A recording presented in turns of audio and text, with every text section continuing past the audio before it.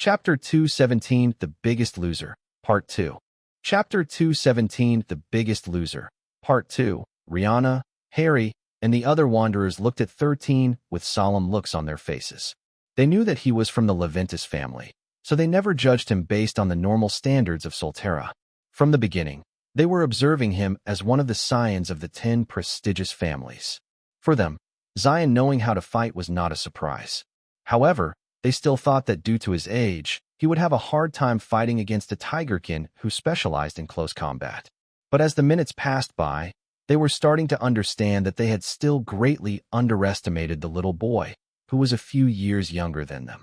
You really cannot judge a book by its cover, especially if they belong to one of the prestigious families, Rufus muttered, making Jean and Aaron nod their heads in agreement. Some of them started to wonder, if they were in Xylen's shoes, would they be able to fight Percival in close combat? The answer was obvious. They couldn't. All of them couldn't understand how the 7-year-old was doing it. It was as if Xylen already knew how Percival would attack him and where he was going to attack him. They watched as sparks flew the moment Percival's claws were deflected by 13's gauntlet. However, after that exchange, the tigerkin once again found his foot inside a hole, making him unable to dodge the younger boy's counterattack, which rattled his jaw. 13 didn't miss a beat and unleashed a quick jab, targeting Percival's jaw for the second time, before wobbling backwards like a drunk man. The mercenary leaders, who were watching from the side, couldn't help but be impressed by the 7-year-old's fighting style, which was similar to brawlers. Fga Yuyo no L.C. Sigmum, but the thing that impressed them the most was his drunken movements, making his attacks unpredictable. Also, even in his drunken state, he never stepped in a hole even once. The only one who always lost his footing was Percival. It was as if Xylen was goading him to make a mistake and using that opportunity to land a blow or two on the tigerkin's body. Blood seeped from the corner of Percival's lips as he clenched his teeth in anger. Damn you! Percival no longer held back and activated his Emperor's might. He no longer felt guilty or embarrassed about using his trump card because he couldn't afford to lose, especially not in front of his brother, whom he hated more than the boy in front of him. Percival then disappeared from where he stood and punched Xylen's chest with the intention of sending the boy flying. But as if expecting his attack, 13 crossed his arms over his chest and jumped backward. Due to the hole in front of him, Percival was forced to make immediate adjustments, so when his blow hit the 7-year-old's gauntlets, the only thing he managed to do was push him away. Most of the strength behind his strike had decreased exponentially, allowing the boy to avoid any serious injury. Knowing that he mustn't let this setback get to him, Percival zigzagged across the battlefield, dodging the holes as he made his way toward the boy, who had a mischievous smile plastered on his face. I'll wipe that smile off your face even if it's the last thing I do, Percival thought as he punched forward. But, as if he had already predicted this move, 13 turned his body to the side, grabbed hold of Percival's arm, and used his momentum to slam him to the ground. The tigerkin coughed out a mouthful of blood as his world turned upside down. One moment, he was charging toward his enemy. The next moment, he was lying on the ground and staring at a gauntlet that was about to smack his face. 13's blow connected, which was aimed on the tigerkin's nose, breaking it. But Percival didn't care. He didn't block the strike. Instead, he grabbed hold of the gauntlet to make sure that his enemy wasn't going anywhere. However, 13 had already predicted that this would happen. So, the moment his attack connected, he immediately took the gauntlet off his right hand using a special mechanism and jumped back. Percival, who had missed the opportunity to grab hold of his target, threw the gauntlet away in anger. What are you going to do now? Percival snarled. You lost one of your weapons. I don't mind, hick. 13 chuckled. I lost my gauntlet, but you, hick, lost your nose. A fair trade, right? Hick, damn you. Percival was about to go mad due to anger because no matter what he did, his attacks failed to reach the hateful human who was looking at him with an amused expression on his face. Die! Percival thrust his hands forward and unleashed a golden flame. The fire spread toward 13, which almost made Gerald jump in front of him to save his son. But something caught his eye, making him, Adira, and Anwar stop their attempt to go and save him. The golden flames spread, decimating everything in its path, leaving only scorched earth behind. Why yes, I did it. Percival laughed crazily. I won. I won. But amidst his laughter, an eerie voice reached his ears, making his body stiffen. Says who? Percival angrily turned around and raised his fist. But, before he even saw the 7-year-old, he saw a tail made up of rocks headed in his direction. It was already too late for Percival to do anything. The only thing he could do was groan in pain as Rocky's tail slammed on his chest, sending him flying. The tigerkin rolled several meters on the ground before coming to a complete stop. With blood dripping from the corner of his lips, he forced himself to raise his head to look in the direction of the Rocky Balboa and the boy, who was sitting inside its mouth. Why, you cheated, Percival said through bloody teeth. I did, 13 replied, no longer looking like a drunk child. So it's your win. Happy. How can I be happy like this? Percival could feel his tears falling down his face as lowered his head to the ground. How can I be happy with this kind of victory? Well, a win is a win, so that's that, 13 commented before snapping his fingers. Congratulations. You are now free. Percival immediately felt as if a weight had been lifted off his body, but he didn't feel the happiness that he thought would feel after regaining his freedom. Instead, what he felt was shame and embarrassment. 13 jumped out of Rocky's mouth and thanked him for saving him. He knew that the moment Percival used his Emperor's might, the battle would become a bit more difficult. This was why he ordered Rocky to come to his rescue the moment his life would truly be in danger. However, he hadn't asked the Rocky Balboa to slap Percival with his tail. No, Rocky did that of his own volition, which made Tiona nod her head in satisfaction. After spending some time with the human boy, Rocky had learned to appreciate him, just like Giga Chad did. Because of this, as long as he could help it, he would not allow any harm to come to 13, not to mention that the latter entrusted him to save his life if ever he was truly in danger. Brother, make sure that Taiga returns safely to his family, 13 said as he walked toward the entrance of the cavern. Understood, Anwar nodded. We will be leaving in an hour. If something else comes up, you know where to find me. I know, 13 smiled. Thank you, brother. The 7-year-old exchanged a fist bump with Anwar before going back to the cave in order to rest. He didn't even glance in Percival's direction. In his point of view, he had already taught his little hero all the lessons that he needed to teach him. The problem with Percival was that he hadn't truly experienced what it felt like to lose in his life. Although he fought in the slave arena, all the monsters he fought were stronger than or equal in strength with him. He never even considered that he would be defeated by someone weaker than him. Although he had won, it didn't feel that way to him. Instead, he felt that he was the biggest loser in the duel. This made him unable to look at the 7-year-old, whose small figure made everyone who watched the duel look at him in a better light. Chapter 2:18 The Endbringer, Part 1. Chapter 2:18 The Endbringer, Part 1. 2 days after 13th's and Percival's duel. We're finally here, young master, Dixon said with a smile. Welcome back to Karabayr City. Percival stared at the city gates with moist eyes. He never thought that he would see it again so soon. After he won his battle against Xylen, the boy had set him free and even ordered Dixon to take him back to the general's residence to reunite with his family. Anwar had lent them his own saber-toothed tiger so that they could get to the city faster. He had no intention of meeting his family at this time, so he returned to Parnia City and dealt with the requests that his sworn brother had asked of him. The moment they arrived at the general's residence, news of Percival's return spread like wildfire. A few minutes later, Briella came running toward her son and wrapped him in a tight hug while crying in happiness.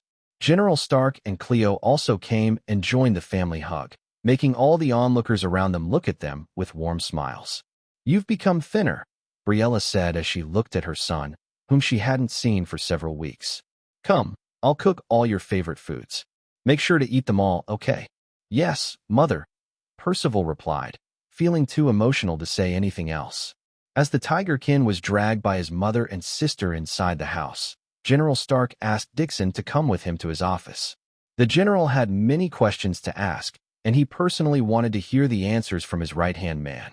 After learning what kind of life his son had lived under Xylen's wing, the general couldn't help but curse the 7-year-old who had made Percival suffer.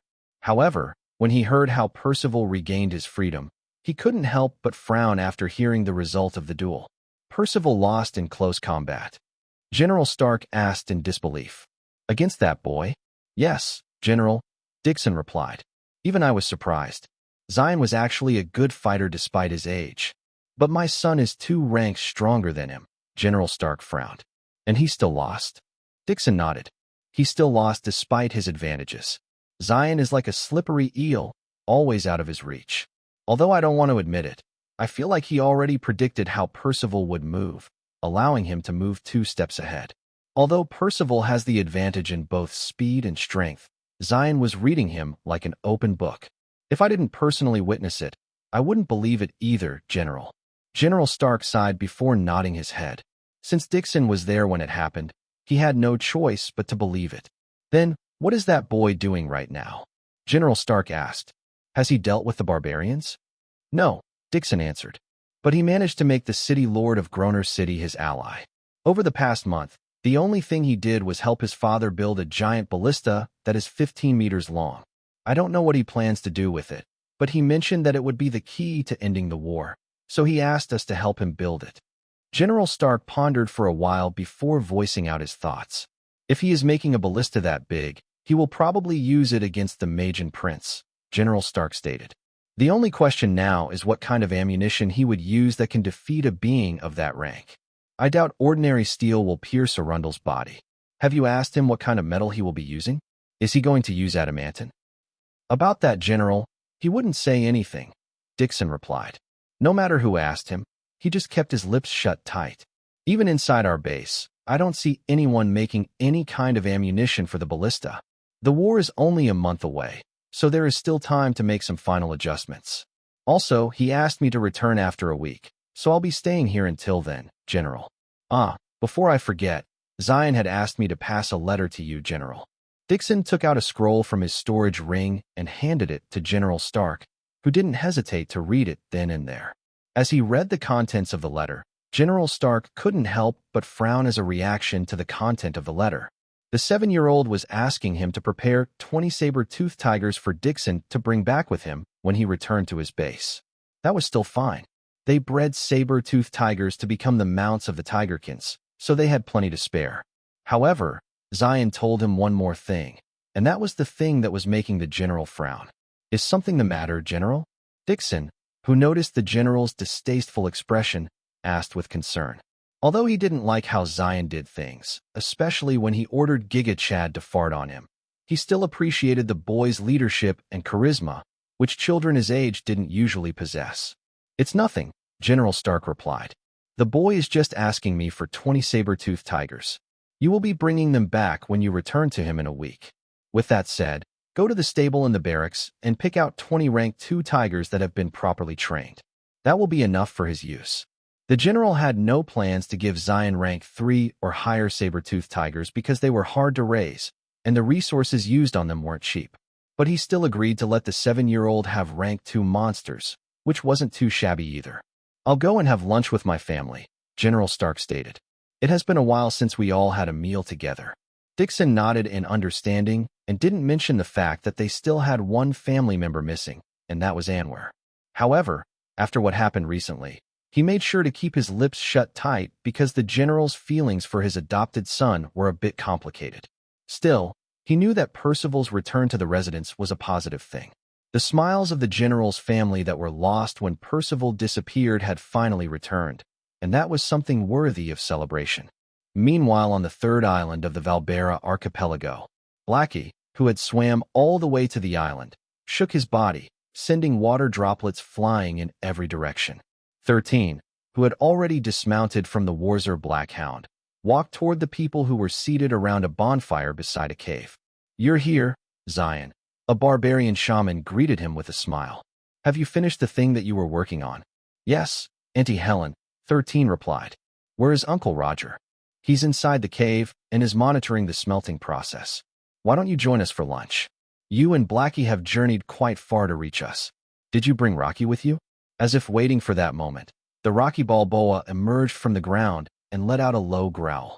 This was his way of greeting the barbarian and Tigerkin shamans who were staying on the 3rd island, which was sacred to everyone in the Valbera archipelago. Lunch sounds good, 13 said as he looked at the fish that were being grilled beside the bonfire. I'll humbly accept your invitation, Auntie Helen. Everyone in their secret base was wondering what kind of ammunition 13 would be using for the Grand Ballista. However, no matter who asked him, 13 refused to say anything. He knew that if he gave them an answer, all of them would definitely call him a heretic, for what he was doing was blasphemy. This was also why the ultimate weapon that would deal a devastating blow to the Magian Prince was being created on the third island of the Valbera archipelago, a place where the barbarians and the Tigerkins would not dare to investigate. Only the shamans were allowed to wander freely around the island. Visitors who come were only allowed to wander on the beach area. 13 knew that if the other races were to discover what he was doing, they would rise up to hunt him down. However, they didn't know that the shamans, who were guarding the sacred island, were working with Xylen to create the ultimate weapon that could theoretically deal with the Magian Prince, who would be arriving a month from now. Chapter 219, The Endbringer, Part 2. Chapter 219, The Endbringer, Part 2. Hello, Uncle Roger. 13 greeted the Tigerkin shaman, who was busy smelting the materials they would use to create the ammunition for his Grand Ballista. Xylen, you came at the right time, Roger replied. It's halfway complete. Did you come here to check if things are going as scheduled? 13 nodded yes. Things are a bit hectic in the Warzur Plains, so I came here to take a breather. A breather? Sounds nice, Roger commented. Still, to think that you're making our old bones do the work for you. You really know how to order people around, don't you? 13 smiled faintly because he also felt a bit guilty for asking the shamans for help. However, there wasn't really anything he could do about it. The material they were using was something that only shamans were allowed to work with, for it was something sacred to the people of the Valbera archipelago. Uncle, I'll be staying here until this thing is completed, 13 stated. So, please, put your back into it. You little rascal. Come here so I can cane you, Roger said as he lifted his walking stick and waved it in 13's direction. The 7-year-old chuckled and ensured that he remained well outside of the old Tigerkin shaman's striking range. Just like the Tigerkin had stated, the thing that they were working on was halfway done. So at most, it would only take them a few more days to complete the ammunition for the Grand Ballista. This bolt, which they had named Endbringer, was only halfway finished. Its final length would be 6 meters long, and its weight would be around 30 tons. 13 would apply rune magic on it once it was completed, strengthening its body further and making it extremely hard. Before he left their hidden base, he had asked his father to create another bolt, which would have the same length as the Endbringer. He had already given Gerald the design of the bolt, and with Netero working with him, they should be able to make a cast for it without problems. This was to make everyone think that the bolt they were working on was the same bolt that they would use during the war. However, this was only half true. The other bolt was only meant to give everyone some peace of mind. Some of them seemed to be getting worried that they had made a weapon, yet they still hadn't made its ammunition. Another reason why 13 left was because the other Tigerkins were looking at him with pitiful gazes. All of them were hoping that he would free them as well, but 13 wouldn't have any of it. He threatened to cover them from head to toe with GigaChad spray, forcing all of them to back down and no longer pester him. It was not that he didn't want to free them. He didn't mind doing that. However, he really needed the manpower to help finish the tasks that he needed to finish before the war started. Setting them free now would be putting the cart before the horse. Since the Magian Prince would just massacre everyone once he arrived and enslave the rest, the freedom they sought for would be short-lived. The number of people who knew about the real danger of the upcoming war did not surpass the count of fingers and toes on 13's hands and feet. He planned to keep it that way because the less people knew about it, the better their counterattack would be. 2 days later, 13 placed the last runic symbol on Endbringer, making him and the shamans breathe a sigh of relief. Thank you very much, everyone, 13 said. Rest assured, I will make sure that Valbera Archipelago will not fall under the control of Arundel. However, I would greatly appreciate it if you came to me before the war starts. I still need your help to ensure that this mission will succeed. Of course, Auntie Helen replied. Although we are old, we are still capable of using a few skills here and there. Just send Rocky to pick us up when you think that Arundel is near our borders. Xylen, I pray that the spirits will continue to protect and guide you, Uncle Roger said. We will use our strength to aid you. 13 nodded. Thank you, Auntie Helen, Uncle Roger, everyone. I'll see you in a few weeks. Rocky emerged from the ground and swallowed Endbringer whole. It would stay inside his body until the time it would be used to fight against the Magian Prince. That way, it would remain hidden from the sight of everyone, who were doing their best to prepare for the upcoming war. 13 mounted Black is back, after which the Warzer Blackhound began to swim in the sea, headed to the biggest island of the Valbera archipelago. As they were traveling back to their base, 13 wondered if Christopher had already reached the place he asked him to go. This war against the Magian Prince could not be won by the barbarians, orcs, and tigerkins alone. They needed allies, and they needed a lot of them. Christopher might not have a lot of redeeming qualities, but 13 sincerely believed that he was the perfect man for the job. He had asked Jasmine, Ariel, Peyton, and half of Peyton's subordinates to accompany the chubby boy in his mission. This was the only way he could think of to keep him safe and protected, allowing him to focus on his mission without worry. Man proposes, God disposes, 13 muttered with a wry smile on his face. Unfortunately, the God of this world is merciless. No one can help us but ourselves. 13 still had a lot of things to do when he returned to the Warzer Plains, and truth be told, it was too much for him to handle it all. But there was no one else who could use rune magic aside from him, so he had no choice but to grit his teeth and create the ultimate battlefield. A chessboard which would grant him the chance of victory against one of the strongest beings in existence, who stood high above mere mortals like them. Chapter 2:20 Only by being with me will you stop making excuses. Chapter 2:20 Only by being with me will you stop making excuses. 3 days after 13 left the third island in the Valbera archipelago, Percival panted for breath as he slowly propped himself up from the ground. His hands and feet were covered with golden flames, making the onlookers look at him with amazed looks on their faces. Standing in front of him was none other than his father, General Stark, who was having a spar with him. Similar to Percival, General Stark's hands and feet were also covered in golden flames, but they paled in comparison to the golden flames that were blazing in Percival's hands and feet. It was like comparing a bonfire to a forest fire, and just a glance was enough to tell everyone whose martial technique was stronger between the father and son. The general wanted to see if what Dixon said was the truth, and seeing the evidence in front of his eyes removed all doubt he had earlier. However, instead of happiness, the general felt disappointed. Despite being blessed with a superior ability and talent than him when he was Percival's age, his son was still defeated by Xylen in a one-on-one duel. Although Percival technically won that duel, in his eyes, the one who lost the battle was the tigerkin standing in front of him. "Can you still fight?" General Stark asked. "Yes, father," Percival replied. "I can still fight." General Stark nodded and took a fighting stance. Although he didn't know how Xylen was able to win against him, he had no intention of letting Percival have it easy. The war was approaching and, according to Cleo's most recent vision, Percival was fighting on the front lines of the battlefield. Since that was the case, the only thing he could do was help train his son to the best of his ability, giving him a higher chance of survival before the war started. An hour later, Percival was lying on the ground, not even able to lift his finger. "That is all for today," General Stark said before turning around. "We will continue our training tomorrow." "Thank you, father," Percival replied. General Stark nodded and walked away. The onlookers also dispersed after seeing that the battle was over, leaving Percival behind. "I still have a long way to go," Percival muttered as he remained lying on the ground. Father is really strong. He already knew that it was impossible for him to win against his father in their sparring match because of the difference in ranks. However, every time he thought of this excuse, the image of the 7-year-old who bested him in close combat would appear in his mind, making him grit his teeth in frustration.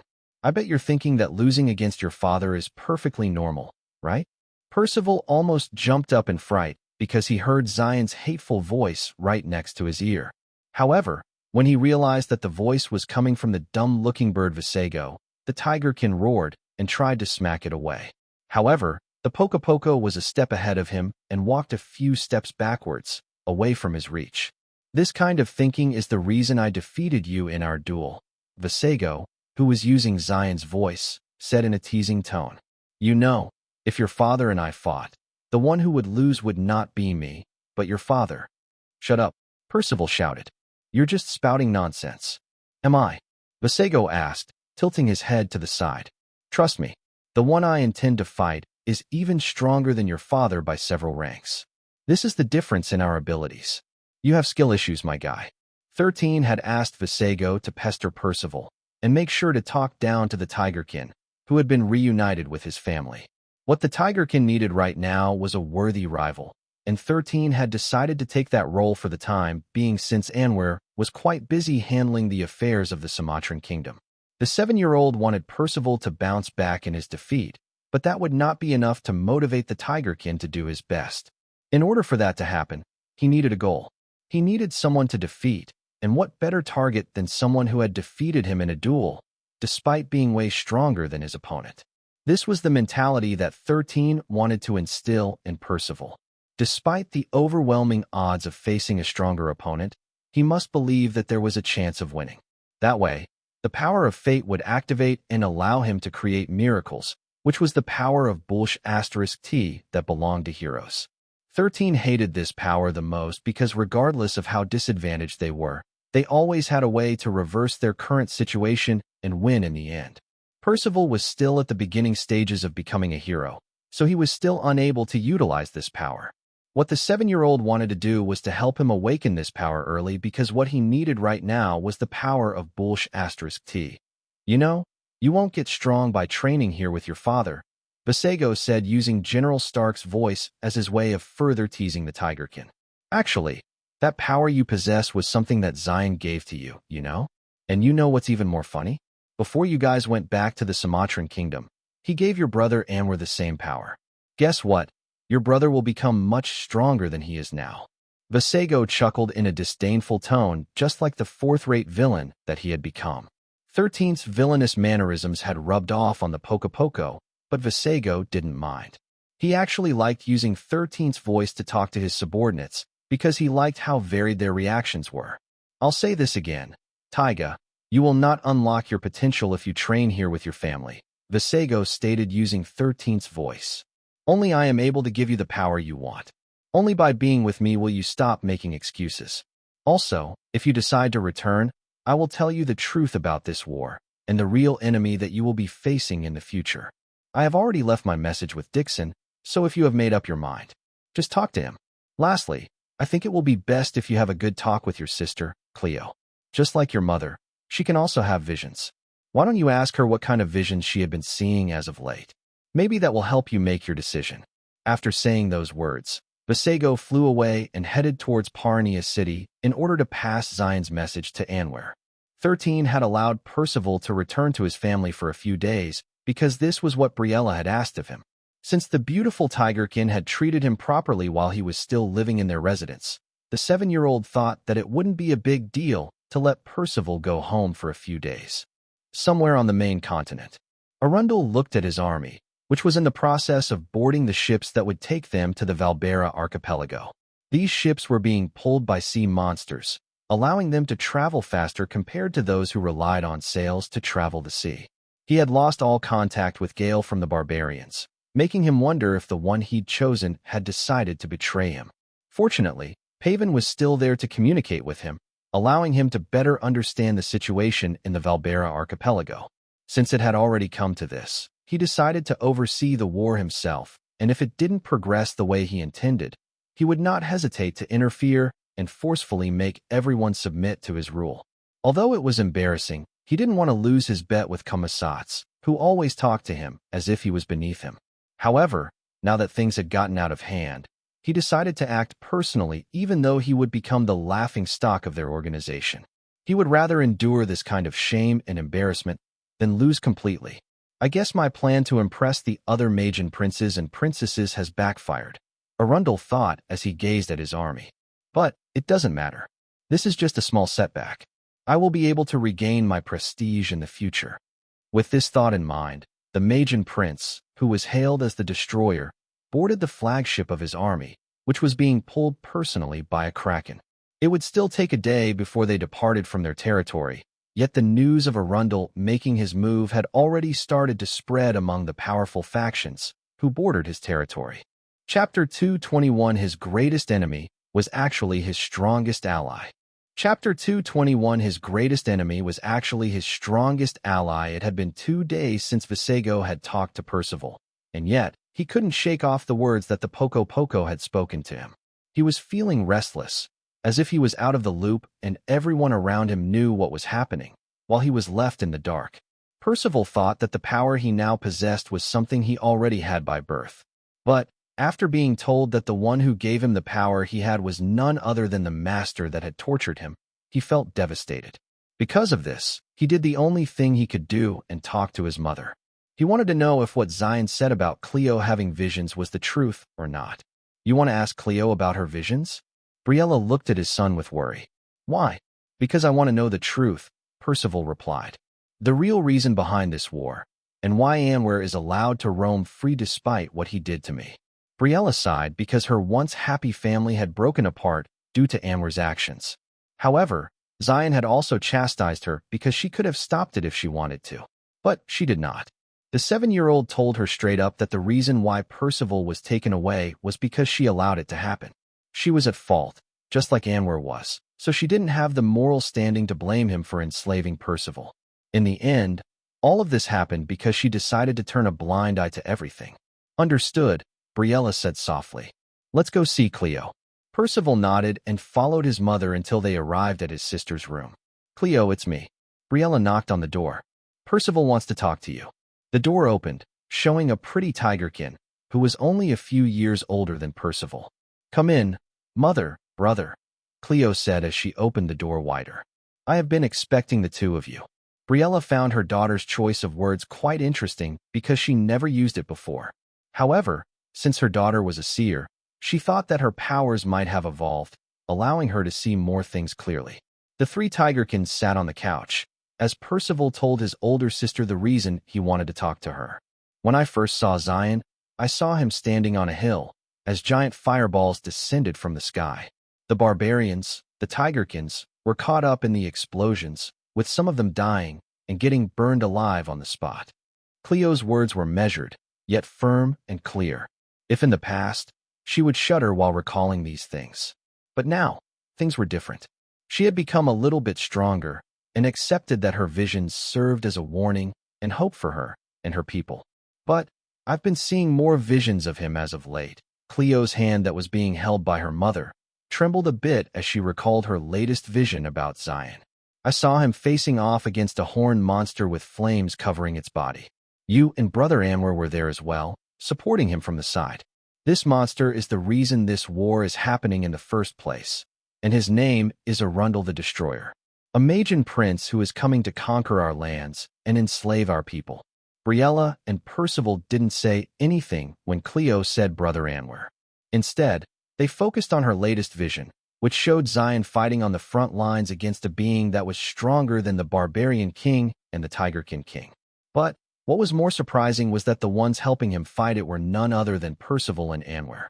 Such a being was beyond their capabilities to fight, and yet, there they were, fighting against it with grim expressions on their faces. "Did you see the outcome of the battle?" Percival asked. "Did we win?" "I don't know," Cleo answered. "I didn't see anything that might tell me the outcome of the battle. I just know that you and Brother Anwar were fighting the Magian Prince with Xylen." "You said that he was fighting the Magian Prince, too, right?" Percival asked. "How is he fighting? Did you see him punch the Magian Prince?" His question was filled with sarcasm. Although he didn't doubt his sister's vision, he found the mere thought of Xylen fighting on the front lines very ridiculous. Cleo didn't think much of the sarcasm in Percival's question and only looked at him sadly. "Brother, don't talk about Xylen like that," Cleo said softly. She wanted to say more things, but she couldn't do it because saying it was very painful. Cleo had seen how hurt Xylen was in her vision, and it made her feel hurt as well. She had seen the 7-year-old's face filled with anger as tears fell from his eyes. His body, which was soaked in his blood and the blood of others, continued to stand tall as he faced the Magian Prince with determination. Seeing him like that, she felt ashamed and embarrassed of herself because she had feared him back then. She thought that he was a monster hiding inside a human's body. But she found out through her vision that he was more kind and compassionate than others. The tears she saw back then, the anger in his roars, the desperation in his eyes, made her wish that if there was an ending in her vision, she hoped that it was a happy one. For that was the only thing that would justify all the pain and sadness that the entirety of the Valbera archipelago would experience on that fateful day. A day when their pride and dignities would be trampled on by an existence that only knew how to destroy the happiness that they held dear in their lives. Seeing the look on her sister's face, Percival couldn't help but avert his gaze. Her gaze was piercing, as if she could see right through his insecurities, making him feel ashamed. A moment later, Percival could no longer bear it and left the room to head to his father's office. He needed to do one more thing before he could make up his mind whether to return to Xylen or not. But, before that, he needed to meet with his brother, Anwar, once again. Only by doing so could he make a decision. A decision that would make him realize that his greatest enemy was actually his strongest ally. Chapter 222, Do Your Worst, Use Sorry Excuse for a Brother. Chapter 222, Do Your Worst, Use Sorry Excuse for a Brother, Master Anwar. A guest has arrived, one of the servants in Pavin's residence reported. A guest? The corner of the tigerkin's lips curled up into a smirk. And just who is this guest? He introduced himself as Percival Evander. The servant answered. He is accompanied by someone named Dixon. I see. Anwar resumed writing the letter that he was working on, but not before he ordered the servant to bring his guests to his office. Several minutes later, there was a knock on the door, and the servant announced the arrival of their guests. Come in, Anwar stated as he finished the final part of the letter that he was working on. Anwar then blew on the letter that he had just finished writing to help dry the ink on it. A few seconds later, he raised his head to look at the two people that had entered his room and gave them a smile. Hello, Taiga, Anwar said. What are you doing here? That's not my name, Percival replied. Anwar only shrugged before resting the side of his face on the palm of his right hand. So, what are you doing here? Anwar asked. Is it true that you now have the same power as me? Percival asked back. Are you referring to the Emperor's might? Anwar arched an eyebrow. If that's what you're referring to, then I have it as well. As if to prove that his words were true, Anwar raised his left hand, enveloping it in dark flames that blazed fiercely. Xylen is really something, Anwar smirked. Having him as a sworn brother is the best thing that happened to me. Percival, whose gaze was locked on the flames that were burning around Anwar's left hand, felt an ache in his heart. Although the color of the flames were different, there was no doubt in his mind that Anwar was using the same technique as him. Half a minute later, he took a deep breath and met his stepbrother's gaze. Fight me, Percival declared. Fight you, Anwar snorted. And why should I do that? Are you going to act like a spoiled brat like you did with Xylen and demand that you fight him over and over again? Oi, Taiga, I am not as free as you, okay? Anwar then folded the letter he had written and placed it inside an envelope. A moment later, he let the candle wax drip over it before using the ring in his hand to stamp it.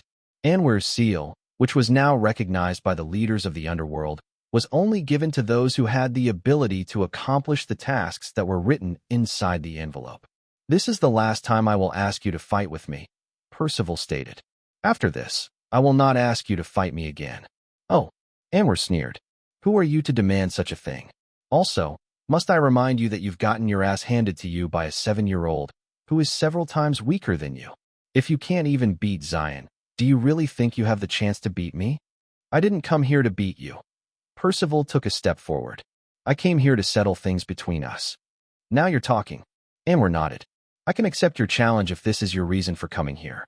But, before that, Amory, can you deliver this letter? The cabinet inside the room opened, and the assassin, who was now Anwar's right-hand man, appeared in front of everyone. Should I deliver it to him? Amory inquired. Yes, Anwar answered. Understood. Amory nodded. The assassin then walked out of the room without even glancing at their guests, who had come to challenge his boss. Well then, let's go, Anwar ordered as he stood up from his chair. I don't have a lot of free time to babysit you, Taiga. So, let's end this quickly. Knowing that Anwar would keep calling him Taiga, Percival no longer corrected him and just followed behind him. A few minutes later, they arrived at the back of Pavin's residence, which served as the training area for the guards. Anwar and Percival faced each other and took a fighting stance. One question before we start, Anwar said. What do you plan to do after our duel ends? I'm going back to the barbarian lands, Percival replied. Oh, does that mean that you plan to leave your family behind? I've already told them of my decision. Father and mother didn't dissuade me because of Cleo's vision. A frown appeared on Anwar's face because his stepsister, Cleo, was one of his reverse scales. And what did she see? Anwar asked with genuine curiosity. I'm not telling you. Percival stuck out his tongue. If you want to know, go and ask her yourself. Cheeky brat, I guess it's time to pound some real sense to you. Do your worst, use sorry excuse for a brother. After that exchange of barbed words, the two unleashed their emperor's might, raising their fighting prowess to their limits. A few seconds later, both of them vanished from where they stood and clashed at the center of the arena, sending dirt flying in every direction as a shock wave expanded outwards. High above a tree branch, Vasego groomed his wing, while giving side glances to the two tigerkins, who were duking it out with each other. He had already expected this outcome, especially after saying those words to Percival a few days ago. Xylen really knows how to ruffle the feathers of others, Vasego thought. But it seems that his prediction about Tiger returning is coming true. The Poco Poco had grown fond of his mysterious master, whose intellect surpassed children his age. I just hope that Poca, who is following Christopher, will return with good news, Vasego sighed in his heart. Although he was worried about the chubby boy, who was loyal to a fault, he trusted that Xylen wouldn't send him to a place that was too dangerous for him. Right now, all of them had important roles to play, which would become evident a few weeks from now. The Tigerkins and the Barbarians had almost finished their war preparations. It was only a matter of time before their armies marched and faced each other on the Warzor Plains, where 13's forces would congregate in the not-so-distant future. Chapter 223, You Have a Problem, Brah? Chapter 223, You Have a Problem, Brah?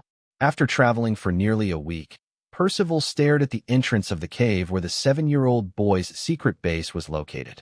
But, just as he was about to enter, he saw something big walk out of the cave, making him flinch.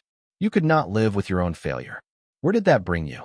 Back to me, 13 said with a smug look on his face. Welcome back, Taiga. Have you prepared yourself to venture to hell and back? Percival didn't reply right away. Instead, he eyed the younger boy, who was sitting on the back of the Chad skunk, Giga Chad. No matter how much he tried to gauge Xylen's strength, the only thing he could see was a powerless human boy, whose neck he could easily snap if he wished for it. But this same powerless boy was the person who made him understand that strength wasn't the only way to win battles. A minute later, Percival dismounted from the saber-toothed tiger and walked towards Xylen with a determined expression on his face.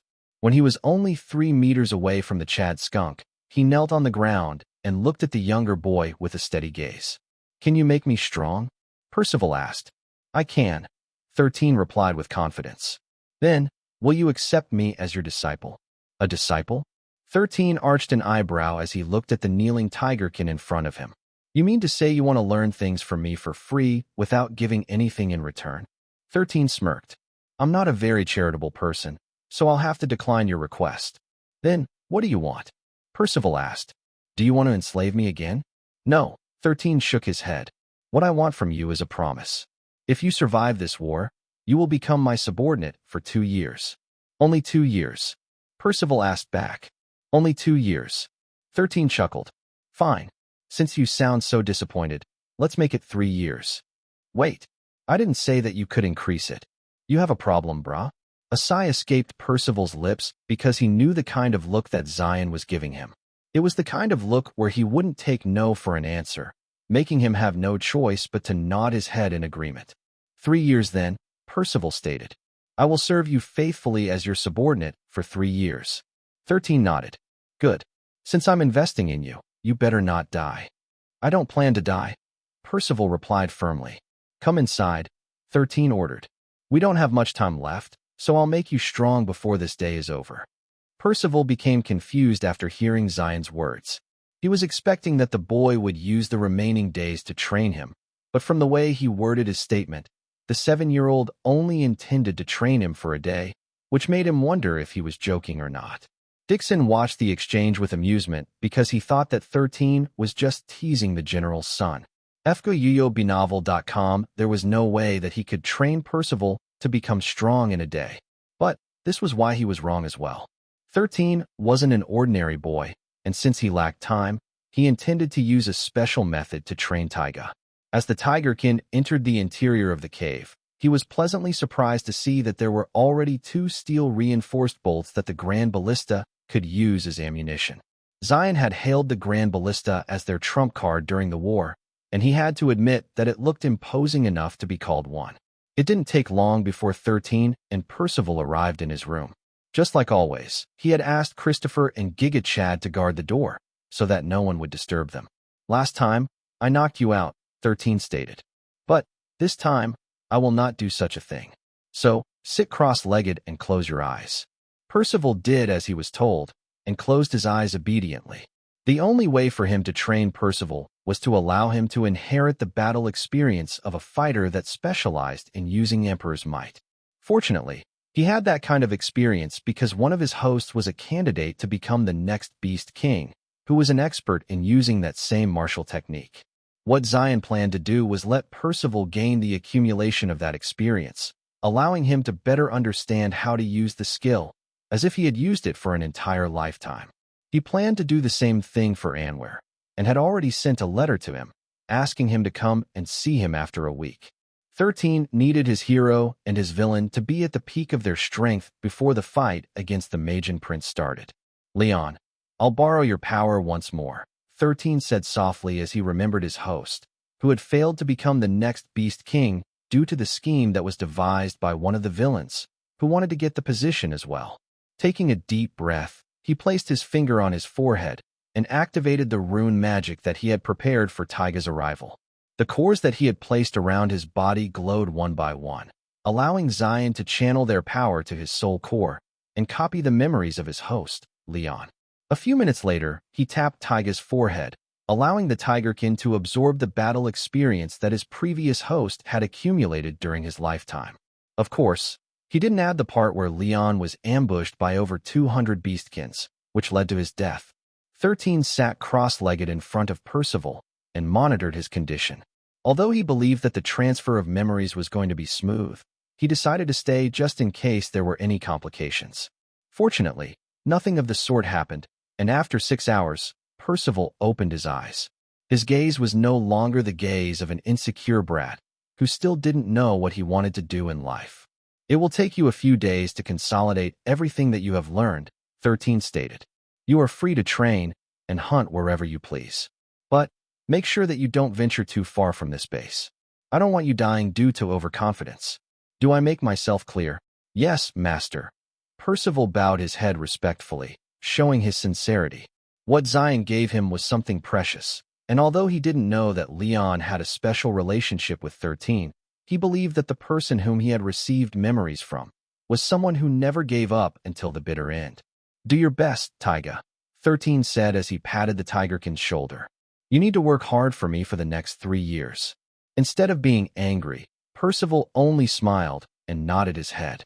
For some reason, the name Taiga now had a special meaning in his heart, for it was the name that was given to him by his master, who, despite his powerless appearance, was someone who had taught him something that he could have only learned after living for more than 100 years. Chapter 224 You Can Repay Me by Not Dying. Chapter 224 You Can Repay Me by Not Dying. 13 looked at the ground using a telescope while sitting on the back of a giant hawk. Netero, who was seated beside him, was the one controlling the hawk from the sky. "Let's land over there, Lord Netero." 13 pointed to the ground under them. "Okay," Netero replied, and urged the giant hawk to descend to the ground. When they landed, 13 walked a few meters away before taking out a steel pole that was a meter long from his dimensional storage and made it fall on the ground. This steel pole had hundreds of runic symbols embedded in it and was already charged with enough power to unleash its might, once 13 activated it using his rune magic.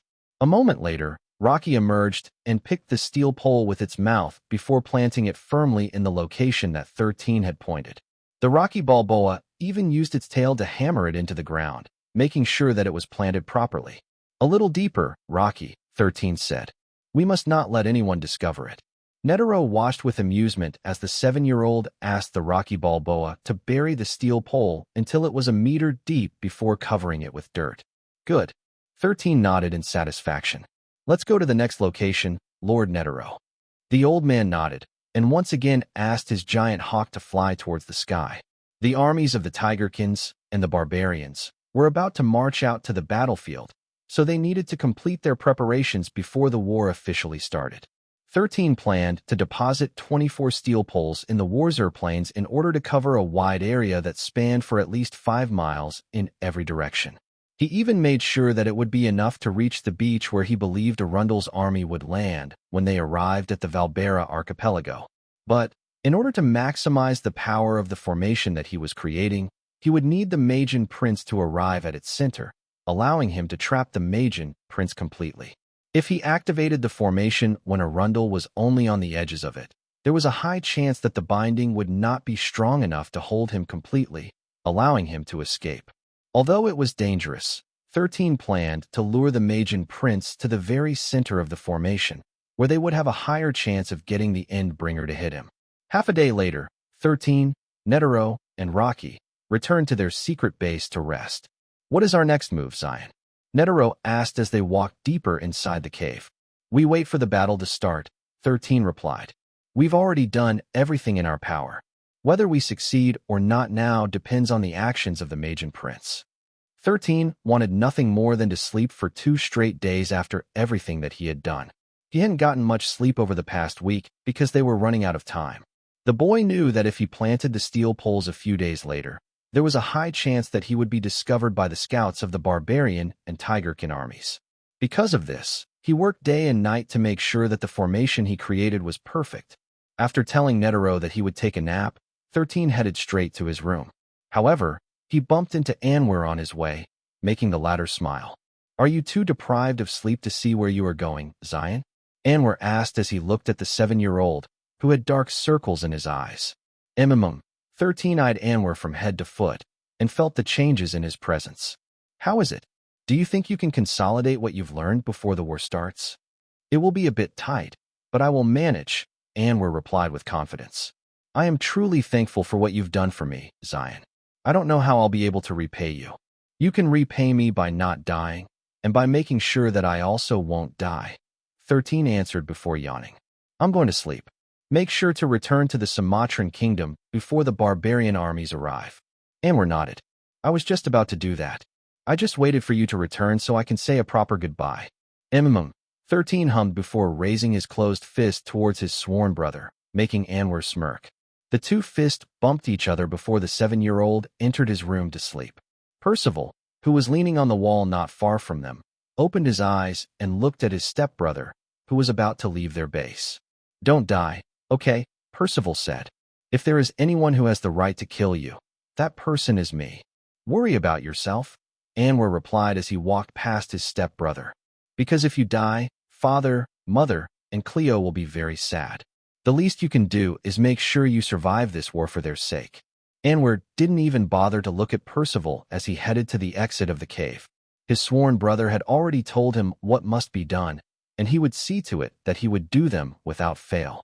Meanwhile, somewhere far out in the sea, Vasego and Poca had been tasked to monitor the sea to look for signs of Arundel's army. Since the sea was vast, the 2 Pocos split up so that they would be able to cover a wider range. Due to the power of the wind spirits, and both being rank 3 monsters, they were able to travel far distances without getting tired.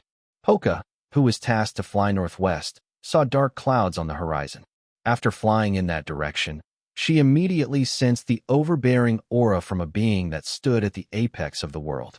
The Poco immediately turned back and flew in the direction where Vasego was scouting. Once the 2 of them reunited, Poca didn't waste time and told him about her findings. "Let's go back," Vasego said firmly. "We need to tell Xylen that Arundel is almost here." The 2 didn't waste another second and flew towards the Valbera archipelago.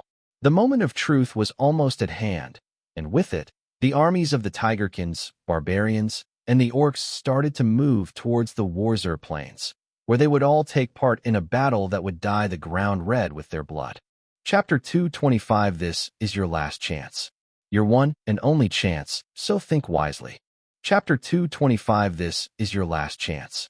Your one and only chance, so think wisely. Dozens of wooden wagons traveled alongside the giant ballista, which was being pulled by Giga and Rocky. Their destination was none other than the Furvis grasslands, where they would be hidden from the eyes of the armies of the barbarians the orcs, and the tigerkins.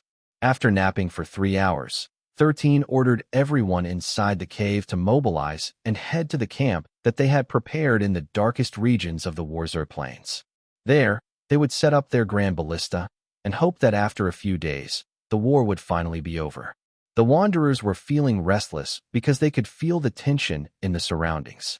13 hadn't told them that if everything went according to his plan, they would be able to return to Pangaea once he had successfully lit the beacon of hope. Unfortunately, for that to happen, he needed Arundel to enter the trap he had prepared. But that was easier said than done. Knowing the Magian Prince, he would not actively participate in the war and only send his forces at the right time, when both armies were weakened. But, according to his conversation with Paven, the old Tigerkin believed that Arundel seemed to be in a hurry to conquer the Valbera archipelago. So, if he felt that the war wasn't proceeding the way he wanted it to be, there was a high chance that he would personally make his move. 13 was betting on this event to happen because the only way for them to win the war was for Arundel to step onto the battlefield. If the monarchs of Pangaea were to know that a Magian Prince would be coming, the 7-year-old believed that all 5 of them would turn tail and evacuate the place as fast as they could. And yet, mere wanderers, who were not even rookies, were forced to face such an existence. Freewebnovel.c Sigma, as much as possible, he didn't want any of the wanderers to get caught up in the fighting. So he had asked Rihanna and her hunting party to play a defensive role and protect their grand ballista from being targeted by stray members from the different armies in the Warzor Plains. 13, Percival, Adira, and Dixon would position themselves not far from the actual battlefield and see how things progressed from their side. The grand ballista was already in place and was perched on a hill facing the Warzor Plains. Only Christopher, Brutus, Bruno, and the shamans from the sacred island were allowed to operate the grand ballista. The rest of the fighters were placed several hundreds of meters away from them, spread out like a fan, and ready to intercept anyone who happened to come close to their trump card. Since the grand ballista was hidden from view, 13 asked Rocky to load the Endbringer on it, with Bruno and Gigachad helping to secure it in place. Christopher, who was tasked to operate the grand ballista, couldn't help but blink repeatedly as he looked at the shiny ammunition in surprise. The 4 reinforced steel bolts that they had crafted as ammunition lay beside the grand ballista, ready to be used anytime. However, it didn't take long for Christopher to understand that the true ammunition that they were going to use was none other than the shining bolt that he was supposed to fire after seeing 13's signal. Christopher, I know that this is a heavy responsibility, but I believe in you, 13 said as he patted his right-hand man's shoulder. I don't want to pressure you, but know that if you miss, all of us are going to die. The chubby boy's face crumpled, looking as if he was about to cry. Clearly, he didn't want to be the person assigned to launch the Endbringer, which was the ultimate weapon against the Magian Prince. Why, young master, I think you should reconsider, Christopher stuttered. I think Rihanna will be a better candidate than me. I'm sure of it. No, 13 shook his head. At times like this, only you can do it. But young master, I really don't think I can do it. You have to do it, Christopher. If you don't, you won't see your mother ever again. After hearing 13's words, the chubby boy clenched both of his fists. While it was true that he was scared to death of the Magian Prince, nothing scared him more than leaving his mother, who was still in a coma in one of the hospitals of the Leventis family, behind. Christopher, let me promise you one thing, 13 said before holding the boy's clenched fists. If you succeed, I promise that I will cure your mother from her sickness when I return to Pangaea. Although it might not be tomorrow, in a week, a month, or perhaps even a year, I promise you that I will make her open her eyes so that the two of you can hug each other again. Christopher didn't doubt Xylen's words, for he had already done many things that he deemed impossible. He also understood that he was placed in the safest place possible, so that he wouldn't have to worry about getting attacked by the armies that were about to face off against each other. The ones who were truly going to be in danger were none other than 13, Percival, Adira, and Dixon, who would head to the front lines alongside Giga, Blackie, Rocky, Hercules, the trolls, and the ogres, who would support his young master in his mission. Peyton and the rest of the Tigerkins would remain to protect the Wanderers and the Grand Ballista from harm. I will not wish you luck, Christopher, because you won't need it, 13 said with a smirk. You already have what it takes to succeed. Don't worry, No matter what happens, I will make sure that the beacon of hope is lit, so that you and the others can go home. Before I forget, when the beacon of light is lit, stay for as long as you can. You might not see me again for a long time, so make sure to watch me closely using that telescope I gave you." When 13 descended the hill, Gerald looked at him with a solemn expression on his face before hugging the 7-year-old. "Don't die out there, son," Gerald said. "Your mother, Mikhail, Shasha, and Remy will be waiting for your return." "Got it, Pops," 13 replied as he gently patted Gerald's back. "Once you return to Pangaea, take care of Christopher for me. He is my right-hand man, so make sure to talk to Grandma about it, okay?" Gerald chuckled. "Why should I talk about Christopher with Mother? Shouldn't I talk with my old man instead?" "That's because you and Gramps are the same," 13 answered. "Both of you are henpecked husbands. So, as long as Grandma agrees, Gramps will have no choice but to agree as well." Gerald shook his head helplessly before ruffling his unfilial son's hair, turning it to a mess. "May the winds of fortune be at your back," Gerald said softly. "Don't worry, Pops," 13 smirked. "It's just a Majan prince.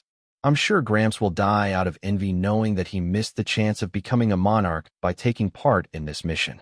Ha. Indeed, he will definitely feel constipated all day long once he hears of our legendary exploits." Gerald laughed. 13 joined him in his laughter for a few seconds before he set out to walk towards Rihanna and Harry, who were several meters away from them. "The two of you only have one mission," 13 stated. "Stay alive until the beacon of hope is lit.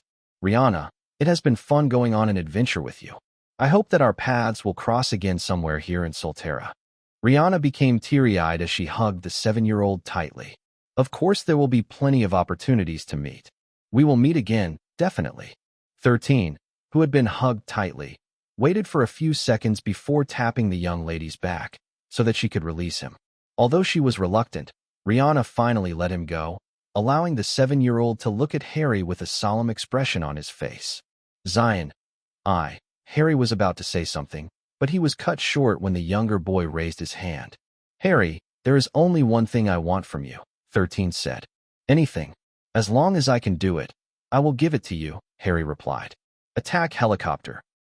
"Can I take my words back?" The scion of the Remington clan almost face-palmed after hearing 13's words. The younger boy was so firm in his goal to get an attack helicopter from his family, making him smile bitterly.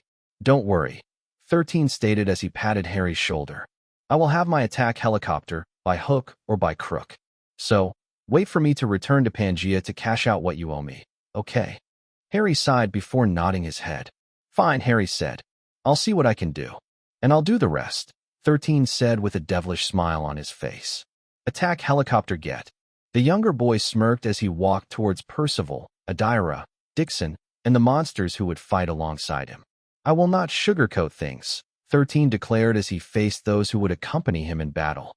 "There is a high chance that many of you will die. But know this, all of us are not fighting just for the sake of one race. We are going to protect the entirety of the Valbera archipelago. But, know this, I have every intention of surviving this battle. So, all of you must also do everything in your power to survive. If there is anyone here who wishes to remain here, speak up now, and I will allow you to do so. This is your last chance. Your one and only chance, so think wisely." Everyone glanced at each other. A moment later, Blackie started to walk back towards the other wanderers, but 13 wrapped his arms around the Warzer Blackhound's neck and pulled him back, making the latter bark in surprise. "Bastard, where are you going?" 13 asked in annoyance. "Hello? You are my mount. Do you think I'll allow you to go? Also, Rocky, don't burrow and hide under the ground. You're coming with me, period. Hercules, why are you hiding in those grasses? Do you think I can't see you? Come back here." The beasts, who didn't want to participate in the war, all groaned, hissed, and growled, making their intentions known. However, the 7-year-old wouldn't have any of it. Percival, Adira, and Dixon watched all of these with amused expressions on their faces. The 7-year-old gave Chapter 226 One-on-One Showdown, Part 1. Chapter 226 One-on-One Showdown, Part 1. A massive army marched from the Sumatran kingdom and crossed the strait that divided the territory of the Tigerkins and barbarians. Simultaneously, The barbarian and orc armies made their way to the battlefield where the Tigerkin army had stationed themselves. The one who chose this place was none other than General Stark, in accordance with 13th's recommendation. The battlefield was a wide plain, allowing both sides to fight on even ground and giving both sides a fair advantage in the war. General Stark gazed in the distance as the Tigerkins played their drums of war. Replying to the thunderous booming sounds of their challenge were the war drums of the barbarians and the orcs, who had been allies for a very long time. Both armies were a mile away from each other, sizing each other up. Countless flags fluttered in the wind, representing the different factions of both armies. 13 and his group positioned themselves 2 miles away from the battlefield. The 7-year-old stood on top of a hill as he peeked through a telescope empowered with rune magic, observing the two armies from a distance. Vasego, Poca, you already know what to do, 13 said to the 2 Pocos that were perched on Giga Chad's back. Both of your roles are important, so keep yourselves safe no matter what. The 2 Pocos chirped in acknowledgement before flying toward the sky. Vasego flew toward the barbarian army, while Poca flew toward the Tigerkin army. Xylen, what if they start to engage each other? Adira inquired. What will we do then? We won't let that happen, Lady Adira, 13 replied. The moment these two armies clash, our mission will fail. No matter what happens, they must not fight each other unless Arundel makes his appearance. Vasego and Poca had confirmed that Arundel's forces had already reached the island and were currently masking their presence, preventing anyone from detecting them. This was made possible with the artifact that Arundel was carrying. He wanted the two armies to weaken each other first before he sent his army for the kill, causing both sides to suffer countless casualties in battle. Little did the Magian Prince know that 13 already knew where his army had positioned themselves. The Tigerkins, barbarians, and the orcs didn't know that a game of chess with pieces numbering in the hundreds of thousands was about to begin. Both armies stood facing each other as their war drums boomed continuously, reverberating across the entire battlefield. Your Majesty, why don't we take the initiative to attack our enemies? Gale advised the barbarian king. These Tigerkins might have forgotten who drove them off when they tried to invade our lands. Perhaps a wake-up call is in order. That will be a foolish thing to do, Netero commented from the side. Have you forgotten that Tigerkins are born stronger than humans? Even with the help of our orc friends, they must not be underestimated no matter what. Since you are itching for a fight, how about we do it the traditional way of sending our warriors to fight a one-on-one battle to spice things up? Gale, I think it will be best if you go fight to raise the morale of our troops. What do you say? Although he didn't look like it, Netero was actually one of the most talented strategists of the barbarian race. He was the one who created the strategy to repel the Tigerkins when they first invaded their lands, allowing their forces to regroup and rally under one banner. Because of this, his words carried a lot of weight to the barbarian king. A traditional battle sounds good, the barbarian king commented. Go, Gale. Show these beasts what the barbarians can do. Gale frowned, but since the king had given his orders, he decided to obey his will. Netero watched him go with a calm expression on his face. Gale might only be a grandmaster, but that didn't mean that he wasn't proficient in fighting. He was a barbarian, so fighting was something that he was born to do. FKEWebMvel.com riding a war horse. Gale charged alone and stood at the center of the plains, raising his voice to challenge the Tigerkins. Who among you is brave enough to fight me? Gale asked in a challenging tone. Paven, who recognized Gale, couldn't help but wonder if this was part of his counterpart's plan to trigger the war to begin. General Stark, who was in complete command of the army, was about to send one of his men to battle when a saber-toothed tiger, carrying a warrior, ran toward the battlefield. Anwar, General Stark muttered before narrowing his eyes. His adopted son was only of the elite rank, while the barbarian who offered the challenge was of the Grandmaster rank. Although Tigerkins were born stronger than humans, there was still a 3-rank gap between Gale and Anwar, which would result in a bad matchup between them. But just as General Stark was about to call Anwar back, Rafiki, who was standing by his side, placed a hand over the general's shoulder. Anwar is not a foolish child, Rafiki said softly. He knows what he is doing, so trust him this one time. General Stark frowned, but he no longer proceeded to order Anwar to return. The Tigerkins, who recognized the boy as General Stark's adopted son, were confused. But since he came from the general's family, they thought that this was just part of the strategy that he came up with. The young sure are fearless, Gale said when Anwer was only 15 meters away from him. Have you come here to die, boy? Instead of answering, Anwer dismounted from his saber-toothed tiger and ordered it to distance itself from him. Gale chuckled before he, too, dismounted and made his mount go away as well. Drawing his great sword from his scabbard, the barbarian took a fighting stance. He didn't mind fighting someone weaker than him since, in the end, it would allow him to raise the morale of the barbarians. Anwer, on the other hand, was not planning to win this duel. What he was planning was completely different, but he believed that it would not be a bad way to test how far his martial technique had improved. The martial technique, Emperor's Might, was more effective when facing off against enemies who were stronger than its wielder. This technique was made to surpass one's limits and allow them to put their lives on the line for the possibility of a victory. State your name, boy, Gale stated. Anwer Evander, Anwer replied. And you are? Gale Scar, Gale answered. The man who will teach you a lesson that you will never forget.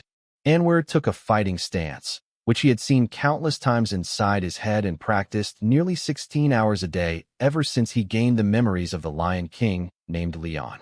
Although Lionkins and Tigerkins were of different species, there were also multiple similarities between them, making them two of the strongest races of the Beastkins. As soon as he channeled the Emperor's might inside his body, his arms and legs were both covered with blazing dark flames, making the Tigerkin King and General Stark look at him in shock. King's might, the Tigerkin King thought as he scrutinized Anwer's technique.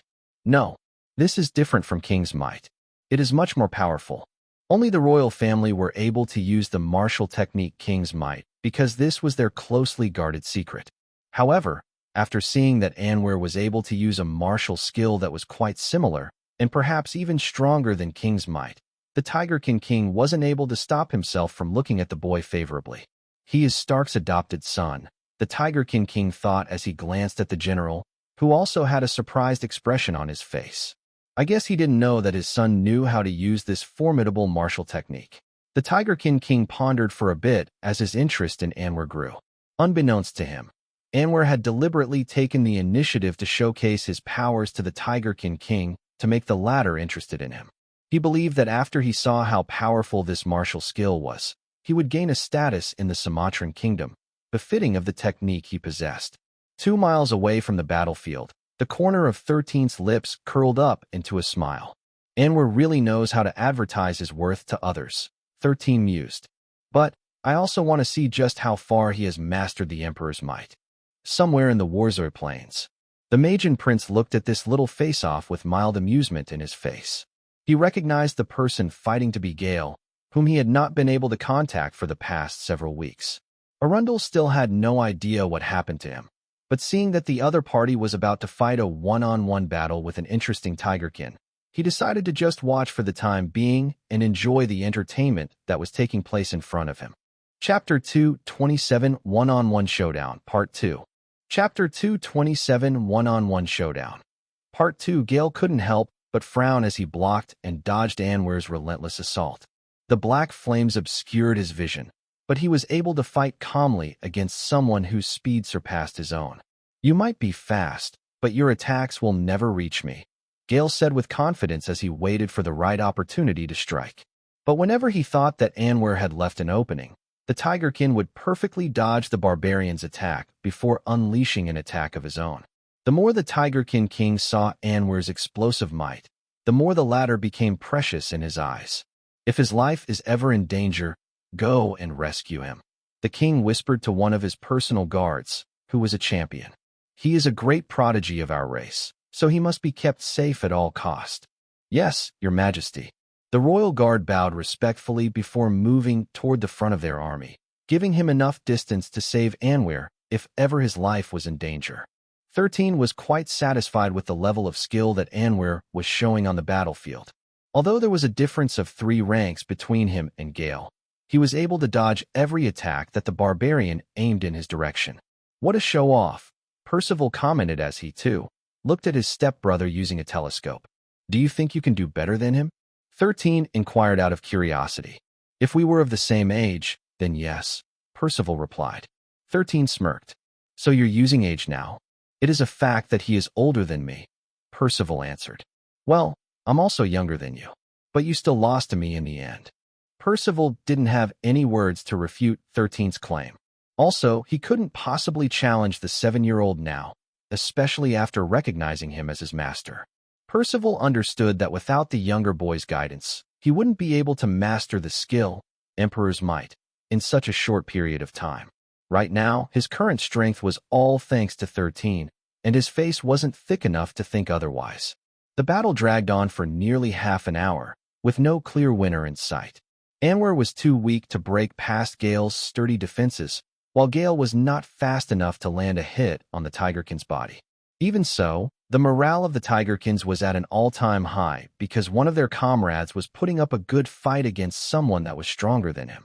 On the contrary, the battle lowered the morale of the barbarians, making the barbarian king very disappointed in Gale. He is bold enough to propose a head-on confrontation, and yet, he's unable to dispatch a mere elite-ranked Tigerkin? What a disappointment, Netero said while shaking his head helplessly. This kind of person should not be allowed to join any strategy meeting. He is a disgrace.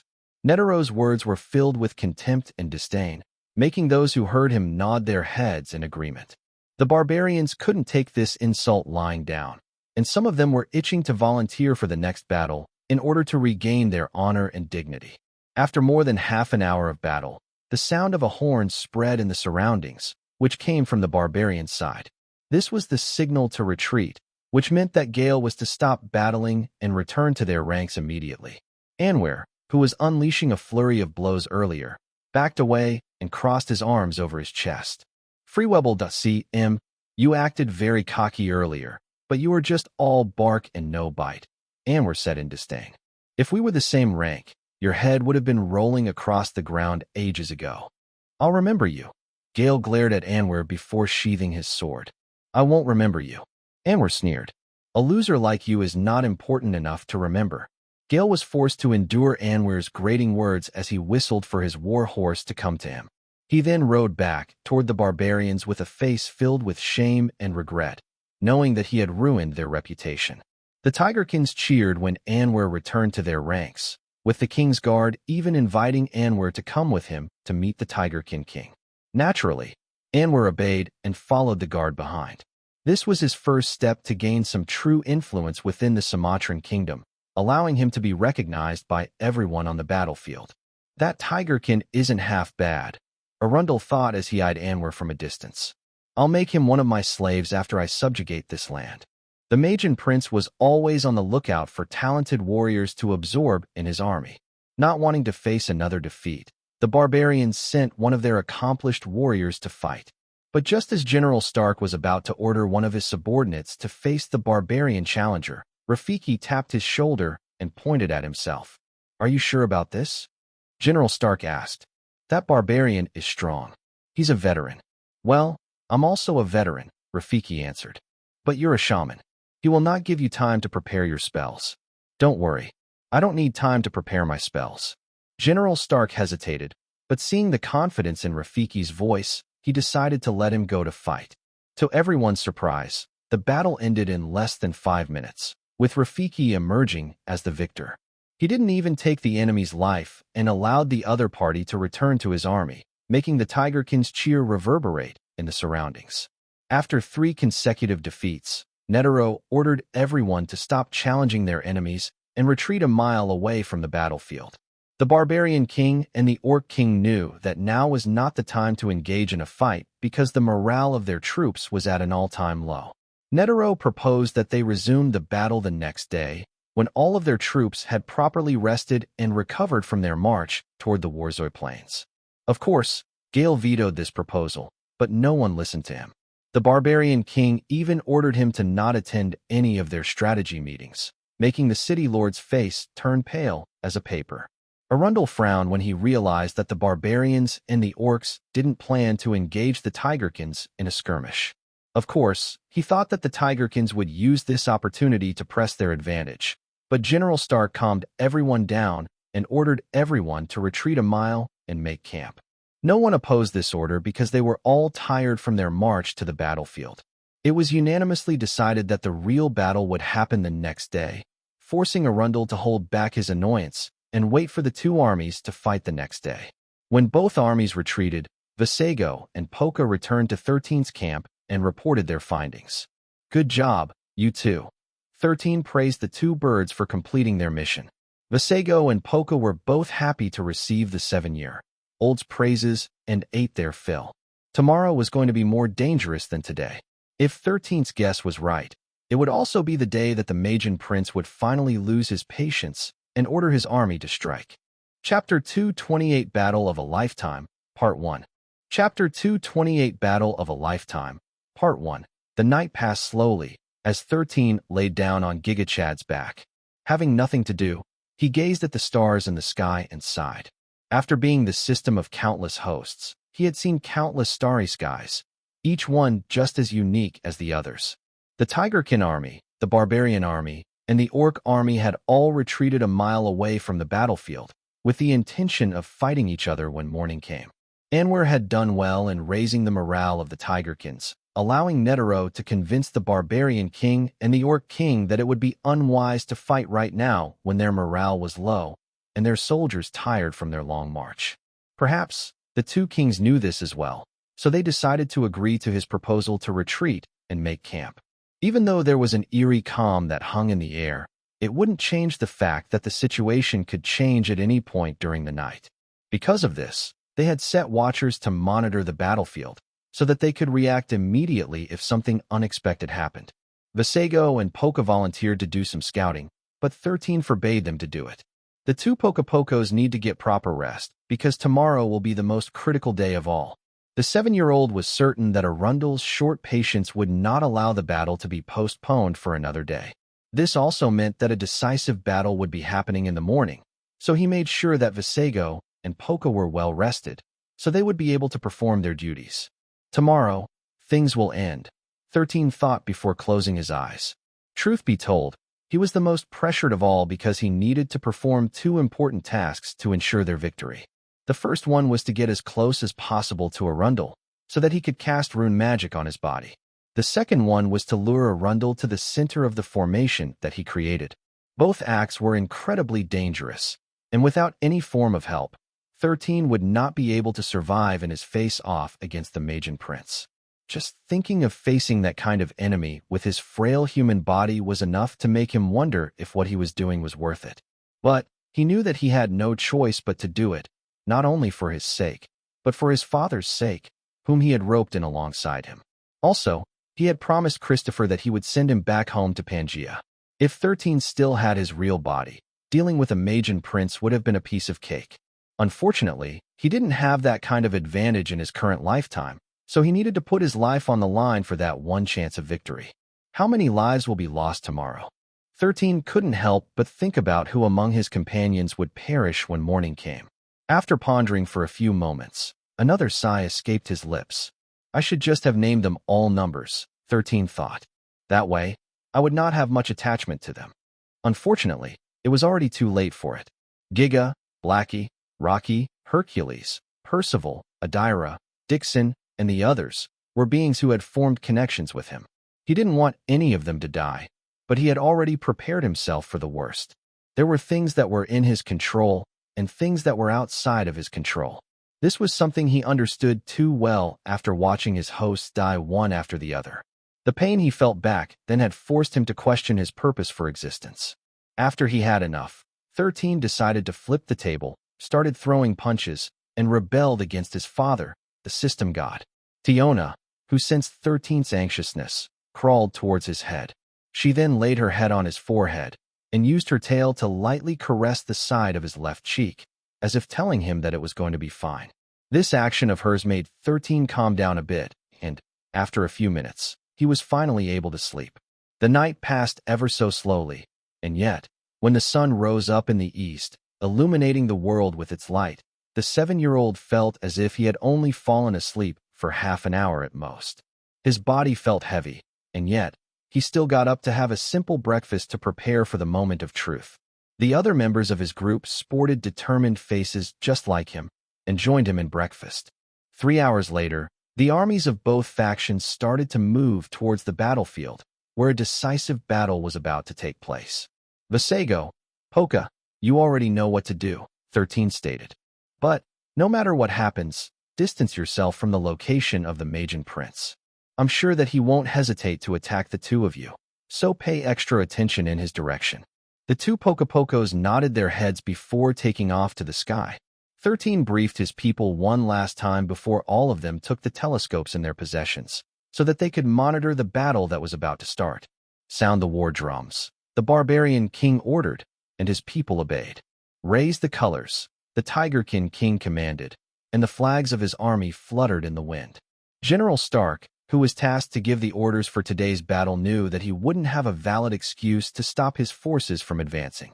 Because of this, he steeled himself and gave the order to their warriors to form ranks in preparation for battle. Form ranks, General Stark ordered, and his order echoed across the battlefield. Form ranks. Netero gave the same order, making the barbarian berserkers step up to form the vanguard of their army. The strategist of the orcs also gave an order, ordering their forces to prepare for battle. With a heavy heart, General Stark gave the order to advance, making the Tigerkin army charge forward. Today is the day we end all wars, General Stark shouted. Show them the might of the Tigerkins. For victory! For victory! The loud shouts and war cries of the Tigerkins reverberated in the surroundings, but the barbarians wouldn't allow them to get the upper hand in raising their army's morale. Warriors of the desert, sons of heroes, the time for battle has come, Netero declared. Fight for honor. Fight for glory. Fight for the clan. For the clan. General Stark's and Netero's gaze met each other before raising their hands at the same time. Advance. Charge. The vanguards of both armies broke free from the formation and charged against each other. But, a minute before the two forces collided, something unexpected happened. The sound of two horns spread across the battlefield, forcing the captains that were leading the charge to order their people to stop completely. In the battlefield, following orders was a must, so after hearing the sound of horns, which signified a complete retreat, both vanguards made a U-turn and returned to their respective armies with dumbfounded looks on their faces. Meanwhile, General Stark and Netero both looked at their subordinates in confusion, especially those that were in charge of blowing the horns for battle. The people responsible for such tasks were just as dumbfounded as their leaders because none of them blew their horns and ordered their forces to retreat. Even now, the sounds of the horns could still be heard in the battlefield, making both sides wonder what was happening. High above the clouds in the sky, Vasego and Poca were mimicking the sounds of horns, forcing both sides to make their retreat. 13 had blessed them with two abilities, and they were Mirror Stealth and Voice Amplification. Mirror Stealth allowed their bodies to reflect things around them, making them somewhat invisible to the naked eye. Amplification, as the name suggested, increased the range they could project their voices. With Xylen's help, the two Pocos could send sounds in a 2-mile radius, allowing them to affect the outcome of the battlefield. General Stark and Netero, who could somewhat guess what was happening, couldn't help but be surprised by 13's strategy. But both of them understood that this was only delaying the inevitable. Not everyone was stupid, so they would think of countermeasures in order to reinforce the chain of command. But 13 knew this as well. Since he knew, he had already come up with his own set of strategies, which would make Arundel lose his patience and send his army to participate in the war. Chapter 229 Battle of a Lifetime, Part 2. Chapter 229 Battle of a Lifetime, Part 2. Arundel, whose forces were at least 5 miles away from the main battlefield, frowned as he looked at the current state of things. His army was well hidden, so no one had discovered their presence. But the thing that baffled him was the unexpected mishaps that were preventing the two armies from engaging in a full-blown war, which would dye the ground red with the blood of their warriors. He could understand what happened a day ago, when the two parties decided to retreat and rest for the time being. But now, things were different. Everyone was raring to go. He could smell it. He could see it. He could feel it. But what was stopping them from fighting?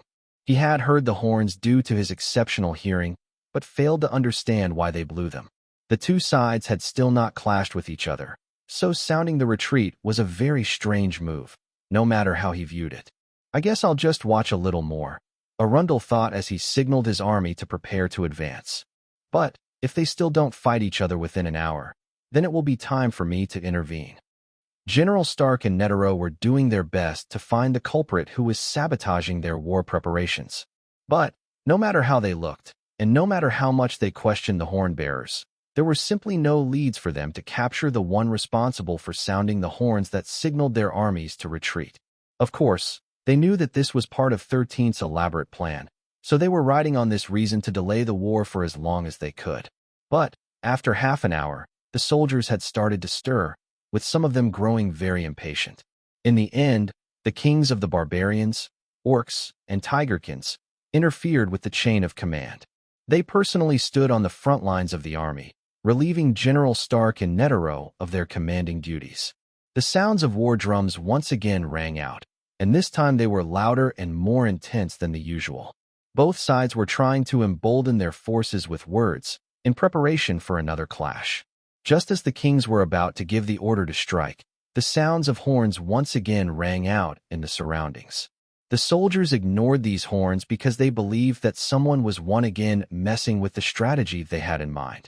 But after hearing the horns properly, they all realized that these horns didn't belong to their army. That was the moment they sensed them. On the eastern side of the battlefield, countless figures could be seen. The ground trembled as they marched their way towards the Warzoi plains, making the Tigerkin king, Barbarian king, and the Orc king look in their direction in surprise. About time they arrived.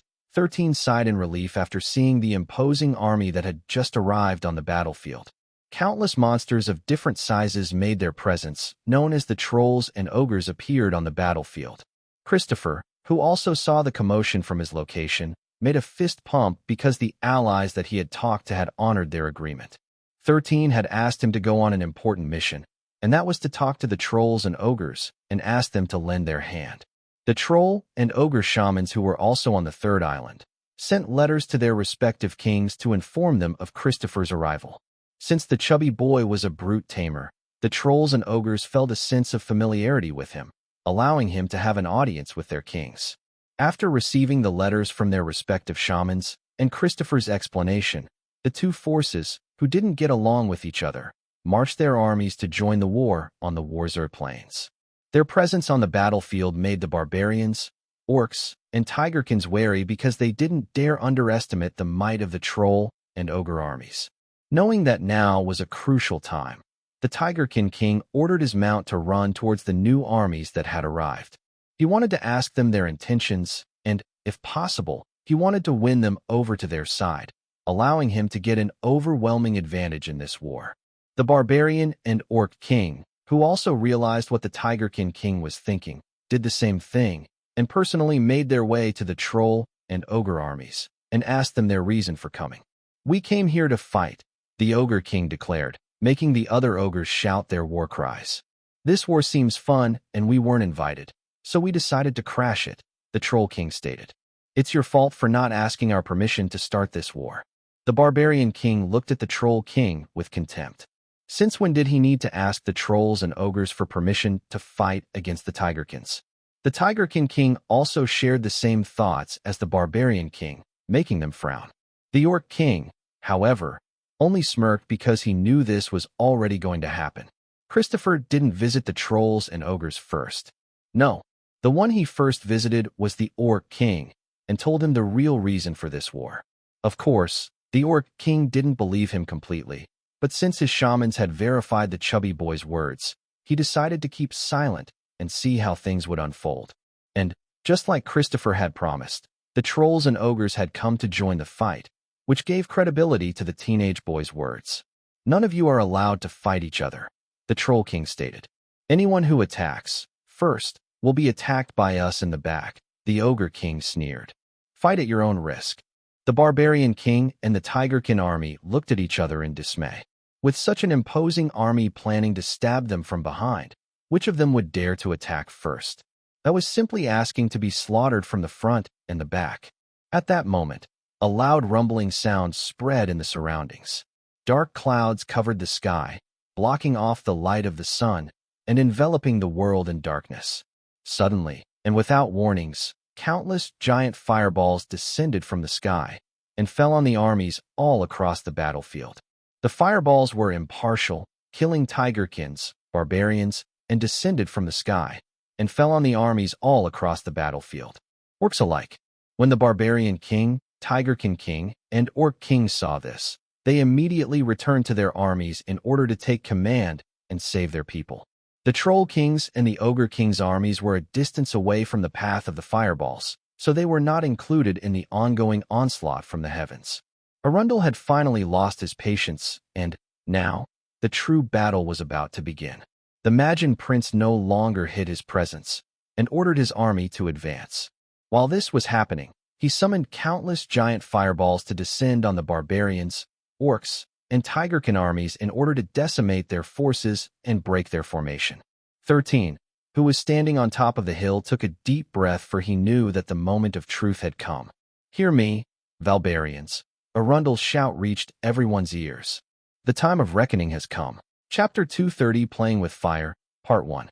Chapter 230, Playing with Fire, Part 1. Arundel's army was composed of fire-type djinns and magians of all shapes and sizes. His territory was within a volcanic field, with over 100 active volcanoes located, so all of the monsters in his legion had a strong resistance to fire. Dozens of them were able to use flames as their main arsenal as well. Among these monsters were salamanders, fire wolves, flame wyverns, fire bats, hell chargers, horned demons, and imps. As a Magian prince, he had 2 rank 9 monsters, who led his armies to battle: a fire dragon and a magma fiend. One was a djinn, while the other was a Magian. Together, they formed a formidable team that could destroy entire cities even if they were alone. These rank 9 monsters were usually the bosses of Tier 8 gates, while Magian princes and princesses were usually the bosses of Tier 9 gates. They were the so-called genocide-level gates, for no one had survived fighting against a Magian prince or princess and lived to tell the tale. When the barbarian king, tigerkin king, orc king, ogre king, and troll king saw the 2 generals of Arundel's army, they couldn't help but narrow their eyes. "What a powerful pressure," the tigerkin king said, his voice grim. "I'll deal with the fire dragon. Who is going to come with me?" "I will go with you," the ogre king declared. "My ancestors killed a fire dragon. I want to experience it myself." The tigerkin king and the ogre king were both monsters, so they were stronger than regular humans. However, they were still a bit weaker than the rank 9 sovereigns in front of them. But it didn't matter. To begin with, they didn't even have a choice. A/N. Monster classifications are normal, alpha, overlord, and sovereigns. "I'll deal with that magma fiend." The barbarian king shifted his attention to the magma fiend, whose entire body was made up of magma. "I'll help," the orc king stated. "I guess I'll join as well." The troll king narrowed its eyes. Only the 5 of them had a chance of defeating the rank 9 monsters, leaving the rest of their army to deal with the small fries. But that was easier said than done. The fire dragon soared to the sky and unleashed a dragon's breath, turning the battlefield into a hellish inferno. Those who were unlucky enough to get hit by its breath attack didn't even have the chance to scream before their bodies burned to ashes. "Throw me," the tigerkin king stated. "Ha ha, dumb tiger. I like." The ogre king laughed as he grabbed the tigerkin's body before spinning where he stood. A moment later, he tossed the tigerkin king, Atlas, like a cannonball toward the fire dragon in the sky. Using his martial skill, King's Might, King Atlas turned into a golden meteor that collided with the neck of the fire dragon, making the latter roar in anger. Unable to reach the pesky tigerkin on its neck, the fire dragon had no choice but to spin in the air in an attempt to dislodge him. Unfortunately for the dragon, King Atlas' hold was firm, with claws piercing through the fire dragon's scale, securing his hold on its body. The ogre king, Gamara, laughed out loud as he smashed the fire wolves that lunged at him en masse. Since the fire dragon was high up in the air, he would just start killing the small fries until King Atlas was able to think of a way to bring it down on the ground. To me, Arthas, who had also joined the battle, made a beeline towards his king, who was surrounded by hell chargers that looked like flaming unicorns. The barbarian king calmly dealt with them and sliced every monster within his sword range. The weapon he was carrying was a sacred treasure that was bestowed to the barbarians by Fornius hundreds of years ago. It was a mythical ranked weapon made from Fornius' own horn, and it could deal serious damage even to a Magian prince. Your Majesty, leave this to us, Arthas shouted. Please, kill their generals first.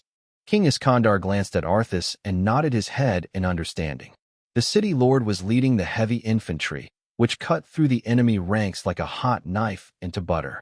They were one of the most elite legions of the barbarian army, and dealing with the small fries wasn't a big deal to them. The Orc King, Velos, and the Troll King, Joram, followed behind the barbarian heavy cavalry and charged deep within enemy lines. While all of this was taking place, 13 and his people finally arrived on the battlefield. However, none of them engaged their enemies. Instead, they surrounded the 7-year-old, who planted a flag in the center of the battlefield. The flag was simple in design, with the symbol 13 in it, representing the number 13 in Roman numerals. This flag was the very center of the formation, and the place where they had to lure Arundel into no matter what. The 7-year-old had records of the Magian prince in his soul core, and what he discovered shocked him. The one who was given the title the Destroyer was a Magian prince who would never make an appearance on a battlefield unless he was 100% certain of his victory. Simply put, the Magian prince was either a very cunning Magian or a cowardly one. Depending on which one it was, 13 would have to employ a different strategy in order to bait the other party to appear in front of them. Scanning the chaotic battlefield, he could see that no one had managed to get the upper hand. The barbarians, tigerkins, orcs, trolls, and ogres were all hard pressed in fighting Arundel's army, and the flames that had started to spread around them were making things worse. The magma fiend, Antarius, was constantly making it rain magma in its surroundings, melting the flesh of those who were unlucky enough to be hit by its wide-area attack that was hot enough to melt even armor. With flames and smoke spreading like wildfire, the momentum of the battlefield had shifted to Arundel's favor, making the Magian prince, who was watching the battle from afar, grin from ear to ear. He had detected 5 weapons on the battlefield that could potentially harm him, so he was biding his time to wait until his minions had weakened them enough so he could strike them down. The Barbarian King's sword, the Tigerkin King's gauntlets, Rewabove.com the Ogre King's club, the Troll King's spear, and lastly the Orc King's axe. These 5 weapons, which had been given by Fornius to their ancestors, contained parts that came from the body of a fiend. It was for this reason Arundel wanted the barbarians and the Tigerkins to fight against each other so that their kings would die in battle. Only when he was certain that none of them would be able to resist would he make an appearance and finally end it all. Arundel had gotten his position not because he was a strong Magian prince, but because he fought his battles wisely. Little did he know that within the chaotic battlefield, a 7-year-old was busy thinking of ways to force him out of hiding, allowing them to carry out their plans to defeat him. Chapter 231 Playing with Fire, Part 2. Chapter 231 Playing with Fire, Part 2 Atlas, Velos, and Joram were finding it hard to approach the magma fiend, Antarius, because the latter was summoning giant fireballs left and right. If it were only them who had pushed deep within enemy lines, they wouldn't have any problems in dealing with this kind of attack. But they weren't alone. Their warriors were fighting alongside them, so they had no choice but to disperse the giant fireballs before they could land on their subordinates. This also made progressing to reach the enemy general extremely difficult. Aside from that, Arundel's army was also employing range attacks, forcing them to go on the full defensive. With every passing minute, more of their people died, forcing the 3 kings to advance forward and force the enemies to focus on them. The 3 made a beeline toward the magma fiend who was deep within enemy ranks. Velos, Iskandar shouted. On it, Velos replied and raised his axe. As if waiting for that moment, the barbarian king jumped in the air, smoothly landing on the Orc King's axe. We'll come and get to you soon, Velos roared before he spun his body twice. Until then, do everything in your power to survive. Reebnovel.com using his axe as a catapult, the Orc King sent the barbarian king flying over Arundel's army, all the way to where the magma fiend was located. Send me as well, Joram stated. Good. The Orc King once again took aim, as the Troll King stepped onto his axe. With one mighty throw, the Troll King flew over the fiendish army with his spear, sticking close to his body. When he reached the highest point of the orc's throw, he pointed his spear in the direction of the magma fiend, and started to spin in the air before shooting in his enemy's location like a rocket. Antarius was currently busy fighting against the barbarian king, so although he saw the approach of the troll king from the corner of his eye, he didn't have time to stop his approach. A weapon created from the body part of a fiend was not something that the magma fiend could take head-on, so it resorted to use indiscriminate wide-area attacks that targeted friend and foe alike. But the barbarian king was a very patient person. He knew that the moment he closed the gap between him and his enemy, he would be able to cut the magma fiend and deal damage to it. The blade named Fornius Blade could cut through anything. It didn't matter if the enemy was a spirit, a creature made of gas, made of water, adamantine, or whatever. The moment the blade hit something, it would be cut regardless of its form. This made it one of the most dangerous weapons that Fornius had gifted the people of the Valbera kingdom, which granted them the means to protect themselves against calamities such as these. However, there were other mythical weapons in the battlefield, which included the Troll King's spear. This spear had the uncanny ability of letting its wielder fly in the direction where it was pointing at. However, the Troll King had employed a martial technique, which optimized this feature. With its tip pointing at the magma fiend, the Troll King spun its body, creating a tornado that shredded everything in its path. Using the Troll King's attack as a shield, Iskadnar charged toward the magma fiend with a determined look on his face. Despite Antarius' desperate attempt to keep them at bay, the power of the mythical weapons shone through, allowing his two enemies to cross the gap between them. While this was happening, the fire dragon, Hurakan, roared in anger because the tigerkin was like a leech that had stuck on its body. But that wasn't the reason why it was getting angry.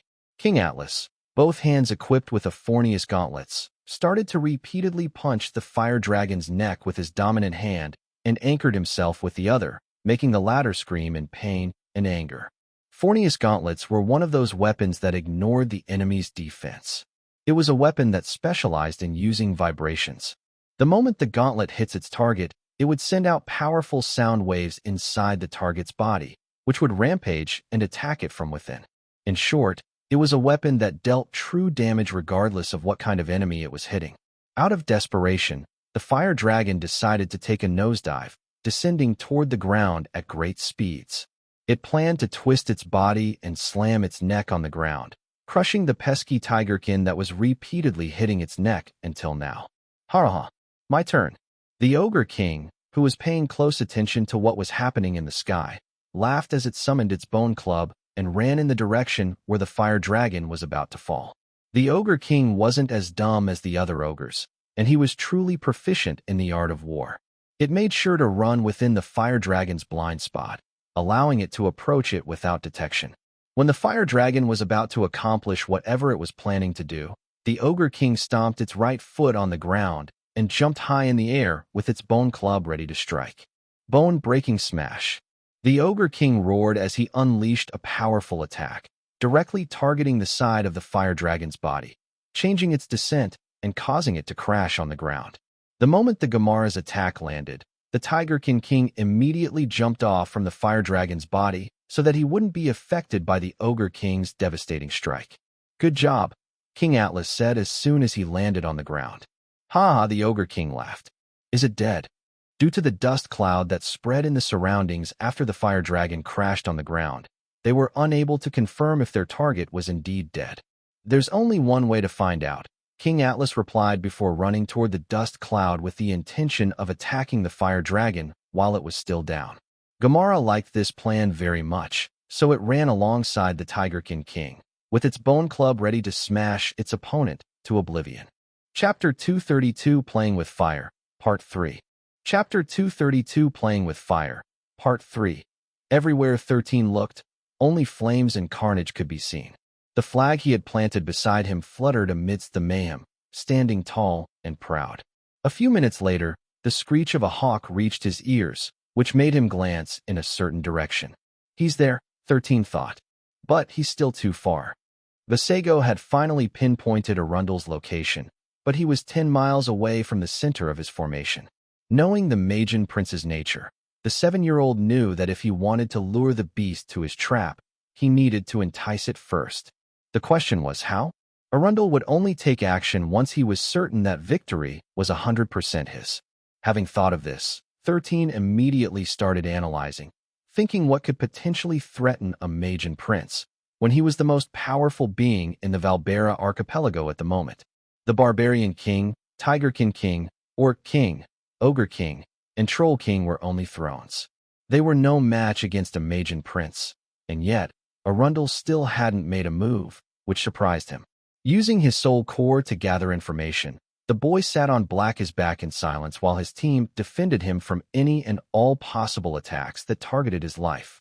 Percival, Adira, and Dixon were the most active of all, while Giga Chad stood close to his master, standing on two legs like a bear ready to strike. They noticed that Xylen seemed to have fallen into a trance, making him extremely vulnerable at the moment. Fire bats and hell chargers had targeted the boy, but they were all sent flying or killed by the boy's protectors. They couldn't even touch a single strand of his hair. Finally, after 10 grueling minutes, 13 snapped back into focus, making him narrow his eyes. Fornius weapons, 13 muttered. Arundel is afraid of the weapons that were crafted from the fiend's body part. The 7 Celestials and the 7 Fiends were the strongest existences in the world of Solterra. They were the only beings that kept the Magian princes and Magian princesses in check, preventing the latter from taking over the entire world. Gritting his teeth, 13 issued his orders. "We need to get near the kings." 13 ordered. "Follow me." The boy urged Blackett to run toward the part of the battlefield where the Tigerkin King and Ogre King were battling against the fire dragon, Hurricane. He didn't dare go near the Magma Fiend because the bulk of Arundel's army was protecting it. The Fire Dragon King had crashed a good distance away from the main battlefield, but the danger of going to that place was just as high. The Fire Dragon was a rank 9 Jinn sovereign, boasting an incredibly strong body that was near impenetrable. Fortunately, the Tigerkin King's gauntlets ignored any kind of defense, sending shock waves through any target he punched, attacking them from within. Although 13 already had a clue of what to do, he was still uncertain about how he would be able to do it. The only way for Arundel to make his move was if the Fornius weapons disappeared from the battlefield, which would completely remove any threats to the Magian prince's existence. But there was one big question. How would he do that? He didn't believe that the kings would toss their weapons aside. Doing so was no different from suicide, especially since they were dealing with existences such as the Fire Dragon and the Magma Fiend. Since that was the case, there was only one thing that he could do. Arundel's 2 generals must die first. Only by eliminating these 2 threats would he be able to convince the kings to listen to his proposal. When they finally arrived at the scene, they saw the Ogre King fighting the Fire Dragon in close combat. The Tigerkin King, on the other hand, was being a pest, repeatedly punching the joint of the dragon's right wing with the intention to break or remove it completely. The Fire Dragon King was a true menace, especially since it could fly to the sky. They were lucky the first time. Even they didn't expect that the Tigerkin King would be able to reach the dragon and deal it a blow using Fornius weapon. Since its plan to dislodge the Tigerkin King didn't work, it decided to dive toward the ground, wanting to smash the pesky insect to a pulp using its body. Unfortunately for it, the Ogre King was waiting for that opportunity to launch an attack, which made its situation more troublesome. At the hands of experts, Fornius weapons were truly deadly, disregarding the difference in ranks. It was like equipping a 5-year-old with a handgun, making even adults run away in fear of getting accidentally shot by it. Since the bone club of the Ogre King wasn't exactly a slashing weapon but a bludgeoning weapon, the dragon scales that protected the dragon were unable to minimize its damage. Every time the Ogre King smashed the Fire Dragon's body with its bone club, the part that received the blow would get deformed, eventually shattering the dragon scales from impact. The Tigerkin King, on the other hand, was savage and relentless, unleashing a flurry of attacks on the dragon's wing, preventing it from flying away. The Fire Dragon has a bad matchup with its opponents, 13 thought as he watched the battle from a distance. The 2 weapons make its dragon scales useless. But despite all of this, the Fire Dragon was still very much alive and fighting tooth and nail with its enemies. After all, it was still a rank 9 sovereign. If an overlord was considered as a field boss monster, a sovereign was equivalent to a world boss monster. That kind of monster would not go down easily, even if it was receiving a lot of damage from the 2 thrones that were mitigating its attacks with their powerful weapons. Half a minute later, The Ogre King was sent flying when the fire dragon managed to lash it with its tail. Although it had pushed the formidable monster away, it had lost the ability to fly because the Tigerkin King managed to break the joints of its right wing. 13 and his subordinates, who were watching the battle from afar, didn't dare come close because a single mistake would cost them their lives. Tiona, who was coiled around 13's neck, hissed, informing her master about something. After hearing what his beast companion said, the 7-year-old ordered his protectors to stay behind as he ordered Blackett to get as close as they could get to the two kings so that he could pass a message to them. A message that would allow them to gain an upper hand against their opponent, which might lead to their victory. Chapter 233 Playing with Fire, Part 4. Chapter 233 Playing with Fire, Part 4. As 13 and Blackett charged toward the Ogre King, who had been sent flying by the fire dragon earlier, he couldn't help but glance at his status page to see his 6th trial. 6th trial. Light the beacon of hope FRUAWebNoL.com. Reward. You will be given the option to ask for whatever reward you want. However, this reward doesn't extend to the restrictions that are placed on your body. Even if you wish for them to be removed, it will not happen. So, think of the next best thing as your reward for completing this monumental task. P.S. As long as the reward you wish for is within reasonable bounds, it will be granted without fail. 13 had long become paranoid of missions with a reward like this. Simply put, if the 7-year-old could light the beacon of hope, he would be given a wish. But, the last time he asked for a wish, this wish was not granted to him. Chapter 234 Playing with Fire, Part 5. Chapter 234 Playing with Fire, Part 5. The light in the fire dragon's eyes was extinguished after it drew its last breath. It had come to the Valbera archipelago thinking that no one in it would be able to kill it, and this mentality had led it to its doom. Before anyone could even sigh in relief after the great battle ended, the body of the fire dragon shuddered as Cranky pierced its chest with its sharp claws with the intention of digging its beast core. The greedy devil-horned honey badger had every intention of consuming the rank 9 sovereign's beast core, allowing it to once again grow stronger. The Ogre King and the Tigerkin King, who also had the same idea, were immediately intimidated when the devil-horned honey badger glanced in their direction with the hands off, or I'll bite you gaze. Cranky, I don't mind if you eat the beast core, but share the blood and flesh of that dragon, 13 stated. If your allies don't become strong, the Magian Prince will turn you into a roasted honey badger and eat you. The honey badger wasn't his servant, nor his friend. They were merely allies by necessity, so he could only ask it to share the kill to the others.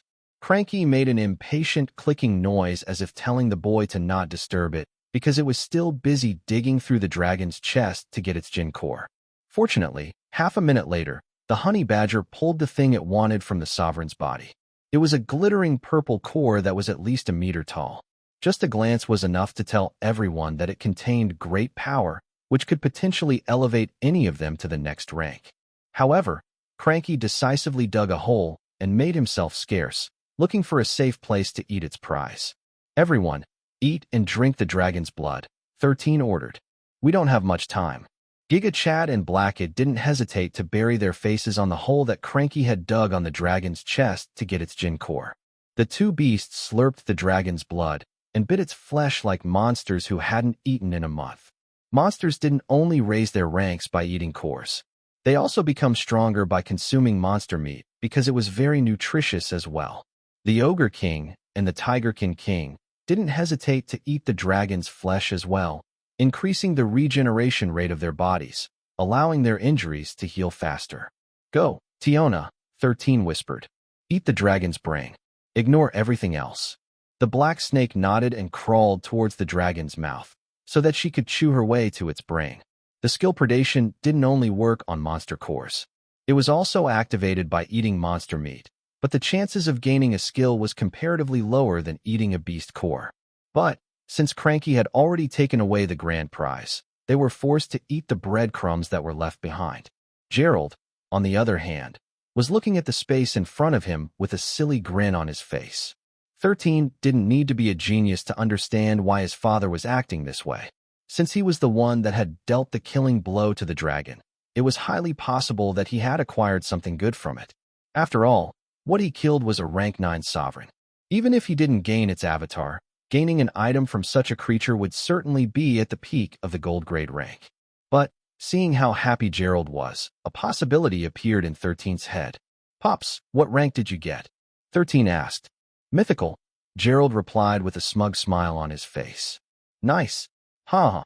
What 13 didn't know was that due to how special this mission was, the Laplace demon and the One had unlocked a special feature for all wanderers participating in this mission.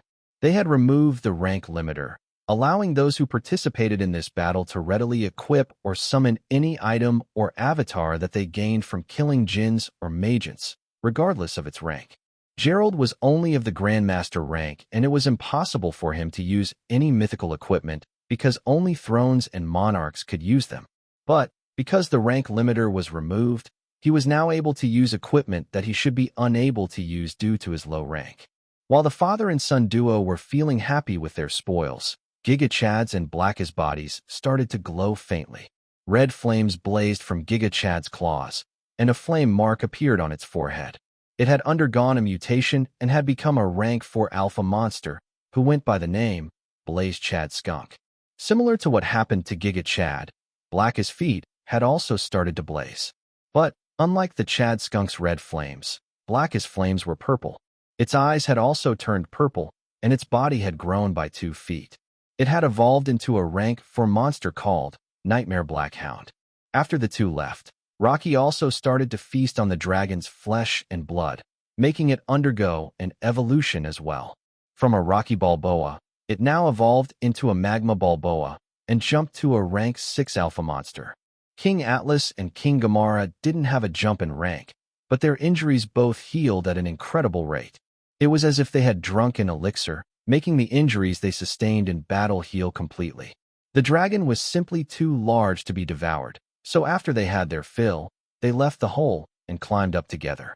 Gerald looked at this scene with itchy hands because if possible, he wanted to take the remains of the rank 9 sovereign back home, so that he could craft an item from it. However, he didn't have a way to transport such a large creature, making him feel depressed. 13, on the other hand, wasn't troubled by this problem because he had a way to get the dragon corpse and put it to good use. "Rocky, store the dragon's corpse inside you," 13 ordered. The Magma Balboa happily obeyed the 7-year-old's order and devoured the giant dragon, storing it inside its mobile fortress. Gerald looked at the Magma Balboa, then at his son before giving Xylen the thumbs up. "Good job, son," Gerald said. "Now we can make a killing when you return to Pangea." "Pops, go back," 13 replied in a solemn tone. "Thank you for helping me, but this is as far as you can go." The 7-year-old then mounted Black's back, who had now become stronger and faster than ever before. "Son, how can I possibly leave you at this point?" Gerald asked. "Pops, I promised Mom that you would return home safely," 13 insisted. "You should stay with Christopher and just guard our secret weapon. You want me to leave you as you face that Magian prince?" Gerald asked with a sneer. "Not happening, son. Both of us are going back together." 13 glared at his father, who glared back at him. He could see Gerald's determination, but he really didn't want his father to gamble with his life, especially since he didn't have to do it. But, before he could say anything, Rocky spat Tiona out, who didn't hesitate to crawl up Black's body, and once again return to her rightful place beside her master. There were no apparent changes that could be seen in her appearance, but 13 could tell that she was very happy. Freewebble.cm, this only meant one thing. She learned an ability, 13 thought. This is good. Just as the boy was about to ask his beast companion what kind of skill she had learned, the ground shook, which was similar to what happened during a volcanic eruption. 13 and Gerald immediately gazed at the battlefield where an explosion that caused a red fiery mushroom to soar up towards the heavens was located. Suddenly, a powerful presence descended across the battlefield, making Giga Chad and Blackie whimper. "He's here," 13 muttered. Arundel finally made his move. The 7-year-old didn't know if he should be happy or not due to this realization.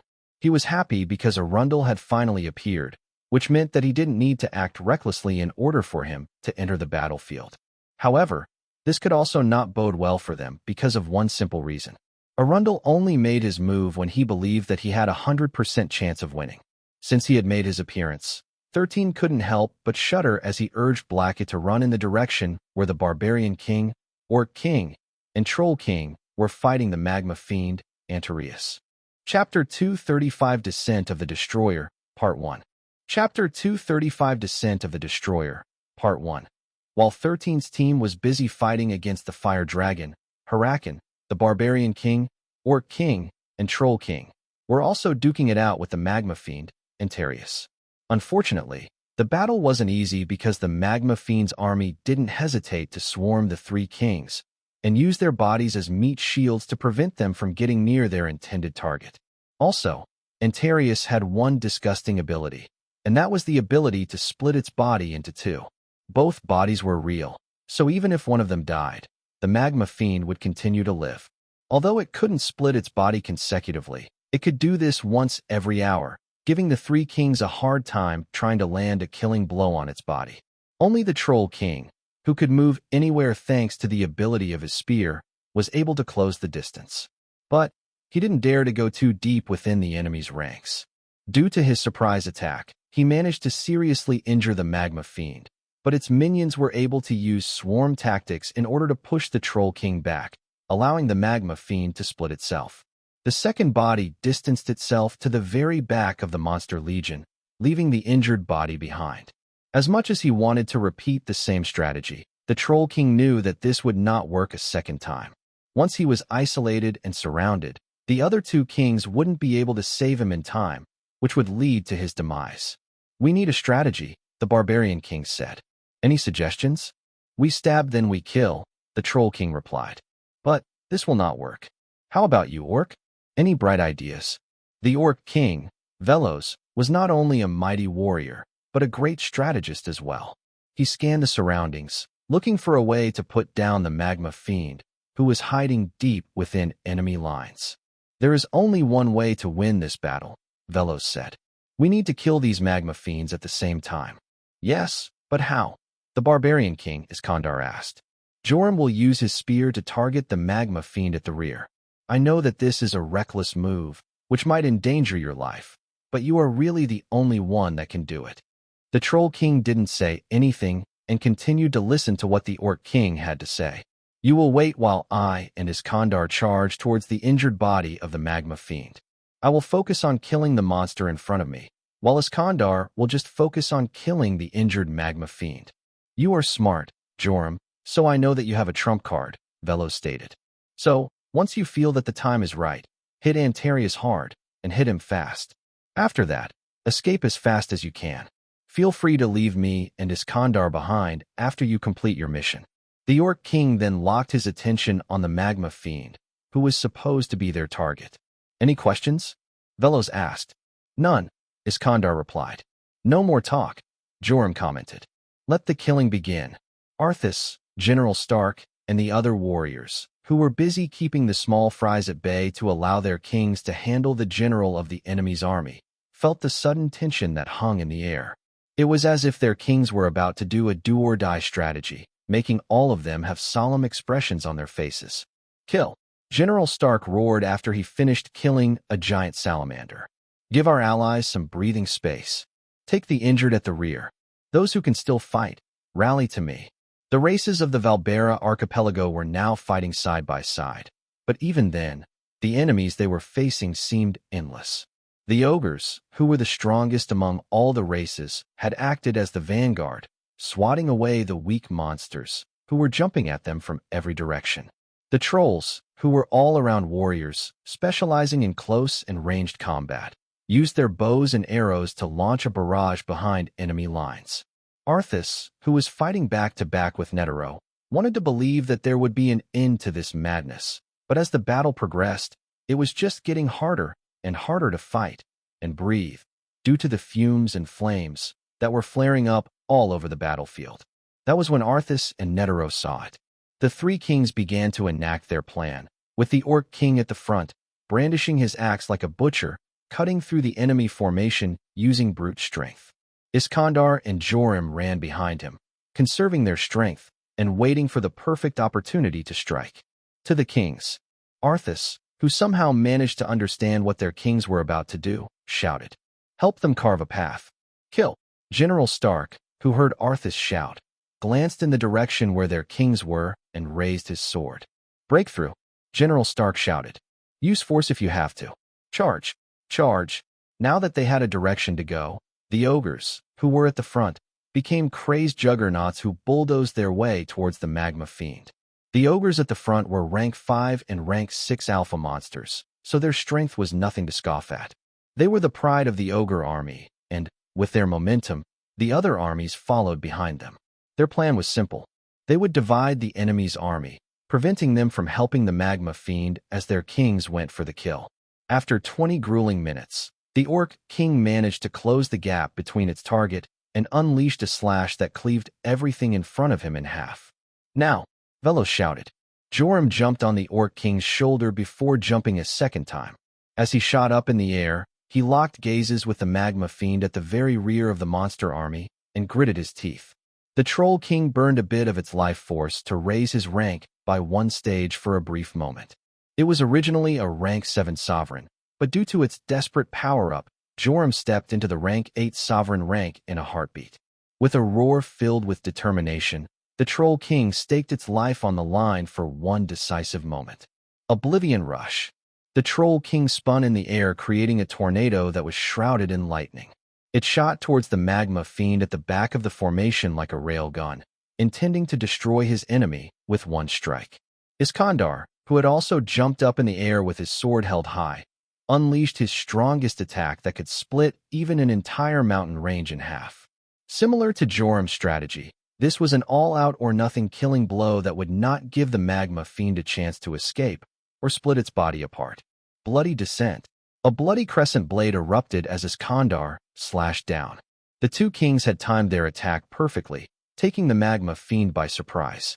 Both attacks split the Magian cores in the magma fiend's body, ending its life, is what was supposed to happen. However, things didn't end up the way the three kings wanted. After Antarius' Magian cores were destroyed, it created a powerful sucking force that sucked in everything within a 200-meter radius around them. The Barbarian King, Orc King, and Troll King were caught by the suction power. Although they did everything in their power to escape, they were unable to break free from the force that had held them in place. The two destroyed Magian cores then flew towards each other, as if attempting to merge together one last time. The Barbarian King, Orc King, Troll King, and the monsters that were also sucked up by the two destroyed cores could only watch helplessly as they collided with each other. A moment later, a powerful explosion detonated, sending a shockwave that blew away everything within its immediate area of effect. A fiery mushroom rose towards the sky as Antarius' self-destructibility activated and decimated everything in its surroundings. Arundel, who was watching the battle from afar, smirked, not caring for the loss of one of its generals. "You did well, Antarius," Arundel said as he took a step forward. "Leave everything else to me." The blast had not only mortally wounded the three kings, it also decimated a quarter of the enemy's combined forces that were near the radius of the explosion. Now that 3 of the 5 hindrances had been dealt with, it was time for Arundel to land the killing blow and ensure that no one else would be able to threaten his life in the Valbera archipelago. Chapter 236 Descent of the Destroyer, Part 2. Chapter 236 Descent of the Destroyer, Part 2. The three kings and the monsters, who had been pulled by the powerful attraction of the magma fiend's 2 Magian cores, were either killed or seriously wounded. Since both copies of the magma fiend's body were real bodies, the 2 cores merged back together at the point of death, creating a powerful explosion that shook the entirety of the Valbera archipelago, which resulted in an earthquake that spread across its 3 islands. The 3 kings, who barely survived the explosion, lay at the center of a giant crater, unable to move completely. It was at that moment that they heard a voice filled with malice, making their bodies shudder once they realized whom the voice belonged to. "That was a worthy sacrifice, Antarius. You didn't fail me until the bitter end." King Iskandar turned his head to the side and saw the 4-meter-tall Magian, who was all looking at them with a mocking gaze. Arundel had a muscular body, and his skin was a deep shade of crimson. The most notable features of the Magian prince were his 2 blazing horns and red eyes that seemed to glow even in the darkness. However, before any of the 3 kings could do anything, Arundel casually trudged toward the Troll King and pierced the latter's chest with a flame spear. The Troll King, who had heroically killed the magma fiend from behind the enemy lines, died a pitiful death under the hands of the Magian Prince, who had decided to come out of hiding and end their lives. The Orc King mustered all of his strength in an attempt to prop himself up. But, just as he was about to raise his body, Arundel summoned a flaming sword and severed the orc's head in one clean strike. It will be annoying to find someone to replace Antarius, but that's fine, Arundel said as he grabbed the hair of the Barbarian King and raised him high up in the air with one hand.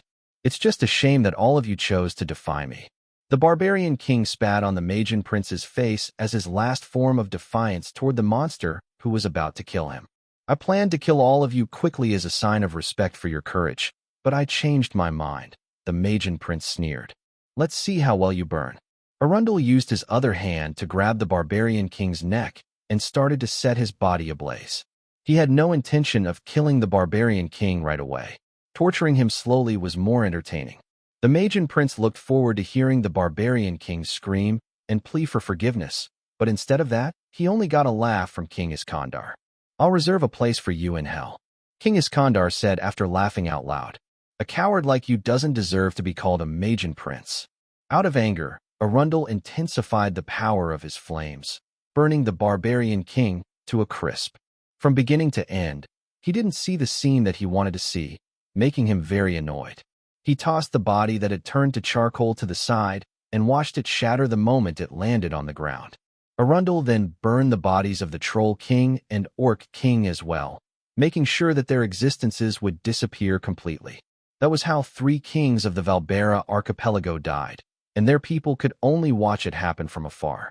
Due to the explosion, the army was blown away by the shockwave, receiving various levels of injuries.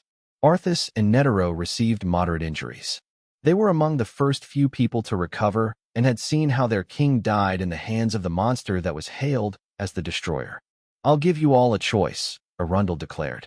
Surrender and submit to my rule, or turn to ashes. The armies, who had seen the death of their kings, were shaken and unable to give a proper reply. They could feel how powerful Arundel was, and it was enough to make them feel that there was no chance of winning. But just as everyone was despairing, a childish voice reverberated in the surroundings, catching everyone's attention.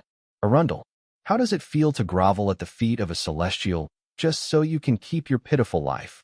The Magian Prince frowned as he scanned the surroundings to check where the voice was coming from.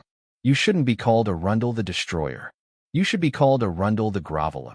It was then when Arundel's gaze landed on the human boy mounted on top of a nightmare black hound and was looking at him in disdain. Without even waiting for the 7-year-old to shout a third time, the Magian Prince pointed his finger in 13's direction and fired a fireball in his direction. Blackie, run, 13 ordered. The nightmare black hound, who was already thinking about the same thing, sprinted in order to avoid the fireball, which landed dozens of meters away from him. But before Blackie could even celebrate for dodging an attack that could have burned it to a crisp, dozens of fireballs rained down in its direction, making it run faster. Can't you aim properly?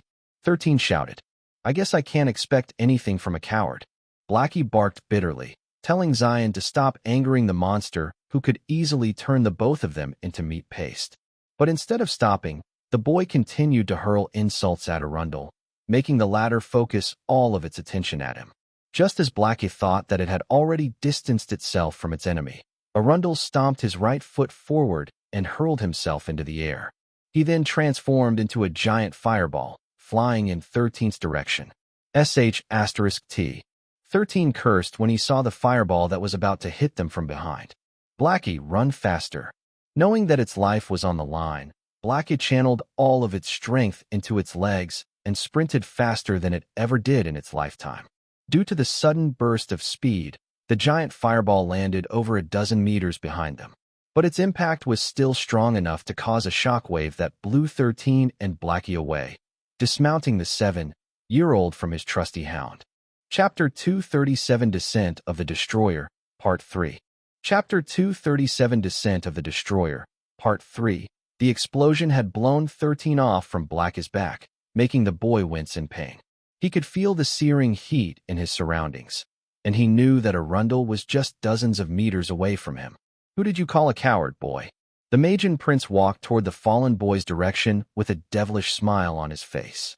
"My old man," 13 replied, as he propped himself up from the ground. "I called my old man a coward." Arundel sneered. "Is that so? Well, time for you to die then." The Magian Prince then pointed his finger at the 7-year-old and unleashed a fireball that was the size of a car. Novel Dacium, he might look calm on the surface, but 13's words affected him, especially the part where the child talked about how groveled and begged one of the Celestials to spare his life. This happened hundreds of years ago, which was also the reason why Arundel had developed a habit of only making his move when he was certain that he had a 100% chance of winning. The fear of death had made him a coward, and even he knew of it. However, admitting that he was a coward and people calling him a coward were two different things. As a Magian Prince, he had a dignity and honor to preserve, and those who dared defame him would only have one ending. And that is a fiery death. An explosion erupted on the location where 13 was standing earlier, making his allies' faces turn grim. However, instead of being happy, Arundel frowned because the boy didn't die from his attack. No, a creature emerged from the ground and swallowed the boy whole before burying itself once more. Using his exceptional abilities, Arundel detected the heat signature that was coming off from Rocky's body, making the latter smirk. "You can run, but you can't hide," Arundel said as the tip of his finger blazed intently as he aimed for the fleeing magma balboa under the ground. After a few seconds, a fiery laser beam erupted from the tip of the Magian Prince's finger, which cut Rocky's body in half. Rocky roared in pain, not expecting that the Magian Prince could still attack it even though it was moving deep underground. Using the last of its strength, it rose up to the surface and spat the young boy from its mouth before its body fell with a loud crash. Tiona hissed, telling her first subordinate to open its eyes. But the magma balboa lay unresponsive. A few seconds later, Rocky's body slowly merged with the ground, disappearing completely. 13 felt an ache in his heart after seeing what had happened to Rocky, but he didn't have the leisure to stand still. He did the only thing that he could do, and that was to run as fast as he could, to where his allies were located. Due to the thick smoke that was in his surroundings, he was unable to see properly. But he instinctively knew where to run because he had placed a tracking rune on the flag that he had placed at the center of his formation. That was the place where he needed to go, and that was where he ran with all of his might. Arundel laughed as he unleashed another fireball in the 7-year-old's direction, enjoying his desperate attempts to escape. 13 could only see something bright approaching him from behind because his surroundings suddenly lit up, making him grit his teeth. Suddenly, from the smoke that blocked his vision, something big ran past him. "Oh, 2, 13 shouted because he recognized one of his slaves, whom he had brought to the battlefield with him. The ogre gave the boy a sidelong glance and looked at him directly in the eyes. Time seemed to have stopped for a brief moment as their gazes met. "I'll leave the rest to you, master," O2 said before raising its steel shield in an attempt to block the fireball that was meant to kill his master. 13 didn't treat O2 well, but he didn't treat it badly either. The ogres were known for their arrogance and brutality, so they didn't really feel any loyalty towards the 7-year-old. The only reason they obeyed the 7-year-old was because they feared Giga Chad's stink spray, making them unable to defy him. But as time progressed, 13 slaves understood that their master might be their race's only chance for survival. For this reason, they took this war very seriously, resolving themselves to die for his sake if needed. Another powerful explosion erupted behind 13, sending the younger boy rolling on the ground due to the force of its impact. Due to the force of the explosion, the smoke was momentarily dispersed, revealing something burning in the distance. It was none other than O2's steel shield, which was melting at a rapid pace. Right beside it was a green monster core, which belonged to the ogre that had sacrificed itself to save its master. 13 clenched his fists tightly due to the emotion of pain that he felt in his chest. The reason why he gave his slaves random names like O1, O2, T1, and T2 was because he didn't want to form any attachments to them. He wasn't like Christopher who would break down just because his slave monsters had died. No, 13 wasn't that kind of person. He had seen how his hosts die one after the other, so he knew that pain more than anyone else. However, after becoming human, The feelings that he wouldn't normally feel for mere slaves rose up to the surface. While 13 was trying to regain his composure, a pair of powerful arms grabbed his body and raised him high up in the air. Oh, 1. 13 saw his other ogre, who didn't even bother to say anything to him, take a throwing stance. Oh, 1 gave a mighty roar before throwing 13 as far as it could in the direction he was running earlier, allowing him to escape the second fireball, which descended on the ogre a few seconds right after he had thrown his master to safety. 13 heard and saw the explosion as he was flying in the air, making his vision blur a bit due to the tears that fell from his eyes. Just as he was about to fall on the ground, a shadowy whip coiled itself around his waist, pulling him to the arms of the drow, who had accompanied him into battle. But before Adira could even do anything, she saw a flash of light that was traveling in her direction at great speeds. Arundel had once again used the fiery laser that he had used to attack Rocky from the ground. But before the attack could hit, the Ogre King appeared in front of them and used its bone club to block the attack. It had seen how the two ogres tried to defend the boy, disregarding their lives to save him. Go, the Ogre King ordered. I'll take him on. You mean we will take him on? The Tigerkin King landed beside the Ogre King and glared at the Magian Prince. Let's see who kills him first. The Ogre King snorted before charging toward Arundel, with his bone club ready to strike. The Tigerkin King didn't want to be outdone, so he also sprinted fearlessly towards their enemy. They were the only thrones who had the ability to defeat Arundel, so they had no choice but to work together and hope that a miracle would happen. Chapter 238 Descent of the Destroyer, Part 4. Chapter 238 Descent of the Destroyer, Part 4. King Gamara and King Atlas charged at the Magian King with their weapons at the ready. Although they were a distance away, they had seen that the kings, whom they had considered as their rivals, had already perished in Arundel's hands. But, instead of being afraid, this only made them angrier, so they didn't hesitate to attack the monster, who was several times stronger than them. Arundel glanced at the two approaching thrones before shifting his gaze back to the 7-year-old, who was now running away with the help of a drow and her shadow steed. The corner of his lips curled up into a smile because he knew that no matter where the boy went, there was no way that he would be able to escape his grasp. Arundel didn't want the news of him groveling on the feet of a celestial to spread, so he had no intention of sparing anyone on the battlefield, with the exception of his own forces. I'll deal with both of you first, Arundel said as he faced the two kings, who were now only dozens of meters away from him. I hope that both of you are prepared to die. Instead of answering him, the Ogre King and the Tigerkin King roared fearlessly as they brandished their weapons against him. While this was happening, Adira focused her attention on running away as fast as she could. She understood that it was impossible for King Gamara and King Atlas to hold Arundel back for long. Is there really no other way? Adira asked, while making sure that the boy sitting in front of her wouldn't slip away from her grasp. No, 13 replied. Also, if the worst comes to worse, feel free to leave my side, Lady Adira. I will manage somehow. And why would I do that? Adira snorted. We're in this together so. Suddenly, Adira's sixth sense screamed inside her head, making her grab Xylen and jump off her shadow horse. A second later, a red laser passed them, piercing through the shadow steed, splitting it in half. *T. Adira cursed in her heart as she used her body to cushion Xylen's fall on the ground. The two rolled for several meters before the drow glanced behind them to see what was happening. King Gamara and King Atlas were still fighting against Arundel, but the latter even had enough free time to target them from a distance. However, before she and the younger boy could even stand, another red laser flew in their direction, giving only Adira enough time to push Xylen away. A pained cry escaped the drow's lips as her legs were severed from her body. But, instead of blood, shadowy particles rose up from the severed part, making 13's face turn grim. Go! Adira shouted as she summoned a whip that wrapped itself around Xylen's waist. With one powerful lash, Adira sent Xylen flying towards one of their allies, who was already running in their direction. This is fun. Arundel laughed as he summoned two flaming swords to block the Ogre King's blow. You're weak. Arundel then kicked the Ogre King away, sending the latter flying hundreds of meters in the air.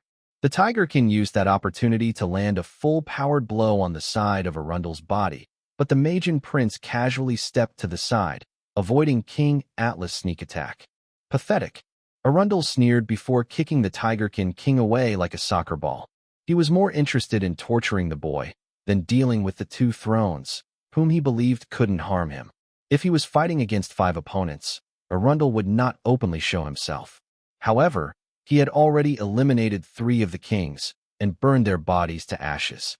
In short, he no longer had anything to fear, which was the reason why he could take his time and do whatever he wanted. For him, the moment the 3 kings died, the battle had already been won. So, regardless of what his enemies could do, and no matter how many they were, there was only one ending waiting for them, and that was death. 13, who had been thrown away by Adira, was caught by Giga Chad. Giga, run away in the opposite direction. 13 orders. Arundel is only after me. Get away from me. The 7-year-old didn't even wait for the Chad skunk to reply to his words as he sprinted away with everything he had. He knew that Arundel was only toying with him, but there was nothing he could do about it. The only thing he could think of was to push his allies away from him, so they wouldn't be harmed like Blackie, Rocky, O1, O2, and Adira. Giga Chad was one of his closest companions, aside from Tiona and Christopher. If something happened to him, he knew that the feelings that he had been bottling up inside his chest would break his heart. At that moment, a fireball landed several meters away from him, and from it emerged the Magian prince, who was looking at the 7-year-old with a sneer on his face. "What's wrong, boy?" Arundel asked. "Do you want me to hold your hand so you can run faster?" Ha ha. 13 ignored the Magian prince and continued to run away. He wanted Arundel to continue toying with him, so that he could reach the place where he needed to be. It didn't matter if he got hurt in the process. As long as he could take him to the center of the formation, he would have a chance to seal him. "Let me help you run faster, boy." Arundel laughed as he summoned a dozen flame spears that flew in 13's direction. Gritting his teeth, 13 jumped and rolled to the side, evading the spears that landed just a foot away from his body. However, 4 of those spears suddenly changed their trajectory. Arundel planned to pin the boy's arms and legs, making him feel despair as his body slowly burned away and turned to ashes. 13 calculated where those spears would land, but he didn't have enough time to do anything about it. But, just as they were about to pierce his body, something big blocked their path and sprayed droplets of hot blood on 13's face. No. 13 looked at Giga Chad, who had used his body to shield him from the flame spears. Giga, the Blaze Chad skunk, didn't even utter a groan of pain, and simply looked in 13's eyes. The monster's eyes had a determined look, as if telling his master that everything was going to be fine. With the flame spears piercing his body, Giga retracted the claws on his paws and nudged his master's body. "Go," Giga said to him using his language. "Go, master. Go." Tears finally fell on 13's face as Giga pushed him away. This time, blood seeped at the corner of the young boy's lips because he bit his lip too hard in order to regain his composure. He knew what he needed to do. He knew what Giga wanted him to do. So he ran away. Ran away even though his vision was blurred with tears. "Ha ha. Run, little boy, run." Arundel laughed as he casually walked in the direction where the boy was running. However, something grabbed his foot, preventing him from moving away. Giga Chad had grabbed hold of the Magian prince's leg, refusing to let go. "Oh, so you're playing the hero now?" The sneer on the Magian prince's lips widened as he summoned a flame spear to stab the back of the persistent monster who didn't know his place. But, despite the pain, Giga Chad's hold of Arundel never loosened, making the Magian prince repeatedly stab his body, making sure to not hit the monster's core, prolonging its suffering. However, after a minute had passed, Arundel had grown bored and tried to shake Giga Chad away, but the latter wasn't budging. It was as if the Chad skunk had focused all of his strength into his arms, turning it into a vice grip. A hint of annoyance appeared on Arundel's face as he glanced in the direction where the boy was running. He had allowed the boy to run away for a minute because it wouldn't be fun if this little game of his ended immediately. But he was starting to get annoyed by Giga Chad's stubbornness. "Filthy monster." Arundel spat at the Chad skunk's face before kicking him away. An explosion erupted when Arundel's foot collided with Giga Chad's body, nearly destroying half of the monster's body. The body of 13's fateful friend and companion crashed on the ground, with his entire body blazing like a giant bonfire. Arundel didn't even give the loyal monster another glance as he ran after the boy, who was desperately making his way to the flag that was fluttering in the distance. High above the sky, Vasego screeched angrily after seeing what happened to his good friend. Pocopocos didn't really care about other people and monsters, except for their kind. However, he had grown fond of his master and his circle of friends, who fearlessly faced off against the Magian prince, who was now after his master with a devilish smile on his face. Vasego's eyes glinted as he soared high in the sky. He would like nothing more than to attack Arundel despite knowing that it would not even scratch him. The only reason why he persevered was due to the fact that this was the only way that he could help his master achieve his goal. He had an important role to play, and Vasego would make sure that he fulfilled his role first before he descended from the sky in a blaze of glory, with the intention of avenging his companions, whom he had learned to love. Chapter 239 Descent of the Destroyer, Part 5. Chapter 239 Descent of the Destroyer, Part 5. Playtime's over, boy, Arundel said as he approached the human child, who had shouted out the most shameful moment of the Magian prince's life. He didn't know how the human boy knew his secret because this event had happened over 300 years ago, but he wasn't too worried. He intended to torture the boy to make him spill everything he knew before he burned his body to a crisp. Suddenly, 2 fireballs were hurled in Arundel's direction, which the Magian prince blocked with his arms. At first, he didn't feel anything, but a few seconds later, he felt a stinging pain on his arms, making him frown. When he saw that the places that were hit by the 2 fireballs had a small burn mark on them, the frown on Arundel's face deepened. Aside from Fornius weapons, he believed that nothing else could hurt him in the Valbera archipelago. But the evidence in front of him couldn't be mistaken, making him glare in the direction where the 2 fireballs came from. Fewabim.com there, 2 tigerkins stood, a few meters away from each other.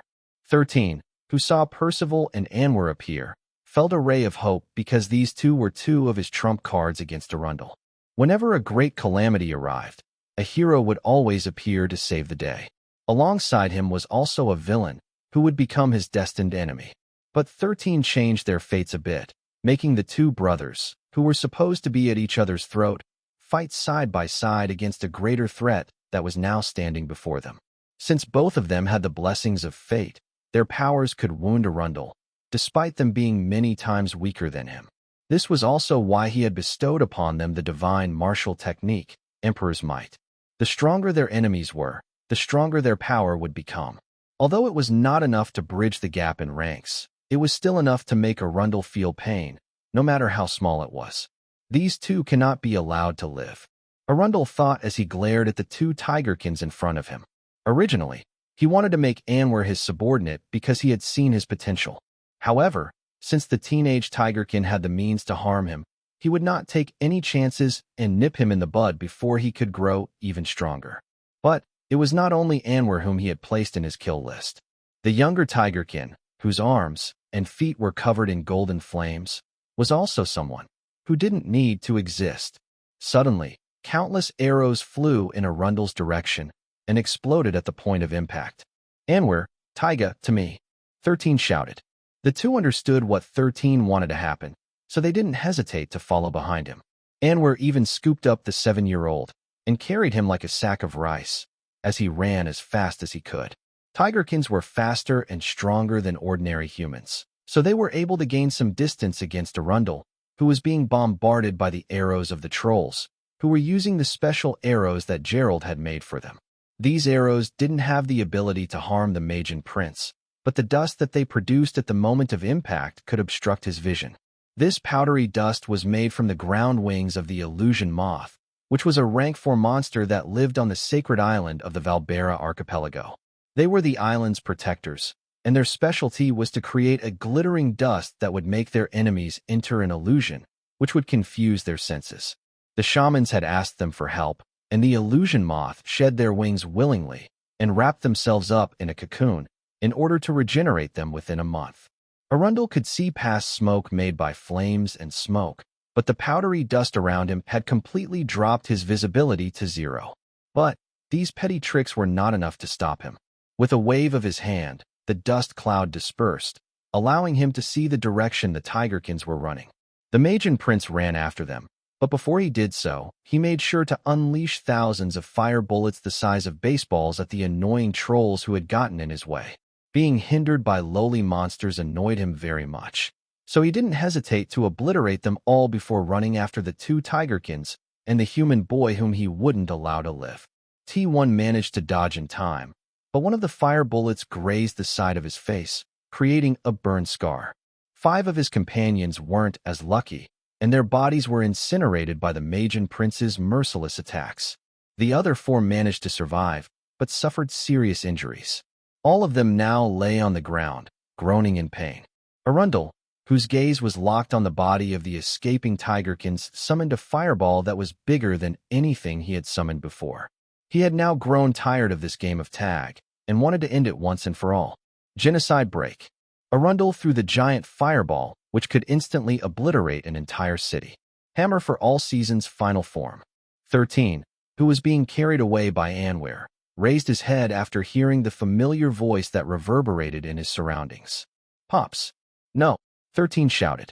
In front of him, Gerald, who was riding on top of a saber-toothed tiger, raised his hammer high up in the air. Golden flames rose up from his arms as his entire body was covered in red armor. Time seemed to come to a complete stop as 13 looked at his father, who was poised to strike.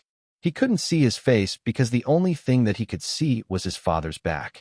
His strong, dependable back, that made him feel that he was about to lose another person that was very precious to him. Although Gerald wasn't his real father, and he just called him Pops, 13 had shared many happy memories with him. Pops. At his shout, time returned to normal, and Gerald's words, filled with courage and determination, reached his ears. Fortress Breaker. A powerful shock wave pushed 13, Percival, and Anwar hundreds of meters in the air before an explosion that wouldn't lose to the magma fiend's self-destruction ability erupted behind them. Pull-ups. 13 shouted at the top of his lungs despite the fact that he was being blown away by a force that created a giant crater that was hundreds of meters wide. Even after he crashed and rolled dozens of meters on the ground, the pain he felt was nothing compared to the pain that he felt in his breaking heart. A/N. Since I'm in a good mood, we'll post one more chapter in 2 hours. Wait for it. Chapter 240 The Beacon of Hope. Chapter 240 The Beacon of Hope. 13's body was covered in blood and bruises as he forced himself to stand up. He no longer had the strength to run, but he no longer had any intention of running. Anwar and Percival, who were right beside him, both took fighting stances. Both of them understood that turning their back against such an enemy was no longer an option. Despite knowing that the chances of them winning against Arundel in a frontal confrontation was 0, they still stood their ground. Why? Because a 7-year-old boy was standing in front of them, who had every intention to fight till his last breath. Brother, Taiga, give me some time, 13 said as he wiped the blood from his forehead and started to write rune symbols on his arms. Okay, Anwar replied. He didn't even bother to ask how long he should hold back the Magian Prince for, because delaying Arundel for more than a minute was already a monumental task. However, since his sworn brother had asked him to give him time, he would buy him as much time as he could, even if it was just for a few seconds. Percival walked past 13 as he prepared himself to fight to the death. He wasn't delusional enough to think that he would survive against Arundel for more than a few seconds, but since his brother was going to fight, he would not allow himself to cower behind him. Within the blazing inferno, a 4-meter-tall silhouette appeared. No longer planning to run away, Arundel asked in a teasing tone. Good. It's time to put an end to this farce. 13, who was busy writing symbols on his left and right arms, didn't even bother to look at the Magian Prince, who didn't even have a scratch on his body, despite walking through such a hellish landscape. Brother, there is something I want to say before we fight that thing, Percival said. I hate you. Tell me something I don't already know, Anwar replied with sarcasm. Although I hate you, it won't change the fact that you've been a good brother for the past few years, Percival stated. Although it annoys me that you will accompany me to the afterlife, at least my journey will not be lonely. Yeah, Anwar smirked. That doesn't sound so bad. The two tigerkins then unleashed the full power of their emperor's might at the same time, creating a powerful gust of wind that was expanding outwards. Black and golden flames rose up from their bodies, making the two of them stand out amidst the darkness around them. Behind them, a 7-year-old summoned countless cores around him, as he also readied himself to fight. "Those who look down on my people," 13 said as the cores around him glowed faintly, merging with the runic symbols on his body. "Those who step on their dreams." The runic symbols on his arms started to shine in a golden light as they absorbed the powers of the cores around him. "Those who think that they can brush off my people with impunity will face the wrath of me." 13. 13 roared, and, one by one, the steel posts that he planted around the battlefield radiated with power, creating a gigantic magical formation. With him, Anwer, Percival, and Arundel at its center. The flag, which he had planted in the center of the formation, fluttered a few meters behind him. He had reached the end of his goal, and now, it was his turn to make Arundel understand that even the weak had their own ways of fighting. Perhaps sensing that something was about to happen, Arundel no longer hesitated and charged forward with his entire body covered in blazing flames. A single drop of blood fell on the ground beside 13's feet as the magic circle completed its formation. 10,000 shackles of annihilation, 13 said in a cold voice that reverberated across the entire battlefield. Suddenly, countless shackles of different colors bound Arundel's body, preventing him from moving. 13 knew that there was still a chance that the Magian Prince would be able to escape the formation he had created, so he decided to chain Arundel using his blood as a medium to summon the 10,000 shackles of annihilation. This was part of the formation that he had created as insurance, just in case Arundel proved to be more powerful than he imagined. But now he no longer cared. He would not hesitate to burn his life force just to make sure that his hated enemy would not leave this place alive. "Visago," 13 shouted with all of his might. "Poke!" High above the clouds, 2 shrieks answered his call. The bodies of the 2 Pokos shone brightly like beacons in the night. Both of them descended down from the heavens, creating a giant line, heading towards the ground. Miles away from their location, Christopher saw the signal from afar using his telescope. "Move the ballista to the right side," Christopher ordered. Brutus, Bruno, and Jubii heeded his order and moved the ballista to point in the direction where the silvery light was pointing. This was the signal that 13 had told him, and once he saw this, he would deliver the one thing that could threaten the Magian Prince's life. Pulling a lever, the runic symbols that 13 had placed on the grand ballista came to life. "Endbringer," Christopher shouted. Launching, the golden bolt, which was made from the gold of the Valbera archipelago, shot into the air like a rail gun, traveling at the speed of sound. It left a trail of golden light, making all the wanderers and the warriors of all the races who had survived on the battlefield look at this marvelous sight. Arundel sensed something approaching him at great speeds, which made him feel that death was just a step away from him. Using all the strength in his body, he raised his right arm and roared in anger and desperation. "Disintegrate!" At that exact moment, Arundel's hand connected with the golden bolt, which 13 had named Endbringer. But, before 13's ultimate attack could even damage the Magian Prince's body, the golden bolt disintegrated, making Anwer's and Percival's eyes widen in shock. They didn't expect that Arundel had his own trump card, which could instantly turn anything he touched into nothingness, regardless of its form. Although the 2 Tigerkins and those who were watching the battle were surprised, there was one person who was not surprised by this outcome. A sneer appeared on 13's bloody face as he looked at the Magian Prince, who had done exactly what he wanted him to do. While the golden bolt had indeed been turned to nothingness, there was one thing that Arundel had failed to disintegrate, and that was none other than the medallion that was now in the Magian Prince's hand. 13 had placed Arthas' medallion inside the Endbringer when it was being made. Because of this, the Magian Prince didn't detect its presence, making him unable to know what was going to happen next. The 7-year-old was only allowed to use one high-level runic symbol by Laplace Demon and the one. So, he placed this symbol on the one thing that would make the Magian Prince regret that he was ever born. And that was none other than the beacon of light, whose blinding radiance shot towards the heavens. The medallion was an artifact given to Arthas' ancestor by a fiend. This fiend was not the sea serpent, Fornius, but another fiend, whose greed for gold and wealth surpassed the greed of all the fiends and celestials combined. The dark clouds that hovered above the center of the formation that covered the battlefield slowly parted, and from it, a giant golden head that resembled the face of the smiling Buddha appeared. The moment Arundel saw this face, his entire body shuddered in fright, paralyzing him completely. A few seconds later, the smiling golden Buddha slowly opened his eyes. The moment his gaze landed on Arundel's body, its peaceful expression suddenly changed that to malevolent anger, making it look like a hideous demon who would destroy everything in existence. No one in the Valbera archipelago had seen such a horrifying scene, but there was one person on the battlefield whose gaze burned brightly with the light of vengeance. With a loud roar, a giant golden fist descended from the sky, smashing the arrogant Magian prince, who thought that he was invincible mere moments ago. At the same time, across the Valbera archipelago, all the wanderers, who were still alive and had been hiding in the Houdini Desert, the Barbarian Kingdom, and the Sumatran Kingdom, suddenly received a notification. Congratulations! Your mission, lighting the beacon of hope, is completed. Squinting Eye's face, rewards will be awarded to you depending on your contribution. Squinting Eye's face, would you like to return to Pangaea?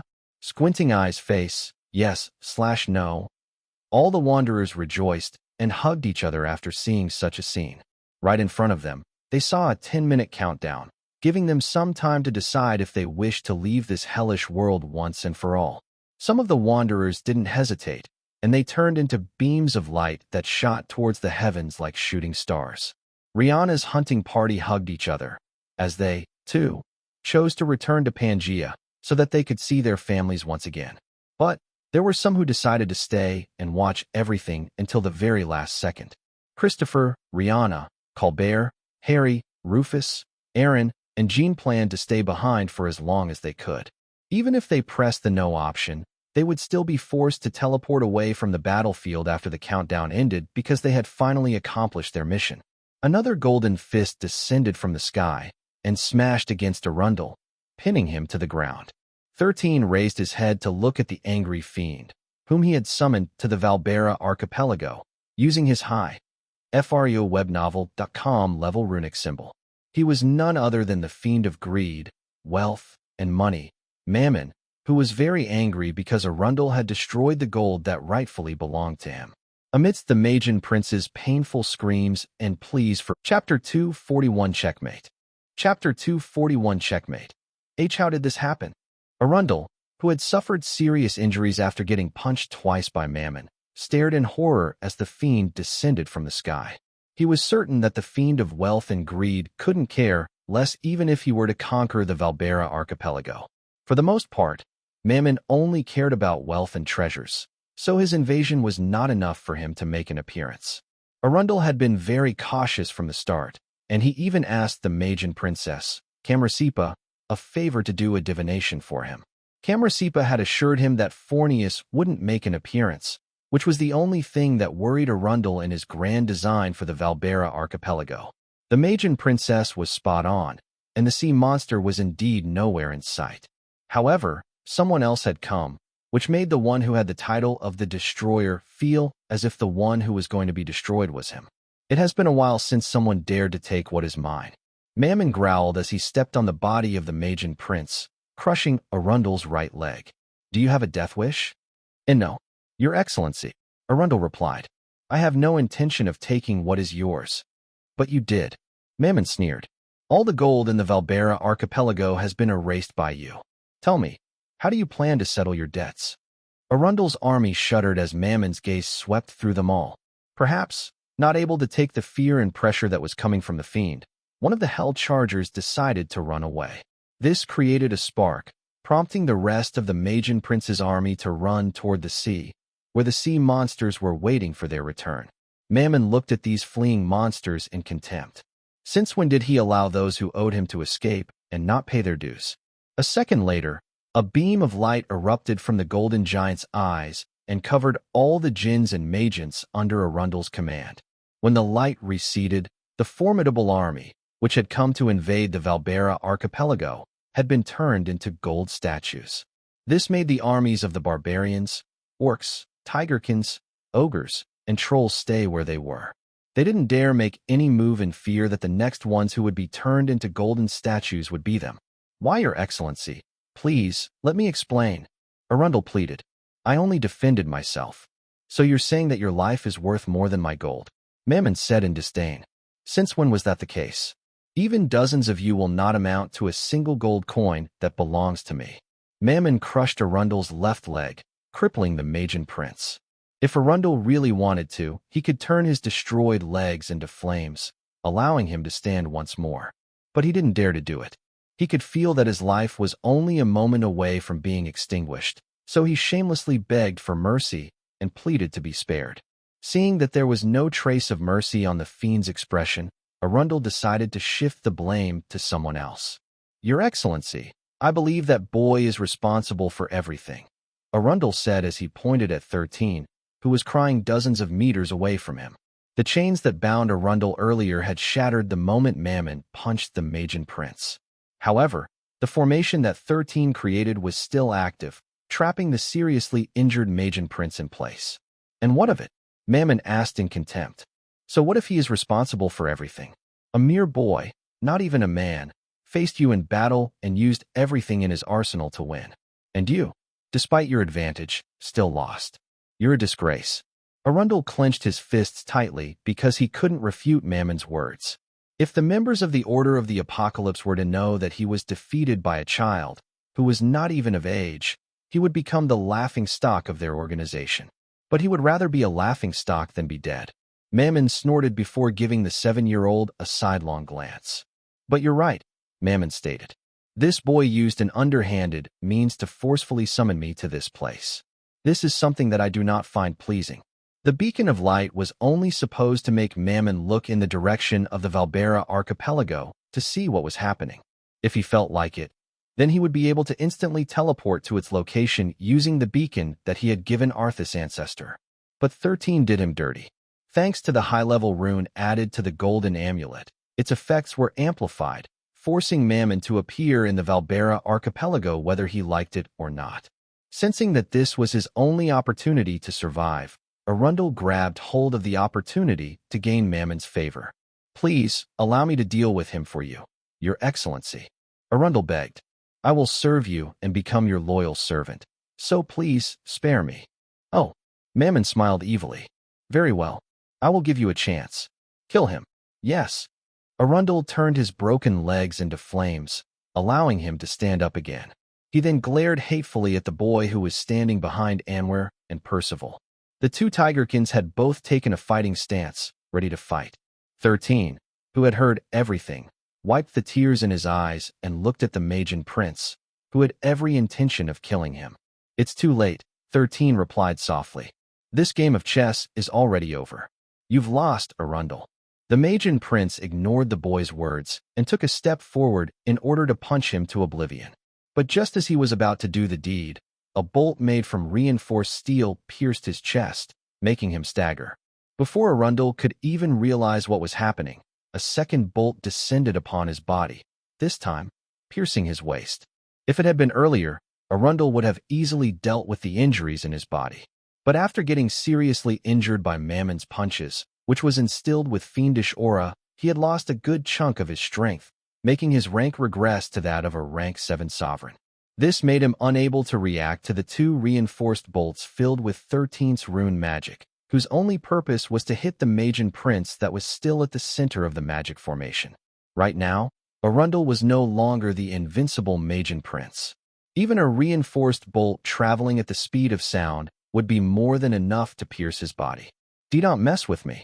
Arundel roared in anger as he covered his body in flames. He couldn't believe that he was suffering so much because of a human child, whom he had only met for the first time. As his gaze landed on the boy, he saw 13 raise his right hand to give him the middle finger. Checkmate. 13's words reached the Magian prince's ears. Not long after, two more bolts descended from the heavens and hit his Magian core, making Arundel, who gained the title of the Destroyer, howl in pain and desperation. If I'm going to die, I'll take you with me. Arundel's eyes glowed with power as he prepared to self-destruct. However, at that exact moment, the devil-horned honey badger, Cranky, emerged from the ground behind him and slashed Arundel's neck, severing it from his body. After absorbing the fire dragon's core, the honey badger's rank jumped from a rank 7 sovereign to a rank 8 sovereign. This made Cranky much stronger than the seriously injured Arundel, allowing his razor-sharp claws to slice the Magian prince's body, ending his life before he could even self-destruct. The honey badger felt so accomplished for killing a very strong enemy that it screeched loudly to assert its dominance. Right now, it was the strongest creature in the Valbera archipelago, making it a guardian deity of sorts. Cranky happily picked up Arundel's head from the ground with the intention to eat it. However, just as he was about to take a bite, someone tapped his shoulder, making the honey badger hiss in anger. But when he saw that the one that tapped him was Mammon, Cranky started purring like a cat, making the corner of Anwir's and Percival's lips twitch. Mammon then reverted to his peaceful and smiling face before extending his hand to the honey badger, gesturing to it to give him Arundel's head. Cranky looked at the fiend's hand before shifting his gaze to Arundel's head. A look of unwillingness could be seen on the honey badger's face, but in the end, he did the right thing and surrendered the Magian prince's head to Mammon. The moment Cranky placed Arundel's severed head on Mammon's palm, it immediately turned to gold, making the honey badger jump back in fear. Mammon then gazed in the direction where the reinforced bolts came from, but the only thing he saw were a few shooting stars that shot up towards the sky. The fiend then shifted its attention to the 7-year-old, who was being protected by the 2 tigerkins. "Your name?" Mammon asked. "Xylen Leventus," 13 replied. Mammon then crouched down and smiled at the 7-year-old who had used him to fight his enemy. Without any warning, the fiend flicked his finger on the 7-year-old boy, sending the latter flying thousands of meters in the air. A trail of blood escaped the boy's lips as he helplessly fell toward the ground. "If you manage to survive, I'll consider this incident even," Mammon growled. "No one can use me to fight their battles for them." The fiend attacked 13 with the intention to kill. But instead of the boy turning into meat paste, the blow only sent the boy flying, making him suffer serious injuries. Due to how sudden it was, Anwir and Percival weren't able to react in time. Mammon didn't even bother to look at the outcome because he believed that the boy would die the moment he crashed on the ground. But even if he managed to survive, that was fine as well.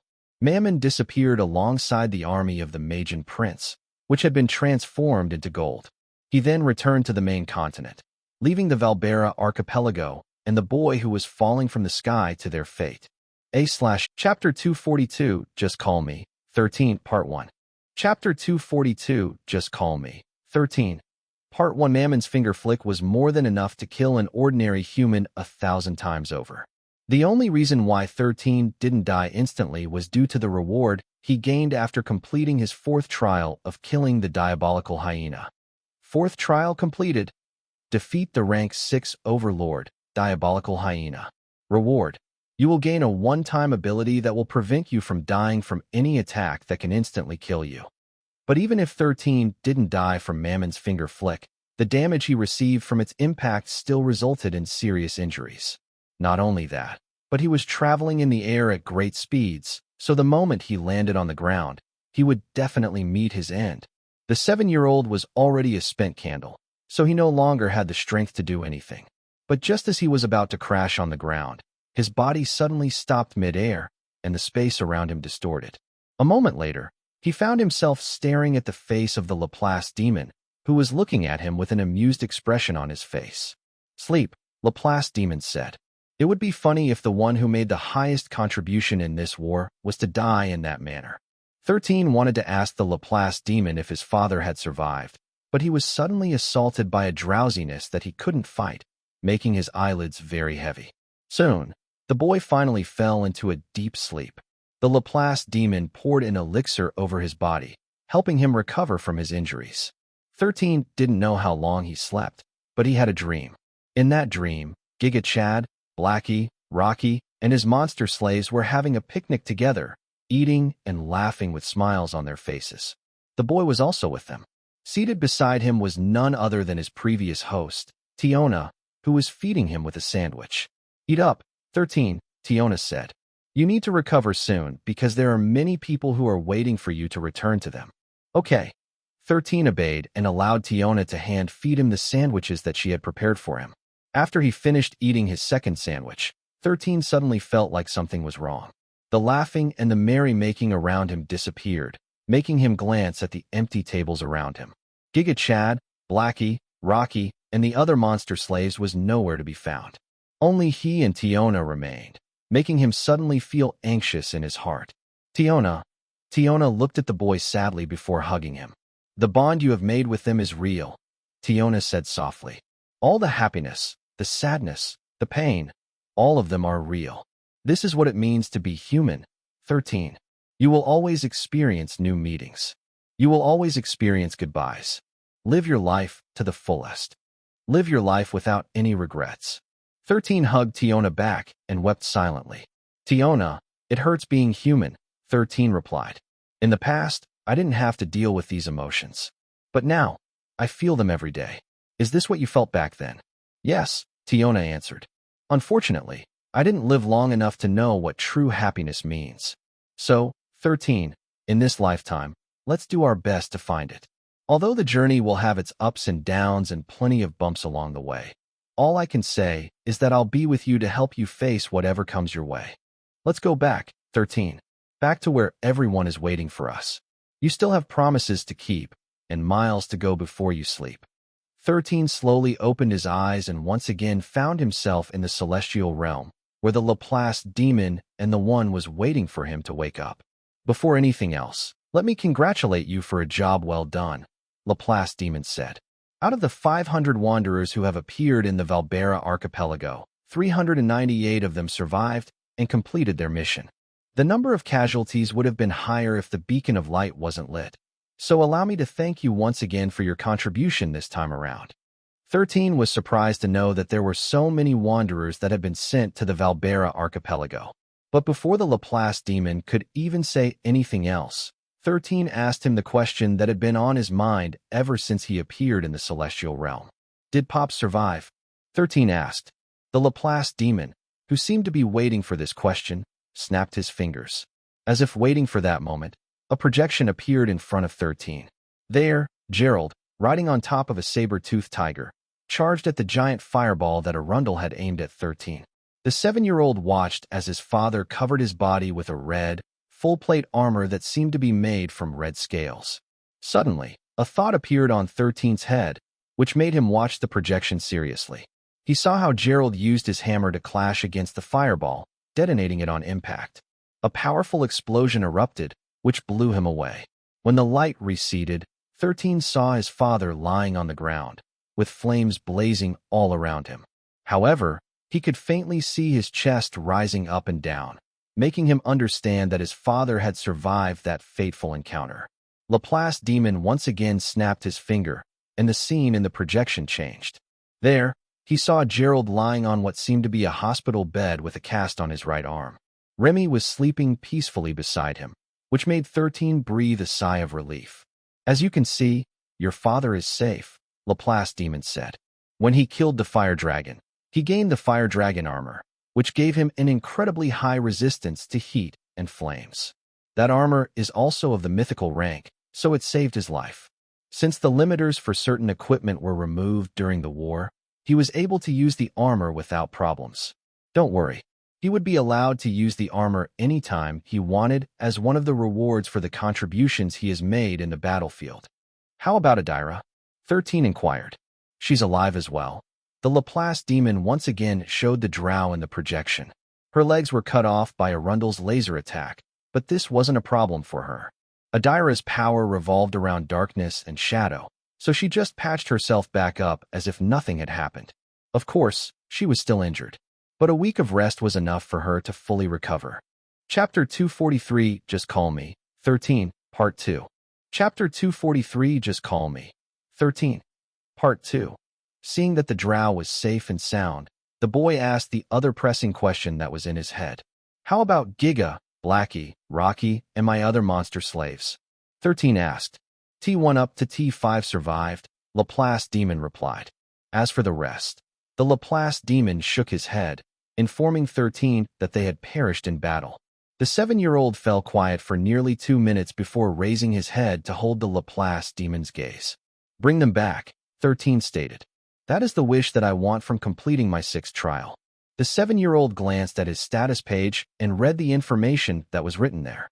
6th trial completed. Light the beacon of hope. Reward.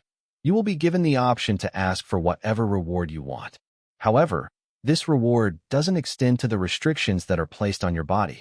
Even if you wish for them to be removed, it will not happen. So, think of the next best thing as your reward for completing this monumental task. P.S. As long as the reward you wish for is within reasonable bounds, it will be granted without fail. The reward should be within reasonable bounds, the Laplace demon said. This is within reasonable bounds, 13 replied. If it's not enough, then use the other rewards that I was supposed to get after clearing this trial. Like you said, I have the highest contribution in this mission. I will not let you scam me like my father, who didn't grant my wishes after completing all my missions for thousands of years. The Laplace demon couldn't help but scratch his head before looking at the blazing sun in the sky. He was unable to refute 13's words because the boy was the MVP and was meant to receive a lot of rewards after completing a mission that not even thrones and monarchs could easily accomplish. Fine. The one, who was the supreme god of Solterra, agreed to 13's demand. But, in doing so, you will relinquish all the rewards that could have been awarded to you for lighting the beacon of hope. Are you sure that this is what you want? A faint smile appeared on 13's face as he nodded his head firmly. This is what I want, 13 answered. Very well. I will agree to this transaction, the one declared. Suddenly, 13 heard several notifications inside his mind, which made him look at his statue page. Name, Xylen Leventis age, 7 years old race, human skills, none items, none avatars, none, permanent debuff, rank ban, skill ban, item ban, avatar ban unique abilities, universal language proficiency, destiny bond, rune magic, intermediate. Beast companions, Tiona, Giga Chad, Blackie, Rocky. A sigh of relief escaped 13's lips as he saw the changes in his statue page. Although he wouldn't receive any rewards after completing the mission of lighting the beacon of hope, he didn't have any regrets. There were things that were priceless in this world that no amount of treasures could ever hope to buy. In front of him, 3 projections appeared. Rocky's body, which had been cut in half, sunk to the deepest part of the land. However, these 2 parts merged together, making the magma Balboa once again open his eyes. Blackie, who had been blown away alongside 13 when Arundel's fireball descended near them, didn't die right away. However, he was killed when the monsters of Arundel's army advanced forward with his core eaten away. But a new core suddenly appeared inside his chest, healing all the injuries that his body had received. A few seconds later, Blackie opened his eyes as well. The last projection was Giga Chad. After doing his best to prevent Arundel from coming after 13, the Magian Prince had kicked him away, destroying his body and setting him ablaze until only his core was left. Giga Chad's ashes swirled around his core and slowly formed his body once more. Little did 13 know that Laplace Demon and the One had already anticipated that he would make this kind of wish, so they made sure that the souls of his people would remain in their bodies and cores even after they died. This would allow them to easily build or reconstruct a new body for them, allowing them to revive as if they had just taken a nice long nap. O1, O2, T6 up to T10 had also been revived, as per 13's wishes. Nice long nap. O1, O2, T6 up to T10 had also been revived, as per 13's. These monsters, whom he didn't think much of in the past, had given their all to protect him. They didn't even hesitate to sacrifice their lives to make it happen. So how could he possibly turn his back on them? Seeing that his subordinates had once again been revived, 13 closed his eyes and shed a tear. He had trust issues, especially when it came to promises of wish being granted. Fortunately, Laplace Demon and the One didn't deny him of his wish, unlike what his own father had done to him back then. 13. There is another surprise waiting for you when you step out of this place, Laplace Demon said with a smirk on his face. But I won't tell you anything about it. The 7-year-old only shrugged because he would find whatever surprises were waiting for him very soon. After doing a few stretches, 13 felt that his body had fully recovered from his injuries. Send me back. 13 stared at the Laplace Demon, who was looking at him with a mischievous smile on his face. Of course, Laplace Demon said as he clapped his hands together. The world around 13 distorted as Laplace Demon sent him back to Solterra. When he finally disappeared from the celestial realm, a chuckle escaped Laplace Demon's lips because the boy didn't know what was waiting for him in his return. When the world around him finally stabilized, 13 found himself standing in a dark room. But it didn't take long for him to realize that he wasn't alone. There, sitting around a round table and looking at him with curiosity, were 12 beings. The 7-year-old released a cold breath when he recognized one of the beings that was staring in his direction. It was none other than the Magian princess, Camrasipa, who was looking back at him with a genuine look of amusement on her beautiful face. The demi-human bat, Kamasats, frowned the moment the human boy materialized in their conference room. Only members of the Order of the Apocalypse could appear in this plane of existence, which made the people sitting around the table understand what just happened. "You're the one who defeated Arundel?" Kamasats asked in disbelief. "You? A human child defeated a Magian prince?" It was not only Kamasats who had a surprised look. After all, no matter how much they extended their senses to check the boy's rank, the only result that they got was that he was just an ordinary human. And that was the reason why he looked extraordinary in their eyes. While everyone was reeling from the shock, an old demon with a long white beard chuckled. "Welcome to the Order of the Apocalypse, boy," the old demon said. "Care to share your name?" 13 planned to answer the question with, "I am Xylen Leventus," like he always did, but something inside of him prevented that from happening. Instead, he walked forward and headed to the only vacant seat beside the round table and sat properly. The demi-human bat, who was seated beside him, smirked at 13 and moved his head closer until it was only a foot away from the boy's face. "Old Bells is asking you a question, boy," Kamasats said. "What is your name?" 13. 13 replied with a calm expression on his face. "Just call me 13. Chapter 244, The 13th Member of the Apocalypse, Part 1. Chapter 244, The 13th Member of the Apocalypse, Part 1. Once again, we welcome you to the Order of the Apocalypse, 13. The old man, who went by the name Beelzebub, said with a smile. "At least, until someone else takes your place." The other members of the Order chuckled, with the exception of Camrasipa. In their eyes, they would have a new member again soon because anyone who managed to defeat or kill 13 would become their newest member. 13 didn't reply and simply stared at the old demon prince, who was many times stronger than Arundel. "Well, don't be like that, Old Bells." Kamasats smirked.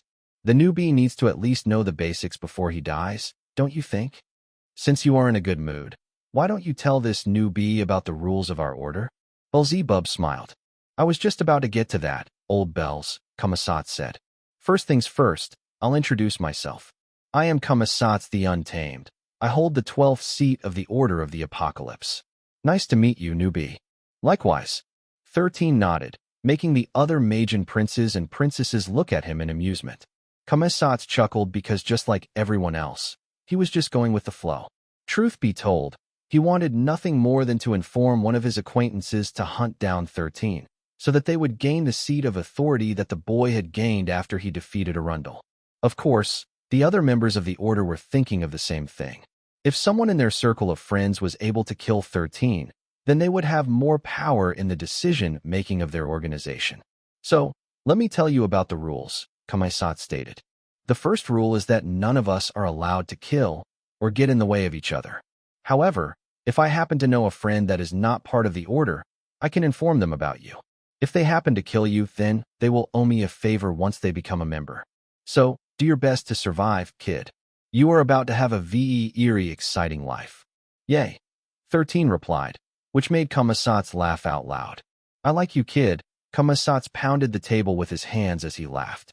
"It's a shame that you're too weak to protect your position." 13 didn't deny or confirm the Deathbat's words and simply listened to whatever he was going to say next.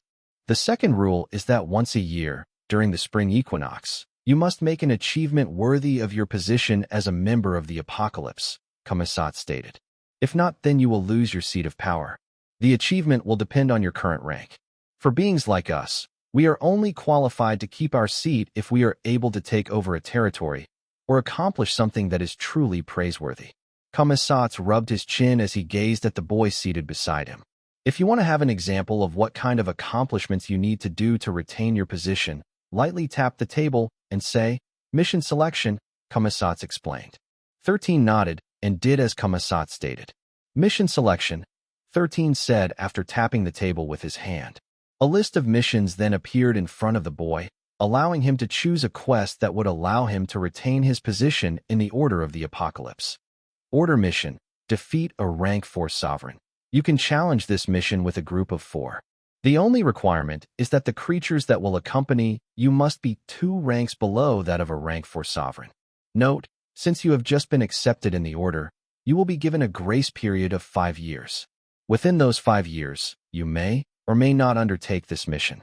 This mission can be cleared multiple times, and your achievements will stack up with every rank 4 sovereign that you defeated. Clearing one mission will allow you to retain your position for a year longer. Kamasats, who was laughing a while later, could no longer laugh after seeing the mission that was available for 13. "What is this?" Kamasats asked. "Is this a joke? Just kill a rank 4 sovereign, and he gets to keep his seat of power? Are you kidding me?" The other members of the order also didn't find this development funny.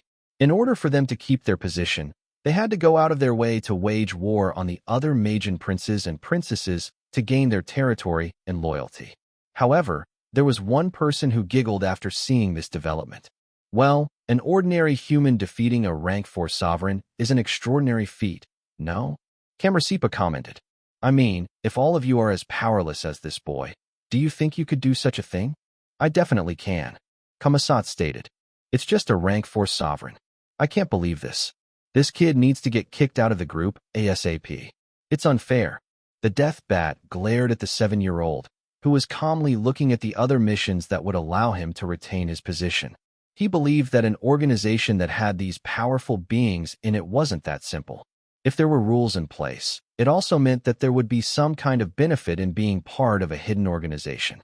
"Are there any other rules that I need to know?" 13 asked. Seeing that Kamasats was no longer in the mood to explain anything, Kamarsipa decided to take over. The third rule states that if ever one of the members of the order were to ask a favor from any one of its members, they would have the right to reject it. Simply put, just because we are in the same organization, that doesn't mean that we are required to cooperate with each other. Cooperation is possible if both sides agree to a condition. This condition cannot be broken, and anyone who tries loses their right to remain in the order, and their seat of power will then be transferred to the person that they had agreed to cooperate with. The one who gains the extra seat of power will then have the option to bestow it to anyone they desire. This is their right, and is acknowledged by the founders of the Apocalypse. Kamarsipa paused before looking at the boy with a mischievous smile on her face. Of course, even with a condition or contract in place, there can still be loopholes, so you have to be wary of falling into a trap. 13 nodded and smiled internally. When it came to loopholes, he believed that no one in the order would have more experience than him. "Is there anything else?" 13 inquired. "No," Kamarsipa replied. "Those are the only rules of the order." 13 then rested his chin on the back of his intertwined hands as he gazed at the beautiful Magian princess. "Then, what about the benefits?" 13 asked. "Surely, there should be some benefits in being part of this organization, right?" "Of course," Kamarsipa nodded. "And believe me, the benefits here are one of the reasons why everyone is now aiming to have you killed by their acquaintances, so that the rewards for being part of this organization will fall in their hands." 13 couldn't help but narrow his eyes because this was something that he needed desperately. As someone who was unable to gain any kind of items or rewards from Solterra, anything that would give him great benefits was something that he had no intention of letting of, no matter what. Chapter 245, The 13th Member of the Apocalypse, Part 2. Chapter 245, The 13th Member of the Apocalypse, Part 2. The benefits will be explained to you by the will of Metatron, Kamarsipa explained. But, to give you an idea, I will tell you what you need to know. Once a year, before or during the night of the solstice, we are allowed to enter the gate of the Apocalypse. Within it are treasures that are only available to the members of the order. Every year, we are allowed to take one item, and only one item from the treasury. Also, we have what you call the Apocalypse points. Remember the missions that will allow you to remain as a member of the order? Completing that mission will allow you to gain 1 point. The more points you accumulate, the more layers of the treasury will be open to you. However, there are special missions that can give you anywhere from 10 points up to 100 apocalypse points. If you want to know what these missions are, just hold the key in your hands and close your eyes. It will tell you the mission that will allow you to gain more points than usual. 13 nodded in understanding. Right now, he didn't plan on checking what kind of missions would give him more apocalypse points. He could already tell that the mission would be more dangerous than just hunting a rank 4 sovereign. Now, summon your token. Camersipa smiled. That is the key that will allow you to visit this place anytime you want to. It is also the key that will take you to the gate of the apocalypse to get your reward for becoming one of our members. 13 opened the palm of his hand and looked at it with narrowed eyes. A second later, a black token with a sunburst design appeared, making him arch an eyebrow. The moment the token appeared on his hand, a flood of information entered his brain, telling him of the rules of the orders, as well as the ways to go to the treasury of the apocalypse. Right in front of everyone, 13 disappeared without a trace, making the members of the apocalypse glance at each other with smiles on their faces. One by one, they disappeared from the conference room to return to their own territories. They were unable to wait for even a moment to inform their acquaintances that Arundel had been defeated by a human boy that hadn't even stepped into the rookie rank.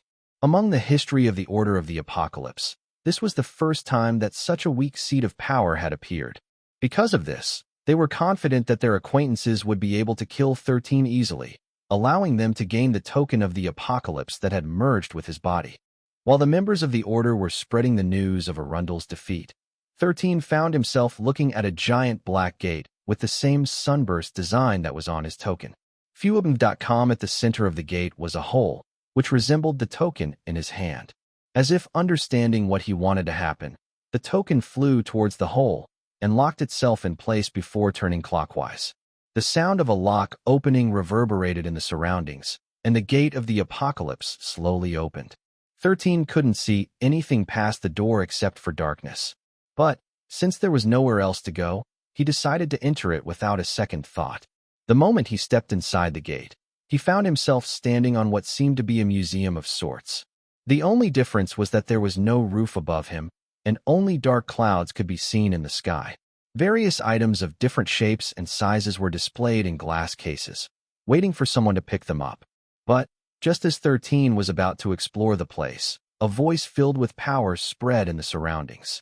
Congratulations, 13, for becoming the 13th member of the Apocalypse.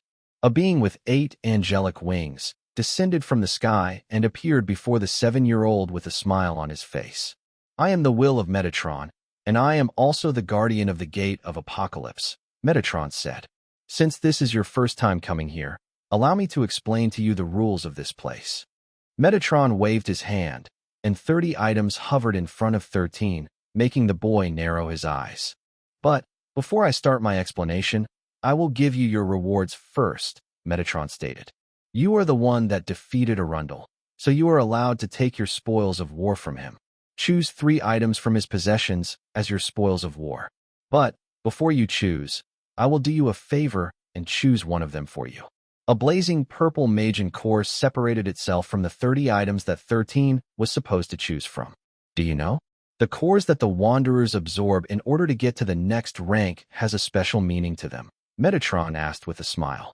Before you Wanderers rank up, the one will select the highest ranking core that you have absorbed before your breakthrough. This would allow you to gain anywhere from 1% to 20% of that monster's strength. This is also the reason why not all rookies are equal. Depending on the quality of the core that you absorb, the power you gain will also rise drastically. However, there is just one problem. The highest core that a Wanderer who had just started his first wandering can absorb is a rank 5 monster. Anything higher than that would cause their body to explode. The will of Metatron smirked as she snapped his fingers, making a chart appear in front of 13. Core points rank 1 1 point rank 2 5 points rank 3 10 points rank 4 100 points rank 5 500 points rank 6 3000 points rank 7 10,000 points rank 8 100,000 points rank 9 500,000 points Prince 1 million points. You already know that each core gives different points to Wanderers, Metatron explained. In order to reach the rookie rank, you need 200 rank 1 cores or 2 rank 4 cores. However, You can simply absorb a rank 5 core and meet the requirements needed for a breakthrough. Doing so is also the most recommended approach. Depending on that monster's specialty, a wanderer could become stronger, faster, smarter, flexible, and luckier, depending on the rank 5 monster core that he absorbed. Anything above rank 5 will make the wanderer die of self-implosion, so they can't be too greedy. Of course, 13 already knew this information, which was why he had given Christopher and Colbert the rank 5 cores of alpha hyenas that served as the diabolical hyenas' bodyguards. Both of them were his subordinates, so he made sure to give them the best. As for Rihanna, he took pity on her and also gave her a rank 5 core. But this core came from the pile that was located in the diabolical hyena's den. He didn't know what kind of monster it was from, but he was certain that it was at least of the alpha rank. Although the young lady wasn't really his subordinate, she had played an important role and acted as his support during his stay in the barbarian lands. Because of this, he decided to be generous and allowed her to benefit from the spoils he got from defeating the hyena overlord. Chapter 246, the 13th Member of the Apocalypse, Part 3. Chapter 246, the 13th Member of the Apocalypse, Part 3.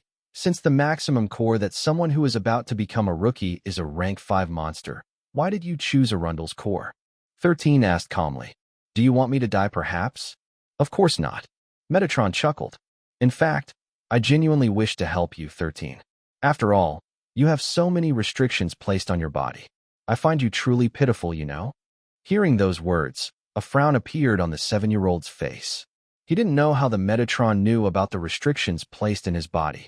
I may only be a residual will of my true self, but remember this, 13. In this world, I stand above the celestials and fiends, Metatron said. You can even say that I am the being that is closest to becoming God. Because of this, I am able to see the restrictions on your body just by looking at you. Since you will stay as a rookie for life, wouldn't it be a shame if you didn't get Arundel's core and gain a fraction of his power? Metatron was like a devil tempting 13 to sell his soul to him in exchange for something good. But the boy knew that the being in front of him was worse than a devil. However, he also knew how devils operated because one of his hosts was an archdevil in the past. Don't worry, I will not do anything bad to you, Metatron stated. In fact, I very much support you. After all, you're just like me, don't you think? Both of us hate fate. So, why don't I help you absorb this Magian core that belonged to a prince? Also, I will give you one more bonus. After you successfully absorb this core, I will allow you to choose one skill that belongs to Arundel and make it your power. That won't happen, 13 shook his head. I am unable to learn any skills. Correction, 13. Metatron wagged his finger in front of the boy, shaking it left and right. You're unable to learn skills the normal way. But with my help, you will be able to learn one of Arundel's powers. Didn't I tell you? I am the closest to becoming a god in this world. If the one can bestow skills upon you, I can easily do the same. The fun part is that your restrictions can't do anything about it. Do you want me to tell you why? 13 nodded. It's because whoever placed those restrictions on you broke the rules of the world, Metatron explained. Because of this, the power restricting you is stretched very thin. If that restriction were to try rejecting a skill given to you by someone extremely powerful, what do you think would happen? The restrictions would collapse, 13 answered in a heartbeat. Metatron nodded. That's right. So, the moment your restrictions refuse this skill, it will reach its limit and shatter into countless pieces. This will allow you to break free from the hold of a god who thought that they could shackle those who wished to fight against fate. 13's expression became serious because according to his calculations, Metatron was right. But since he believed that his father would prioritize his restrictions over preventing him from getting a skill, he believed that Metatron's plan on giving him one would succeed. Of course, that would be based on the theory that he would not implode after absorbing the core of the Magian Prince, which was worth 1,000,000 points. 1,000,000 points was enough for 13's grandfather, Arthur, to become a monarch. So what do you think, 13? Metatron asked. Do you want to take this chance to gain a portion of the strength and ability of a Magian Prince? 13 didn't even need to think. Since he was limited to the rookie rank, he would take the risk of obtaining a power that no rookie had ever achieved in the worlds of Pangaea and Solterra. Do it, 13 replied firmly. Good. Metatron nodded with satisfaction. Although I promise that you will survive in absorbing this core, Do understand that it is going to be very painful. I hope that you are prepared for pain. I eat pain for breakfast, 13 stated. As long as I don't die, nothing will break me. Ha ha. I'd like to put that theory to the test. Metatron grabbed Arundel's core and pressed it over 13's chest. Tell me, would you like to try dying once? Joke's on you, Metatron. 13 said as Metatron forcefully pressed the core into his chest. I've already died once. The Majin core merged with the boy's body. 13 braced himself for the pain, but after waiting for several seconds, the pain that he was waiting for didn't come. Ha ha, Metatron laughed. You should have seen yourself gritting your teeth so hard, ready to endure the pain. Actually, the Majin core you absorbed is your reward, so you won't feel any pain. In other words, the core has accepted you as its new master, so it will not hurt you. On the contrary, it will even allow you to gain its powers without any pain. Suddenly, several rows of text appeared in front of the 7-year-old, highlighting the skills and abilities that Arundel possessed. You can only choose one, Metatron cautioned. So choose the best. Freewebble.com 13 read the information of the skills and abilities in front of him for several minutes, taking time to understand the pros and cons for using them. Arundel possessed many skills, so it took a while for 13 to read all of them. Metatron, who seemed to be happy to have someone to talk to, waited patiently for 13 to finish choosing. In the end, the boy decided to choose Arundel's signature move, which was called Disintegrator. That was the same ability that he used to completely erase the golden bolt that 13 had specially prepared for him. Congratulations! You have learned the skill, Disintegrator. Squinting eyes face, Disintegrator. Once a week, you will be able to use the skill that can completely disintegrate anything you touch, leaving nothing behind. You can only disintegrate living creatures that are of the same rank or weaker than you. You are able to disintegrate any inorganic object, regardless of their rank. Golem constructs or any other artificially created life forms will also be disintegrated by this ability, regardless of their rank. A faint smile appeared on 13's face. Although this skill could only be used once a week and was ineffective against living creatures who were stronger than him, it was still very useful because he could use it in many ways. Metatron also grinned. The boy didn't disappoint him and chose Arundel's strongest skill. Well then, you can now choose 2 more items from Arundel's collection. Metatron crossed his arms over his chest. After that, I will let you pick 1 item from the treasury of the apocalypse. So be sure to choose only the best, okay? 13 didn't need Metatron to say that to him. Even now, he was busy checking all of Arundel's possessions, looking for things that he or his subordinates could use, which would help them greatly when they arrived on the main continent of Solterra. Chapter 247 The 13th Member of the Apocalypse, Part 4. Chapter 247 The 13th Member of the Apocalypse, Part 4. After going through Arundel's personal treasures, 13 decided to pick 2 things from them. The first one was a crimson ring, which he believed was a storage ring. All the storage rings in Solterra and Pangaea had a storage space of 4 square meters. According to Metatron, the ring he picked was called the Ring of the Apocalypse and had a storage space of 200 square meters. Its storage capacity alone was more than enough for 13 to choose this item. But that wasn't all that the ring could do. It was a very special ring that had the ability to store both living and non-living things inside of it. All the members of the Order of the Apocalypse had this ring because of its usefulness. At first, 13 was in doubt. But after the Metatron said that he was allowed to return and exchange the ring for another item if it didn't meet his expectations, he decided to trust Metatron this one time. A storage ring that could store living creatures had strategic value in it. But what surprised 13 the most was the fact that the ring was a divine item. Divine items will not be affected by the restrictions that are placed on your vessel, Metatron stated. However, not everyone, especially those of the rookie rank and below, could use such items. Fortunately, this is a reward that a god has personally bestowed upon you. This means that regardless of your rank, you will be able to use it normally. Aren't you lucky, 13? Being part of the Order of the Apocalypse is nice, right? You get to acquire items of this level once a year, allowing you to bypass the restrictions of item ban and skill ban. 13 neither agreed nor disagreed with Metatron's words. But one thing was clear. Staying with the Order of the Apocalypse would allow him to grow despite the limitations that shackled him in place. Now, Choose your last reward. Metatron crossed his arms over his chest. After that, we will visit the treasury so that you can gain one more freebie. I'm such a nice person, don't you think?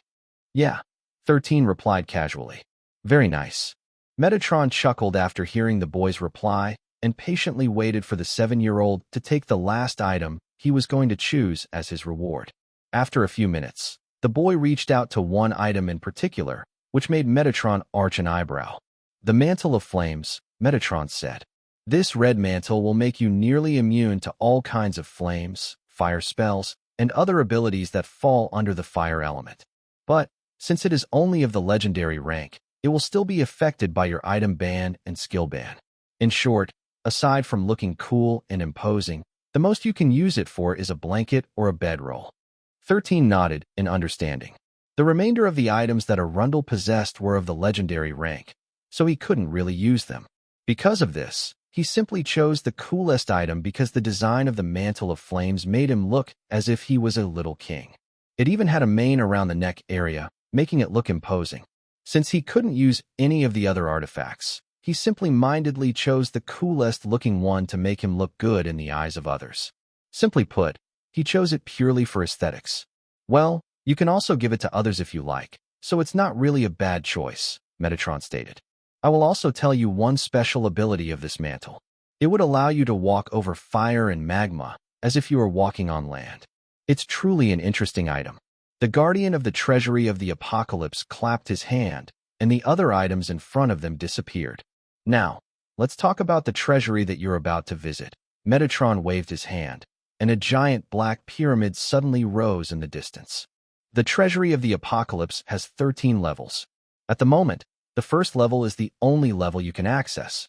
However, as you gain more apocalypse points, you will be able to unlock the higher levels, which hold rarer items. What items can be found on the 13th layer? 13 asked. You're already eyeing the 13th layer?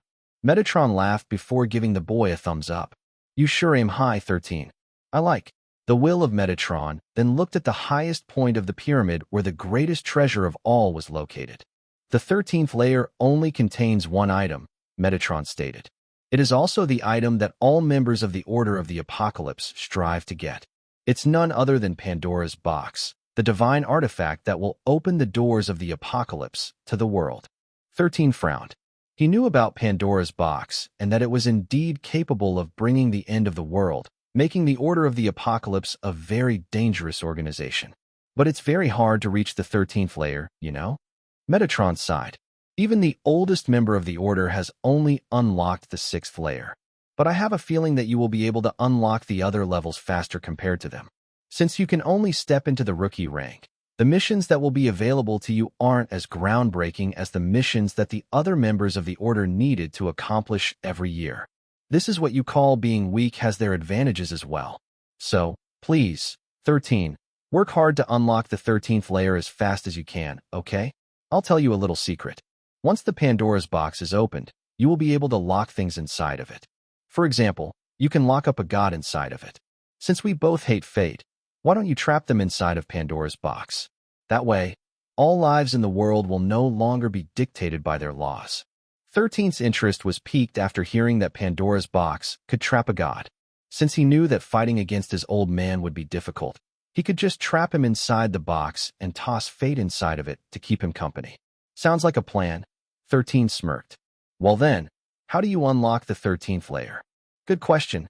Metatron waved his hand, and several numbers appeared on each layer of the Black Pyramid. 100, second layer 200, third layer 400, fourth layer 800, fifth layer 1600, sixth layer 3200, seventh layer 6400, eighth layer 12800, ninth layer 25,600, 10th layer 51,200, 11th layer 102,400, 12th layer 204,800, 13th layer. You'll need 100 Apocalypse points to unlock the second layer of the treasury, Metatron explained. 200 for the third layer, so on and so forth. As you can see, the difficulty for unlocking each layer jumps up considerably, so until now, only Camerasipa has managed to reach the 6th layer. Metatron's revelation didn't surprise him. He believed that only Camrasipa would be able to accomplish such a task. With her power of divination, she would be able to choose the best missions for her, which would allow her to gain many apocalypse points every year. Well then, let's enter the first layer, Metatron said with a smile. There are no divine artifacts on the first layer, but there are plenty of legendary artifacts inside of it. I'm sure that you will be able to choose one that you can give to your subordinates, regardless of their rank. Regardless of their rank. 13 arched an eyebrow. You mean, I can give it to a rookie and they can use the abilities of that item? FREOWebnovel.com, of course, Metatron replied. This is what you call bestowal. The members of the Order use these items to reward their subordinates who performed well. Can I sell it? 13 inquired. Of course not, Metatron answered. Any items that belong to the Order cannot be sold or auctioned away. Doing so will have your rights to enter the treasury revoked for 100 years, which will be a very sad thing, no? 13 no longer said anything and entered the treasury to choose one legendary item, which he didn't plan to use for himself. This time, it took 13 5 hours to go through all the items on the first level of the treasury. There were many incredible artifacts that were housed inside of it, and the 7-year-old had a very hard time deciding which one he would take with him. After nearly an hour of deliberation, he decided to choose a purple conch shell that could be blown like a horn. 13. You like to court death, don't you? Metatron didn't know if he should be impressed or disappointed by the young man's choice. I don't plan on dying anytime soon, 13 stated. But it will be best to have 1 or 2 trump cards if things go south. Are you sure that you want to pick that item? Metatron inquired. You will only be allowed to enter the treasury again after the night of the solstice. Will you not change your mind? No, 13 replied. I'm fine with this.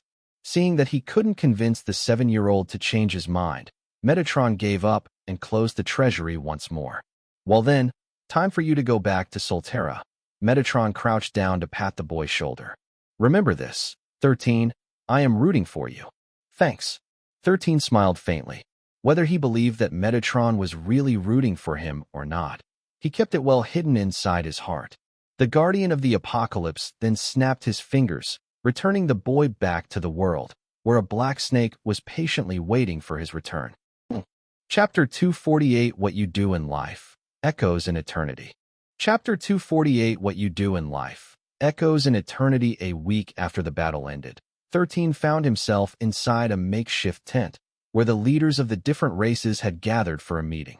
Since the Barbarian King, the Orc King, and the Troll King had died in battle, the people and monsters who would take their place were also invited to the meeting. Representatives of the other races were also there to serve as witnesses for the discussion that they would be having right now.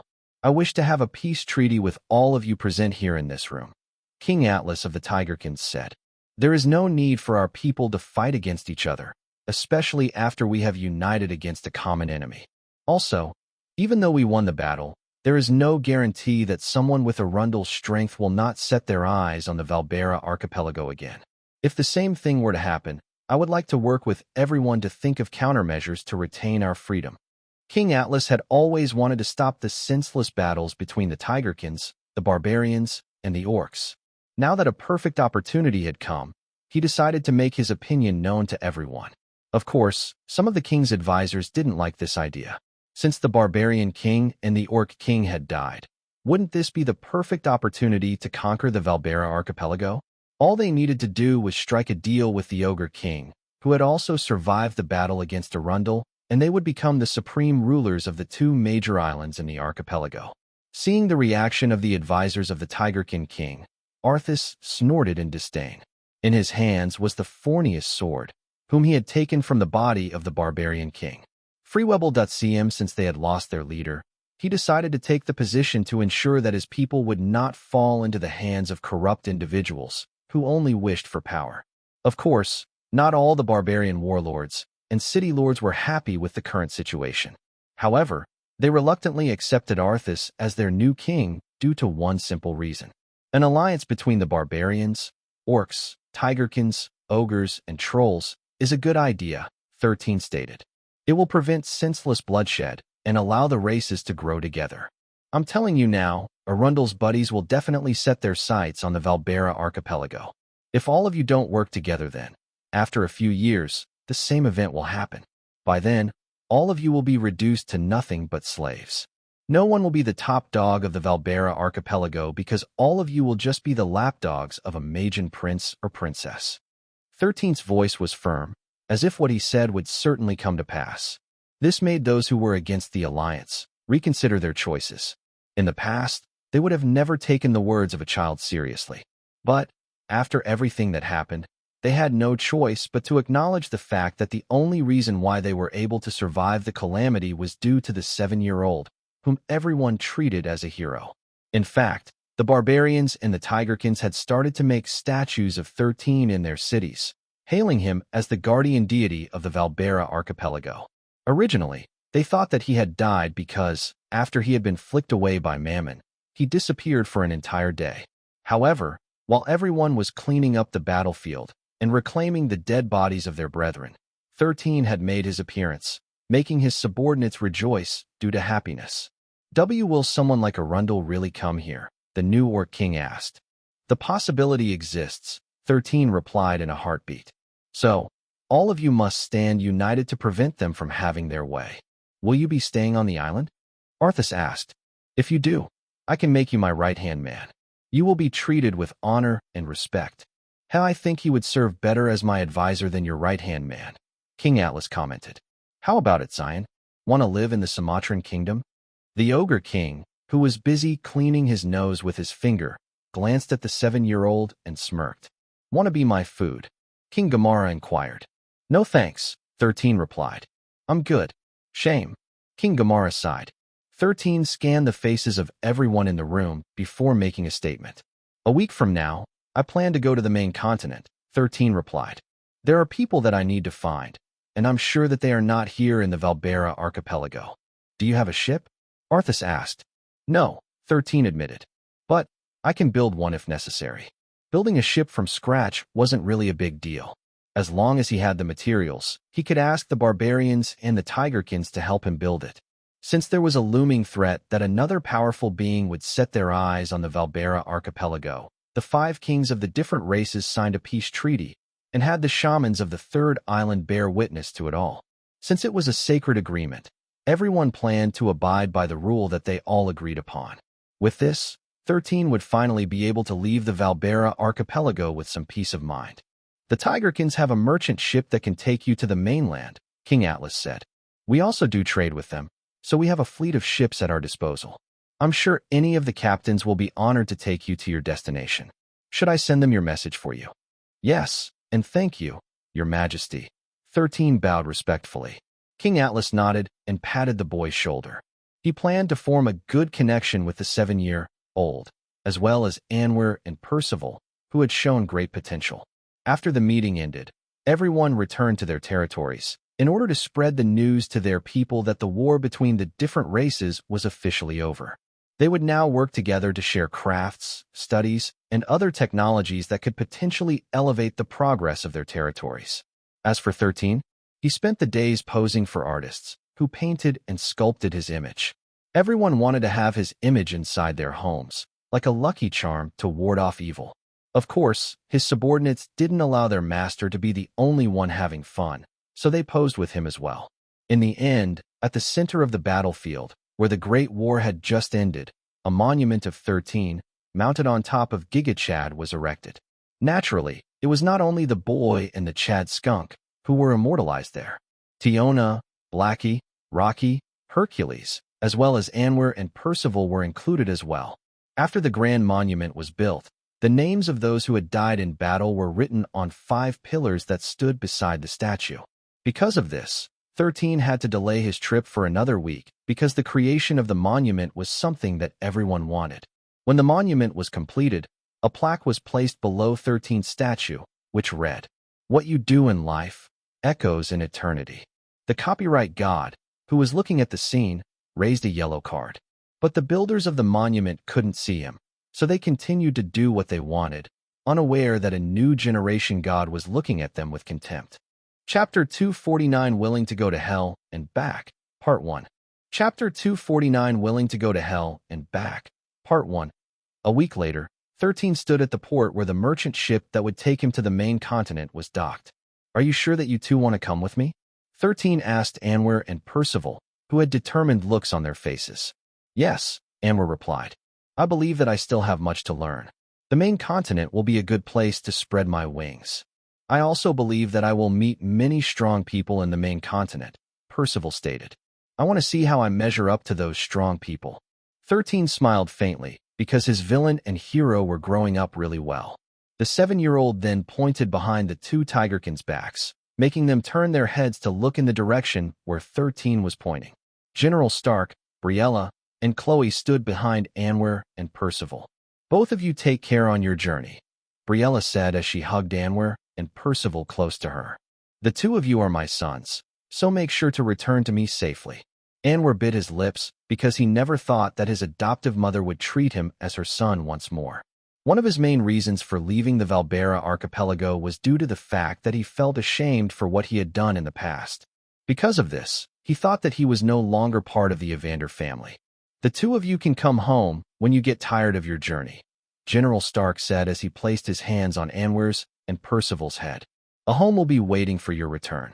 Suddenly, Anwer felt someone hug him from behind, making his body stiffen. He didn't need to turn his head to know who it was, because there was only one other person who could hug him at this moment. Make sure to return back safely, Cleo said as she rested her head on Anwer's back. I'll be waiting. Brother, how about me, sister? Percival asked, feeling left out. Of course, you also come back safely. Cleo reluctantly pulled back from hugging Anwer and hugged Percival as well. I'm sure that when you return, you will have become a better version of yourself, Percival. Did you see it in your vision? Percival asked with genuine curiosity. No comment. Cleo giggled before whispering something in Percival's ear. Always listen to Xylen. He will show you the path to greatness. Cleo then pulled Anwer toward the merchant ship because she wanted to say something to Anwer that she didn't want her parents to see and hear. 13, who had an idea about what it was, only smirked as he ordered his subordinates, who had decided to go with him to the mainland, to board the ship. The merchant ship was very large, so even Rocky, who was the longest member of his party, was able to fit properly. The two orcs, O1 and O2, who had been revived by the one, decided to follow 13 as well. Even the trolls, T1 up to T10, had decided to join the human boy on his journey to the mainland. To his surprise, Amory and the assassins, who had once tried to kidnap Briella and Cleo, had decided to follow as well. They wanted to stay as Anwer's subordinates and be his strength to challenge the unknown of the main continent. A few minutes later, Cleo disembarked from the ship, her face as red as a tomato. Although Anwer tried to hide it, the smile on his face was a dead giveaway, making the 7-year-old chuckle. Goodbye, everyone, 13 shouted as he waved at the people who had come to see him off. Let's meet again in the future. Countless people had come to see their hero off on his journey, and they all cheered and waved at the human boy who would forever remain in their hearts. The legacy that he had left behind would become the foundation that would elevate the strength of the Valbera archipelago to new heights. While 13 was saying goodbye to everyone, another person said his goodbyes as well in Pangea. Leventis family residence. Are you sure about this, Christopher? Michael asked. Currently, the chubby boy was kneeling on the carpeted floor with his head bowed. Arthur, who was seated on his throne, looked at the boy with a calm expression on his face. Christopher's former master, Terence, who had now become a rookie, looked at his retainer in disdain. Yes, Sir Michael, Christopher replied with his head still bowed. You know that a retainer of the Leventis family is not allowed to quit without a good reason, right? Michael asked. And yet, you still wish to break your vows and ties to our family. A retainer who had pledged their loyalty and allegiance to a prestigious family would usually have to pay a heavy fine or be whipped 100 times before they were allowed to leave. Since Christopher was dirt poor and his mother was on life support due to the Leventis family's generosity, the only option for him was to be whipped 100 times. Usually, the one who would do the whipping would be the master, whom he had sworn allegiance to, which was none other than Terence. Tell me, why do you wish to leave? Arthur, who had been silent earlier, asked. FREOWebnovel.com. I am very indebted to Master Terence, but after everything I've been through in Solterra, I realize that there is only one master who I wish to serve with every fiber of my being, Christopher replied. And who is this person? Arthur inquired. Is he better than Terence? The name of the master I wish to serve is none other than Xylen Leventus, Christopher replied. He is the person I wish to serve. Huh? Terence interjected. You wish to serve that useless brat? Have you lost your mind, Christopher? I will give you one last chance. Swear your loyalty to me once more, and I will let this incident slide. Christopher, whose head was touching the carpeted floor, didn't even raise his head and made his declaration. The only person who I want to serve in this lifetime is young Master Xylen, Christopher stated. I'm sorry, Master Terence, but I already made up my mind. Fine. Terence sneered as he took out a whip from his storage ring. Accept your punishment, then. Christopher braced himself to get whipped senseless by his former master. He only hoped that Terence would not actually kill him.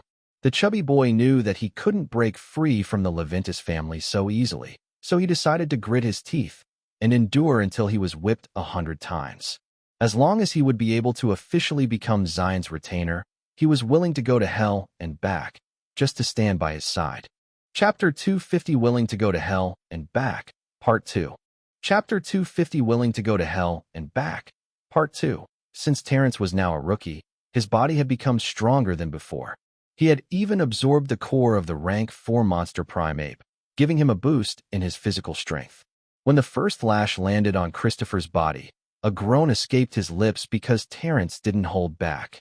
FREOWebnovel.com The place where the whip landed had torn Christopher's shirt, showing a reddened skin at the place of contact.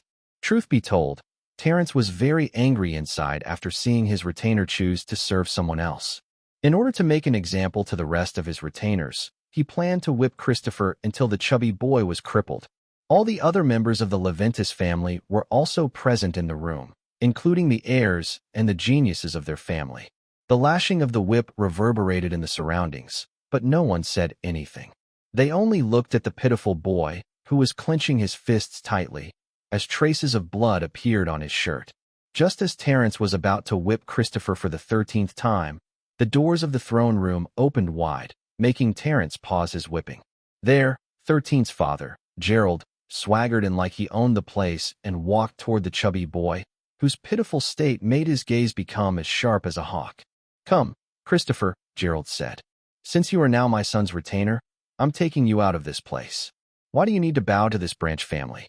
They're so not worth it, you know. Christopher, who heard a familiar voice, teared up. But he didn't raise his head because he didn't want Gerald to be punished for trying to save him. Gerald's right hand was still in a cast, but he didn't hesitate to pick Christopher up with his left arm, holding him securely in place. Well then, I'll be taking my leave, Gerald said as he turned around, carrying the chubby boy in his arms. Where do you think you are going? Arthur asked. That boy is only getting the punishment he deserves for leaving the Leventus family. Shut up, old man, Gerald said before glaring in Arthur's direction. This boy is Xylen's retainer. Are you sure you wish to offend my son? Oh, Arthur arched an eyebrow. Since when did you have the guts to talk back to me, Gerald? Since now, Gerald replied with contempt. What? You want a piece of me, old man? Let's take it outside. After facing off against a Magian prince, Gerald's worldview had changed completely. Back then, he thought that monarchs and thrones were the gods of the world. But after seeing how his son fearlessly faced off against Arundel, Gerald knew that he must not stand still and watch his son go to the battlefield on his own. His face-off against Arundel made him understand the difference in strength. So after meeting an existence that was stronger than a monarch, Gerald was no longer impressed by the might of a mere throne. Also, even if Arthur fought him, he was certain that he would be able to survive. The reason? It was because he now possessed a mythical armor of his own, made from the scales of a rank 9 dragon sovereign. Hurricane was a rank 9 djinn, boasting an incredibly strong body that was near impenetrable. The only reason why it was defeated in battle was due to the fact that the Tigerkin King and the Ogre King were both using weapons made from thorniest body parts, which had the ability to give a rank 9 sovereign serious injuries. If Gerald were to face off against his father, he was confident that he would survive as long as Arthur didn't use the mythical weapons that he had crafted for him. Seeing Gerald's fearless gaze, Arthur couldn't help but frown because he could tell that the black sheep of his family wasn't the least bit scared of him. Leave Christopher behind, or else, Arthur ordered. He needed to show everyone that the dignity of the Leventis family wouldn't be brushed off like it was nothing. Or else what, Arthur? Callista walked inside the room with a smile on her face. Come, I want to hear what you're going to say next. Gerald laughed internally at his old man. Of course, he wouldn't barge into the Leventis residence unprepared. Although he was confident that he would survive his father's tantrums, he still used his brain and went to his mother to ask for backup. With Lady Callista on his side, Gerald could move unhindered in the Leventis residence. Callista, stay out of this, Arthur stated. Fine, Lady Callista replied. Gerald, I'll be living in your house from now on. I'll stay out of this place. Good decision, Mother. Gerald glanced at Arthur with a smug look on his face. Let's go. The two left without even giving Arthur a backward glance. Terence, who was feeling aggrieved because Christopher's punishment ended prematurely, looked at his grandfather with a face filled with injustice. Grandfather, silence. Arthur almost roared in anger, making Terence and the other retainers of the Leventis family cower in fright. Michael adjusted his glasses and sighed in his heart. Everything had become a mess. He had planned to stop Terence from killing Christopher when the chubby boy's life was in danger. Truth be told, he and his father, Arthur, didn't want to become Xylen's enemies. Both of them had recognized that the 7-year-old was an abnormal existence. Due to Christopher's firm stance, it was very easy for them to deduce that he had met 13 in Solterra.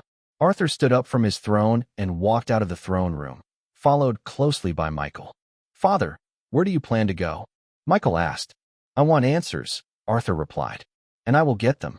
A second later, both of them disappeared as they ran after Gerald, Lady Callista, and Christopher, who were returning to their home near the base of the mountain. Chapter 251 Why Would He Choose You? Chapter 251 Why Would He Choose You?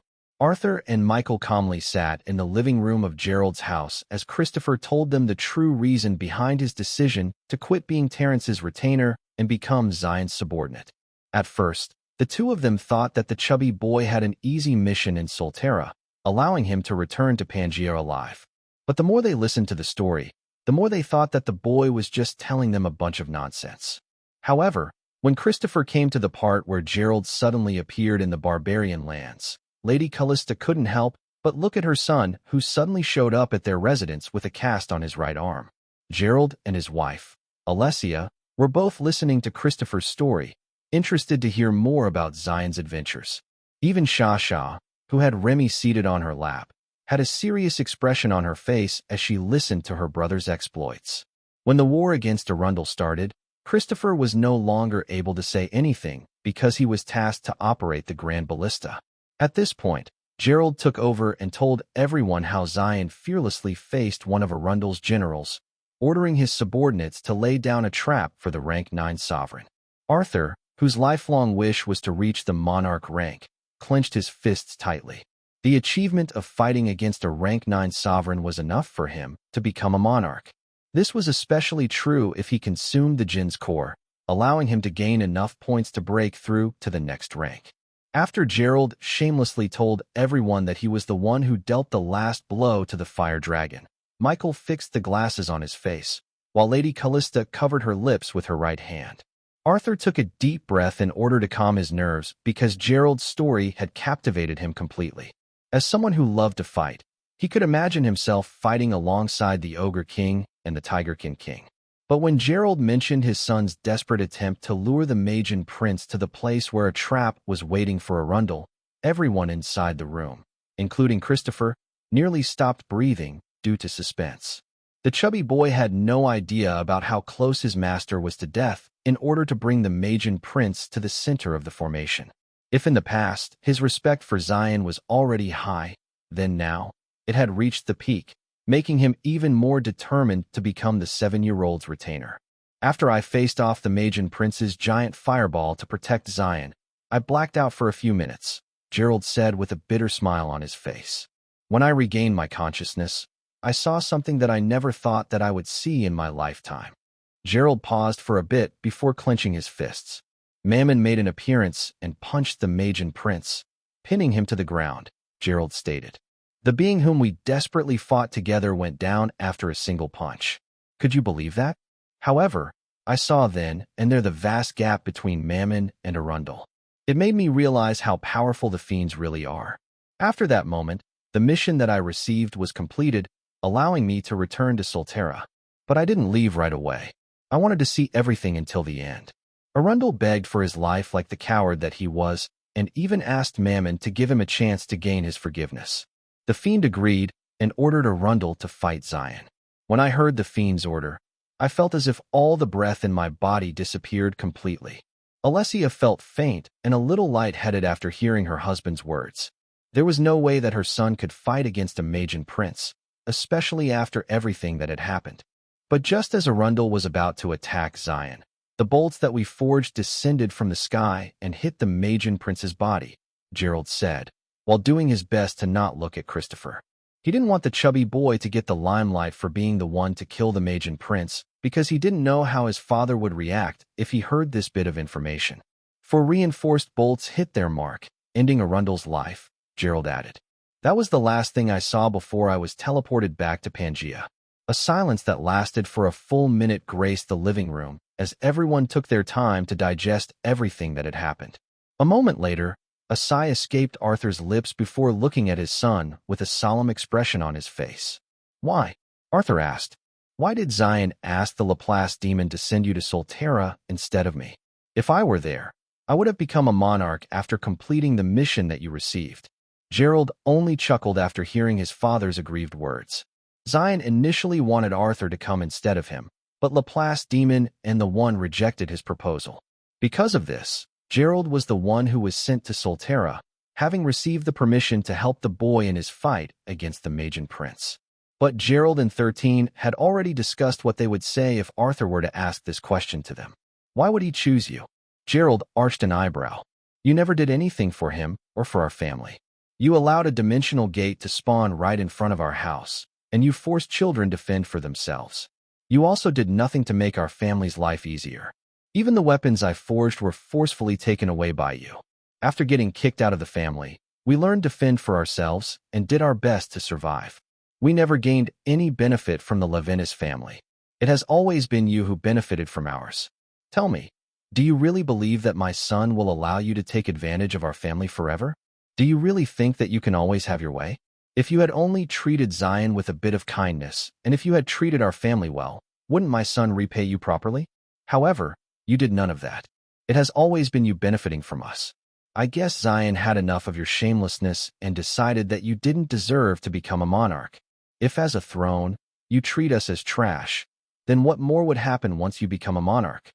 I would have invited you back to the family if I had become a monarch, and we could have started with a clean state, Arthur replied. I would have invited you back to the family if I had become a monarch, and we could have started with a clean state, Arthur me? Go back to the family. Gerald sneered. No, thank you. Why would I return to that rotten place? I'm happy here with my family, and I'll continue to be happy with them. We don't need the Leventis family. We don't need you. Gerald's emotion rose up to the surface as he glared at his father. All the pain that he had kept inside after he was kicked out of the family burst forth like a raging tide. But after becoming a blacksmith, he had gained the ability to rein in his emotions. Xylen will be staying in Solterra for a few more years, Gerald said after a while. And knowing him, I'm sure that he will face more hardships. I also know where he will be going next, the main continent. Perhaps he will face another threat like the Magian prince. If you are really desperate to become a monarch, why don't you use your influence and connections to find him there? Maybe, just maybe, he will change his mind about you and call you when he needs someone to help him face a mission similar to the one we just finished. Besides, my son is a simple boy. If he is shown kindness, he will surely reciprocate. Before I forget, for some reason, Xylen has developed a fascination for attack helicopters. He is expecting the Remington clan to give him one after saving Harry from the orcs and helping him complete his mission. Of course, this isn't guaranteed, but I am certain that whoever gives him an attack helicopter will definitely receive his good impression. Also, he has already recognized Christopher as his right-hand man. If something bad happens to him, I'm sure that my son will be out for blood. Gerald smirked at his father and even playfully gave Michael a wink. Since his brother was the one who managed most of the family's affairs, he decided to appeal to him about Christopher, allowing the Leventis clan to let him go peacefully. Arthur glanced at the chubby boy whose gaze was locked onto the carpeted floor at his feet. Did Xylen really say that you are his right-hand man? Arthur asked. Yes, Your Excellency, Christopher replied in a heartbeat. This is why I wish to quit being Master Terrence's retainer. The only one I wish to serve is young Master Xylen. Fine, I will allow it, Arthur declared. Let's go, Michael. Yes, father. Michael fixed his glasses and stood up. He then gave Gerald a brief nod before following Arthur to the front door. Callista, let's go back, Arthur said calmly. I'll return after an hour. Callista remained seated. Arthur knew that his wife would do whatever she said, so he decided to leave before they got into an argument with each other. Since she said that she would return after an hour, then he would just wait for her to return to their residence. For now, he needed to inform the Leventis family in Solterra to keep a lookout for Xylen. If making the 7-year-old happy was enough to allow Arthur to become a monarch, he would not mind giving his good grandson an attack helicopter, which the boy wished to have for a very long time. A/N. Time for a time skip Kikik. Chapter 252 The Final Trial. Chapter 252 The Final Trial. 3 years had passed since the great battle at the Valbera archipelago. The sound of hurried footsteps echoed across the forest floor. We can't hold on much longer, a teenage boy shouted. All of you run away. Don't be stupid. How can we leave you behind? A teenage girl raised her hand to summon a rank 2 forest wolf, helping the boy face off against the rank 4 alpha bear that had suddenly ambushed their group from the rear. The forest wolf tried to get the bear's attention and even succeeded in doing so. However, it miscalculated the bear's strength and speed and suffered a serious injury after being swept away by its sharp claws. Run, the boy shouted as he grabbed the girl's hand, pulling her as he dashed. 2 of their members had already died from the bear's sneak attack, leaving only the 2 of them behind. The forest wolf tried to block the bear's path, but it was of no use. The alpha monster easily grabbed the wolf's head and crushed it effortlessly, making the avatar turn into particles of light. Once an avatar died in battle, its death was permanent, never to rise again. But it was still able to give the 2 teenagers half a minute head start to flee the bear, who was now charging at them from behind. We can't outrun it, the teenage boy thought as he heard the bear's roars coming from behind him. As a last desperate effort to protect his party member, he grabbed her body and used his back to shield her from the incoming blow. But at that exact moment, a blur flew past him. When the boy saw the fluttering blonde hair that only lasted for a few seconds, he suddenly felt hope bloom in his heart. The teenage girl with long blonde hair threw a pouch at the bear's head, making it explode. A red dust emerged from it, making the rank 4 alpha monster roar in pain as finely sliced, dried red chili peppers exploded on its face. Run, the blonde girl shouted, urging the 2 teenagers to run away. The 2, who had been given a second chance at life, didn't hesitate to follow her orders to run away. The blonde-haired girl glanced at the alpha bear before she, too, ran away. She didn't hesitate to escape, knowing that this was a monster far too powerful for her to face alone. Suddenly, a loud roar spread in the forest as the bear's brown fur suddenly changed to red. Although it was still having a hard time opening its eyes, it made a mad dash toward the fleeing girl, who had challenged its pride and dignity. The bear's strength and speed increased drastically, so even if the teenage girl zigzagged through the trees in order to create an obstacle for the bear, it was of no use. The bear simply smashed through these trees, destroying them like a juggernaut. She glanced behind her to look at the bear that had gone berserk. Because of that, she didn't notice the tree root in front of her, tripping her as she ran. The alpha monster, whose vision had gradually cleared, raised its paws in order to crush the human in front of it. Just as its claws were about to land on the girl's body, something big grabbed it from behind and pulled it away. The girl's eyes widened in shock when she saw a giant skunk-like monster slam the bear's body on the ground as if it was a wrestler.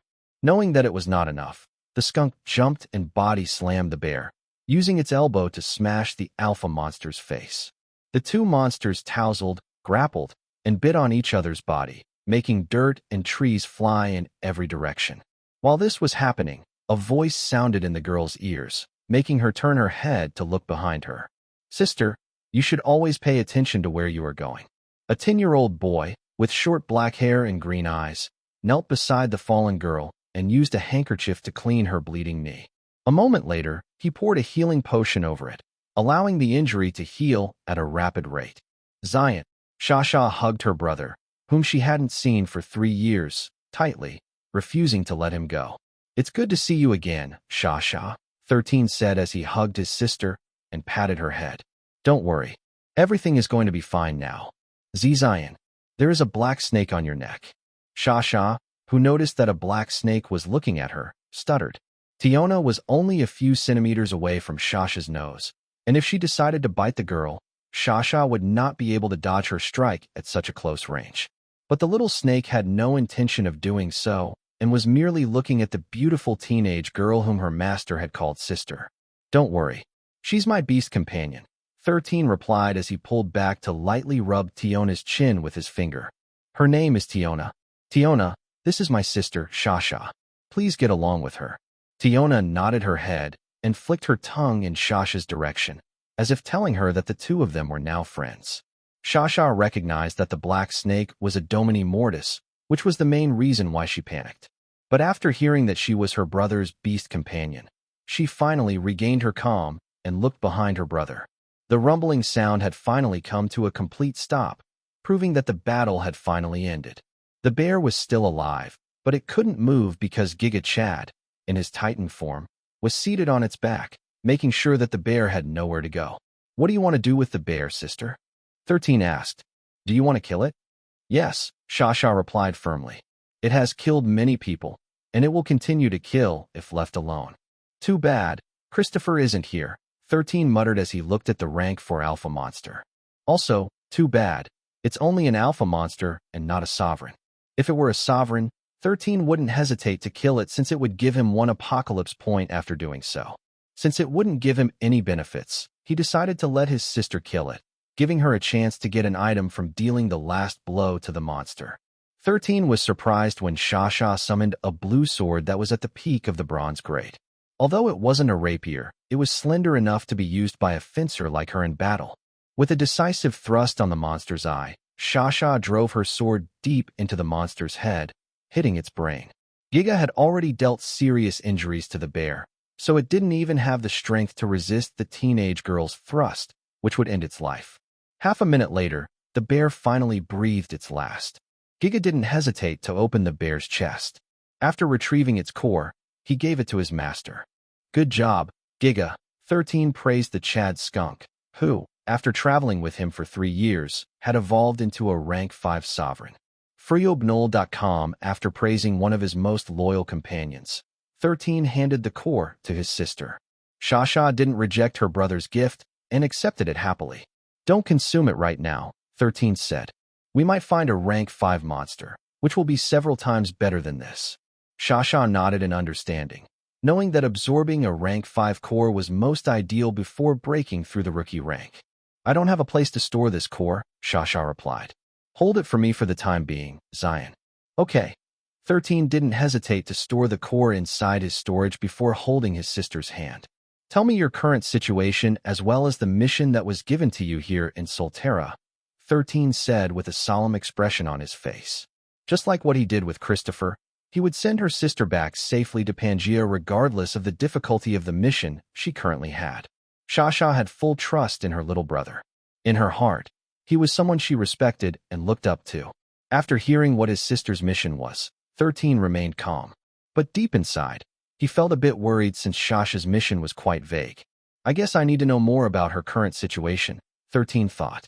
Maybe that will give me a clue about how to complete her mission. At the same time that his sister had finished saying what her mission was, the 10-year-old heard a notification inside his head, prompting him to open his status page. Unique quest. Quest category. Chain quest name. The 13 trials, final trial. Prevent the Moon Princess from getting corrupted. Reward. Your Destiny Bond skill will gain an upgrade. You will be able to summon your beast companions in Pangaea. You will be allowed to impart martial skills, as well as rune equipment to 3 people outside of your family. You will finally be able to return to Pangaea. Unlike the time when he was with Christopher and the others, he didn't receive the same mission that Shasha possessed. This only meant one thing. Since the rewards are quite good, I guess this is going to be another difficult mission, 13 thought. Instead of being happy, he was genuinely concerned because his mission gave him anxiety. It was the same anxiety he felt when his hosts were about to meet their end in the hands of people and beings who did not wish for them to exist. Chapter 253 Not Allowed to Touch. Chapter 253 Not Allowed to Touch. 13 followed his sister into a cave that was located at the base of a mountain. Shasha told him that aside from her, there were 16 other wanderers with her. However, since 2 of them had died due to the bear attack, only 14 were left. Originally, there were 30 of them, but the others decided to join another group of wanderers who were located in a valley outside of the forest. When 13 asked his sister why she didn't join that other group, a rare look of disgust appeared on Shasha's face, making the boy arch an eyebrow. That other camp is ruled by Cain Stallard, Shasha said. He wanted me to become his lover, but I refused. Although he didn't do anything to me, he always ordered his subordinates to harass our people, especially when we were hunting in the forest. Due to their harassment, many died, forcing the others to join his team because they were afraid that they would be the ones who would be targeted next. Stallard. 13 snorted. I guess being part of a monarch family makes him think that he can get everything he wants. He's just a frog who wants to eat a swan. You did well in refusing his offer. The 10-year-old wasn't aware that Arthur had thought long and hard on how to make 13 like him. Gerald's words 3 years ago had made him understand that if he had been kind to 13 and his family, the latter might have asked the Laplace demon to take him to Solterra. Of course, this was only a misunderstanding. From the start, the boy wanted Arthur to become a monarch. But, since the Laplace demon and the one were against it, he settled for the next best thing and took his father instead. This misunderstanding made Arthur go out of his way to introduce Shasha as a proper member of the main branch of the Leventis family. She participated in high-class parties and made connections with the other members of the monarch clans, as well as the 10 prestigious families. It was also because of this reason that Cain Stallard didn't dare to harm Shasha, despite wishing for her to become his lover. It was an unspoken rule among the monarch clans to never antagonize Arthur Leventis. Although he was just a throne, his fighting prowess matched that of a monarch. They even said that if he possessed a mythical weapon or had a way of breaking their domains, a one-on-one battle against the patriarch of the Leventis family could turn ugly really quickly. Fortunately, the monarch clans didn't know that Arthur did, in fact, possess mythical weapons, as well as the ability to break their domains. Because of this, Arthur no longer feared the monarch clans because he was confident that even if he didn't manage to kill them in battle, he would certainly be able to deal serious injuries to them, making them reconsider antagonizing him again. Of course, unless he was pushed into a corner, he wouldn't reveal his trump cards. When Shasha and 13 arrived at the end of the cave, they saw 10 teenagers huddled around a campfire. Where are Ross and Miles? Shasha asked. They decided to join the other team. Princess, a teenage girl, who had long brown hair, replied. Cain's subordinates came here as usual and promised us that we will be well taken care of if we join their team. Ross and Miles said that they had enough, so they decided to join them. 13 blinked once then twice before looking at his sister. Why is she calling you princess? 13 asked. A sigh escaped Shasha's lips because she already lost count on how many times she asked the other wanderers to stop calling her princess.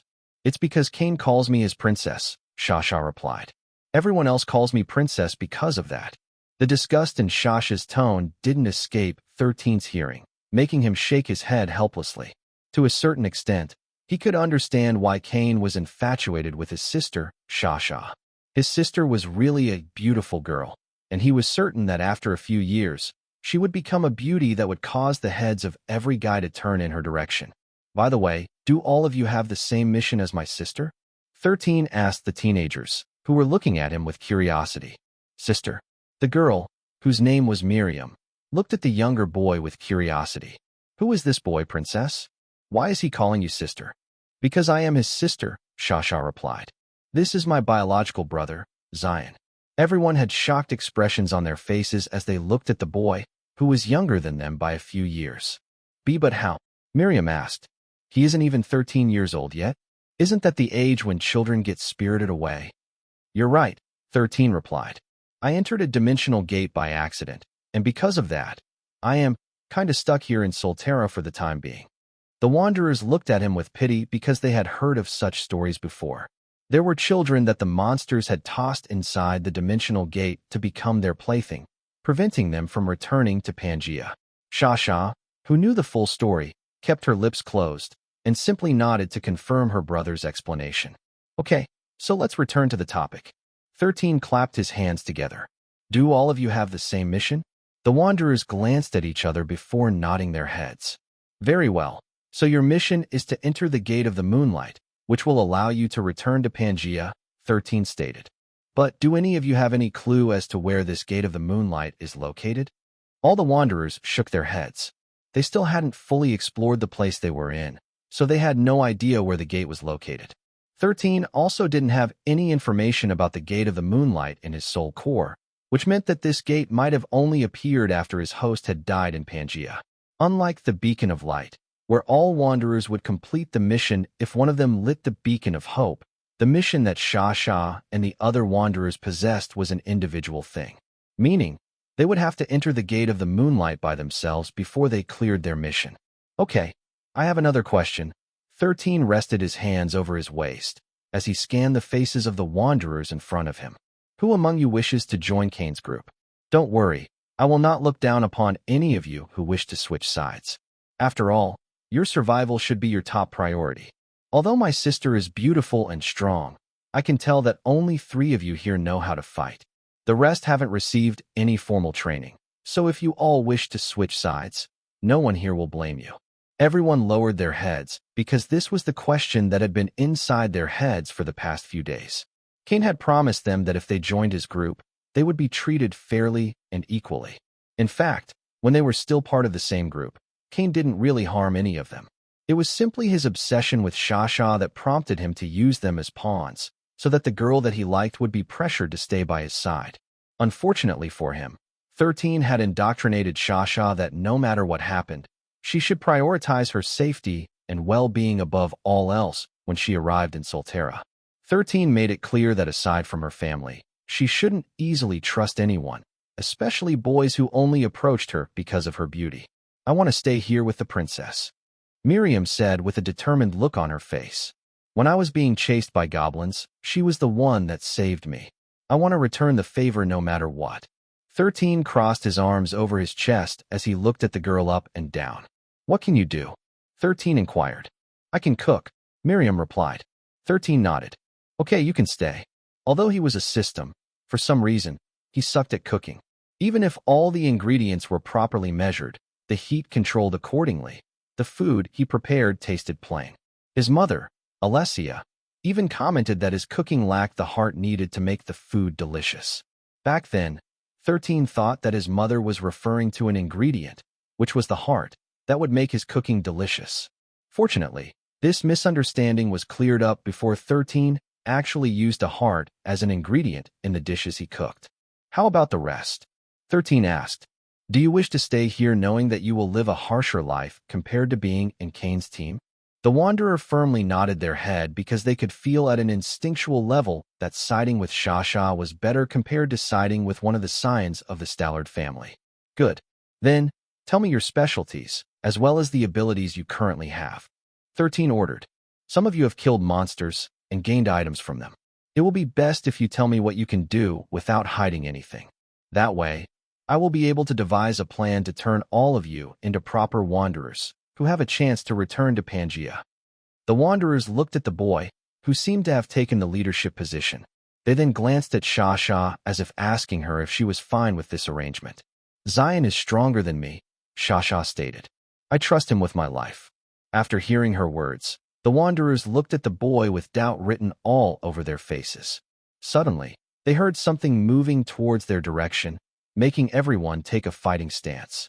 The flickering lights of the firelight then illuminated a monster whose eyes glowed like a torch in the darkness. They also noticed that it was dragging a bear behind it, making their faces turn pale. Calm down, everyone, 13 said. This is Giga. He is my beast companion. A moment later, a black snake slithered towards 13 and crawled up on his body. Tiona had stayed with Giga outside the cave to eat the brain of the rank 4 alpha bear in order to acquire a skill. The Blaze Chad skunk had hung the bear outside the cave to let it bleed out, removing its excess blood before bringing it back to his master. You know how to cook, right? 13 asked before taking out a sharp knife from his storage space and handing it to Miriam. Start cooking then. The boy even took out a few spices and condiments from his storage ring and placed them beside Miriam, making the teenage. Chapter 254, I will not allow any of them to piggyback off of me. Chapter 254, I will not allow any of them to piggyback off of me. After the wanderers inside the cave regained their composure, they looked at the 10-year-old as if he was some kind of celebrity who had jumped out of the TV screen in order to meet them. Although they didn't know what the skunk-like monster's rank was, they knew that the bear it had dragged into the cave was a rank 4 alpha monster. Miriam had gained an item that allowed her to appraise the ranks of monsters up to rank 4. Since she couldn't see the Blaze Chad skunk's rank, it only meant one thing. It was higher than rank 4.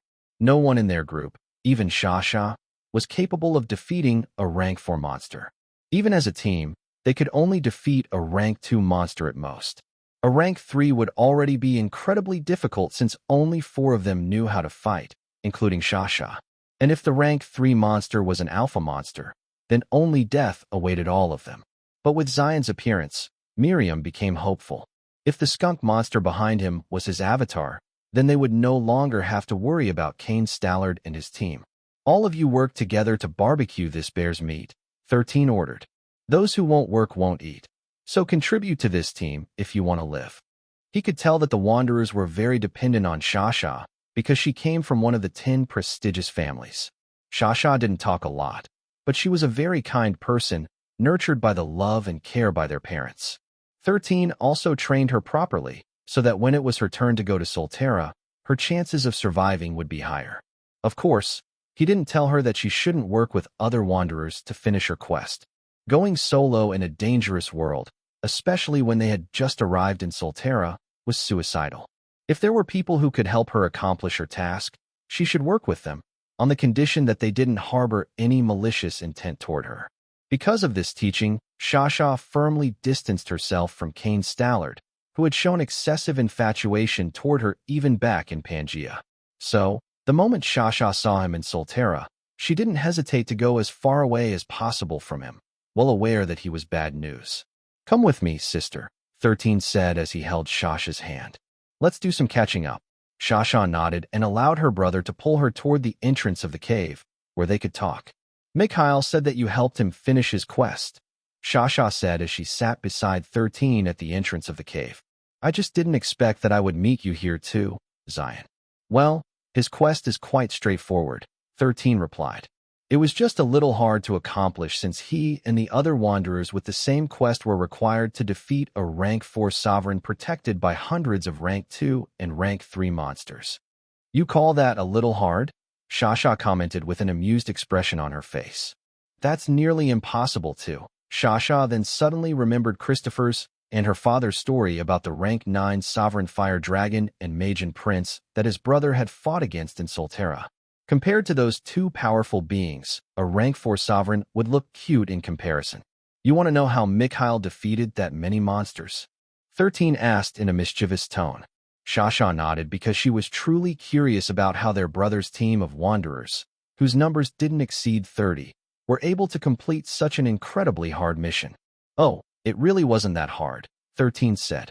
The monster that Mikhail's party needed to kill was a rank 4 white tiger sovereign. It was well protected by 10 rank 4 alpha tigers and hundreds of rank 1 up to rank 3 tigers. All I did was act as bait to make all of them run after me. When the white tiger made its move, Mikhail and the other wanderers pushed several boulders down the mountain to create an avalanche, which annihilated all the monsters in one go. Of course, there had been a lot of preparation involved, which allowed him, Mikhail, and the other wanderers to make the trap for the rank 4 sovereign and his subordinates. But since he didn't want to bore Shasha with the details, he skipped the details and simply told her the simple version of the story. Fortunately, the white tiger didn't die right away, 13 explained. It tried to dig itself out of the rubble, but it had already suffered serious injuries, so its progress was slow. When it finally poked its head out of the pile of stones, Mikhail was there, waiting for it. He slashed its head using his axe, but it was not enough to kill it. It took him at least a dozen tries before the white tiger finally died. But in the end, he succeeded and gained its avatar. Shasha smiled. She remembered how proud Mikhail looked when he summoned the rank 4 monster in their house, though at the expense of almost making Remy cry. Fortunately, their little sister was easy to pacify. All Mikhail did was to pick her up and take her for a ride on the white tiger around the house. Since then, the white tiger, whom Mikhail named Win, had become Remy's playmate, alongside her pet, Fluffy. Unfortunately, your mission isn't as straightforward, 13 sighed. Enter the Gate of the Moonlight? It's such a vague mission. It reminded me of Christopher's mission, lighting the beacon of hope. I just hope we won't have to fight against a Magian prince or Magian princess, since there is no way that we can beat them this time around. 13 no longer wanted to face such powerful beings. Once was enough, and he sincerely hoped that Shasha's mission wouldn't be on the same level of difficulty. Brother, are you going to leave the others behind? Shasha asked. Although she didn't specify who the others were, it was very easy to tell that she was referring to the Wanderers who had decided to stay on Shasha's team. Don't worry, 13 answered. As long as they follow my orders, I will ensure that they will return to Pangaea safely. But I will not allow any of them to piggyback off of me. They will have to put in some effort. This is for their own good. Shasha nodded her head in understanding. All the Wanderers who were given a mission would get rewards, depending on how much they contributed to the completion of their mission. Those who managed to clear it because others did it for them wouldn't gain any rewards from the one. Although the omnipotent god was deemed unfair at times because of how difficult some of the missions for the Wanderers were, the rewards it gave would always be fair. If possible, 13 wanted Shasha to have the highest contribution, allowing her to gain special abilities after she became a rookie. Freewebnovel.cm. Besides, this was also his last mission. He hoped that after he completed it, he and Shasha would be sent back to Pangaea, where their family would be waiting for their return. Chapter 255, Maybe I'm Not Doing This Properly. Chapter 255, Maybe I'm Not Doing This Properly. How many are left? A handsome teenage boy with blonde hair and gray eyes asked. 14 remain, young Master Kane. A teenage boy wearing glasses replied. Kane clicked his tongue. If possible, he wanted all the Wanderers to join his side. He believed that once Shasha lost all of the members of her team, she would have no choice but to join his team in order to survive in Solterra. How is the hunt? Kane asked his other subordinate, who had short brown hair and brown eyes. We hunted down 5 rank 1 boars today, young master. The brown-haired teenager replied.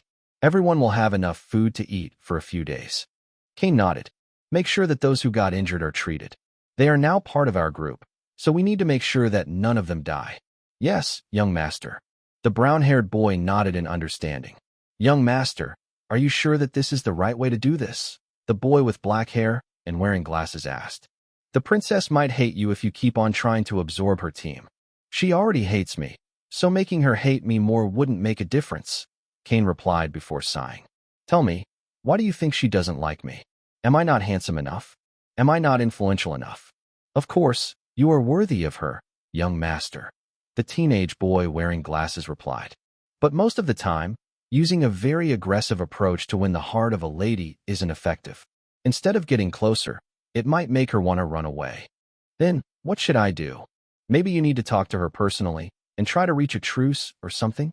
As one of the scions of a monarch clan, Kane had all the qualifications to make any girl around him swoon. In fact, all the teenage girls on his team were doing their best to catch his attention. If they happened to become his lover or even his future concubine, they would no longer have to worry about hardships in Solterra or Pangaea. Unfortunately for them, Kane only had eyes for Shasha. You could even say that it was love at first sight. During one of the parties hosted by the Stallard clan, the members of the young generation who came from the other monarch families, as well as the 10 prestigious families, had arrived to participate in the festivities. Although there were many beautiful, strong young ladies in the party, Kane didn't feel anything towards them. Only when he left the hall to take a breather in the garden did he see the most beautiful girl in his life. A young lady wearing a white dress stood beside the fountain in silence, bathing in the moonlight. Kane could have sworn that her body was faintly glowing in the darkness like a princess who had stepped out of a painting. This was also why Kane always referred to her as princess. In his eyes, she was the one and only princess. As years went by, he had plenty of opportunities to interact with Shasha, mostly at the parties meant for the most influential people in Pangaea. It was also there when he realized that he wasn't the only one paying close attention to the girl who had stolen his heart. Several other teenage boys from the monarch clans, as well as the other prestigious families, were also eyeing Shasha, making him extremely jealous and desperate. During one of those parties, he made a declaration that he would be marrying Shasha once she had come of age, not caring about the consequences that would follow such a declaration. No one directly said anything to him because he was still a scion of the Stallard family. But he could tell that his declaration wasn't taken seriously by the adults, as well as the other boys who were interested in Shasha. Since then, the young lady no longer attended any of the parties, making Cain feel heartbroken. POV.com, so the moment he saw her in the same place as him in Solterra, he thought that it was fate. He thought that he was finally given the chance by the one to become closer to his crush and hopefully get a few steps ahead of his rivals, who were also vying for her attention. Although he also felt like he was rushing things, he asked Shasha to become his girlfriend, promising that he would do everything in his power to protect her and ensure that they would safely return to Pangaea. However, the young lady of his dreams firmly rejected his proposal. But instead of feeling depressed, it only made Cain like her even more. His father once said that all is fair in love and war. If he wanted something, he should do everything in his power to get it. So, Cain did what he could and tried to poach Shasha's members one by one. Of course, the members he poached weren't treated badly. In fact, he made sure that they were treated fairly, just as good as those who had decided to follow him at the very start. He wanted to show Shasha that he wasn't like those other arrogant young masters from the monarch clans. What Cain wanted was a chance to prove that he was serious about her and that he only wanted the two of them to get to know each other better. Unfortunately, he wasn't the type of person who liked to beat around the bush, so he didn't think twice before asking if she could become his girlfriend. This was his first time falling in love with someone, so he really didn't know what to do. He only did the only thing he thought would work, and that was to make Shasha dependent on him. You're right. Maybe my approach is wrong. Cain crossed his arms over his chest. Maybe I'm not doing this properly. Don't worry, young master. The teenage boy with glasses patted Cain's shoulder. Since we all have the same mission, there will be plenty of opportunities to work together. I'm sure that once the princess realizes that working together will raise the chances of success in completing the mission, she will definitely see your good points. Cain, who felt that what his subordinate said was the truth, felt a little better. Okay, tomorrow I will personally visit her and try to make amends, Cain declared. I will not rush things this time and take it slowly. The teenage boy with glasses nodded his head and gave his young master a thumbs up. Cain wasn't aware that an overprotective younger brother had arrived at the scene and was already thinking of ways to torture him once they met so that he would leave his precious sister alone. Chapter 256 I'll Follow You for Life, Part 1. Chapter 256 I'll Follow You for Life, Part 1. For the first time since she had arrived in Solterra, Shasha was finally able to sleep soundly. It had been a few months since she and the other wanderers had been sent to a place that was very far from the major human kingdoms, where the 5 monarch clans and the 10 prestigious families were located. Every day was a fight for survival, so her sleep was very shallow, ready to wake up at a moment's notice. But, after her brother appeared in front of her, she once again felt safe enough to sleep without the need to keep a weapon beside her. Right now, the beautiful teenage girl was sleeping peacefully in Giga Chad's soft fur, which was way better than the makeshift bed filled with leaves that she used as her bed. She was even hugging 13 in her sleep like a teddy bear. 13, on the other hand, didn't mind letting his sister do as she pleased. He noticed that she had become a little thinner and more haggard since the last time he saw her, proving that her first adventure in Solterra wasn't an easy one. The 10-year-old didn't tell his sister about the hardships that he had to endure in order to reach her location. He was just doing his trials, and his 12th trial was to reach the place called Arcadia Archipelago. It took him 3 months to get there by sea, and when he arrived, he just happened to find his sister after hearing Visego's report that there were teenagers being attacked by a bear monster in the forest. Similar to the Valbera Archipelago, the Arcadia Haven was a very large archipelago, with 4 main islands, forming a long line. These islands were Dubhe, Merak, Fekta, and Alcade. Currently, 13 was on the second island, Merak, which had a vast swath of forest spanning for miles on end. Bordering it was a valley, which had picturesque features. It was also the place that Kane and his team of wanderers were using as their base of operations. Shasha, on the other hand, was forced to look for her own base of operations in the forest, where she and the other wanderers could rest without worrying about being attacked by powerful monsters. The funny thing was that the cave where they were currently at had been used by other wanderers in the past. It was hidden behind a waterfall and even had an escape route, in case a monster forced itself inside the cave. This escape route was very narrow, and only teenage boys and girls could pass through it. It led to the other side of the mountain where the valley was located. With this means of escape, Shasha and the other wanderers had made the cave their base and had been living in it for the past few months. Kane's team had a similar base, which was also used by other wanderers in the past. It was quite funny knowing that the things that were left behind by the other wanderers were keeping the next generation safe. Tiona softly hissed in 13's ear, telling him that a pack of rank 2 wolves was heading towards their cave.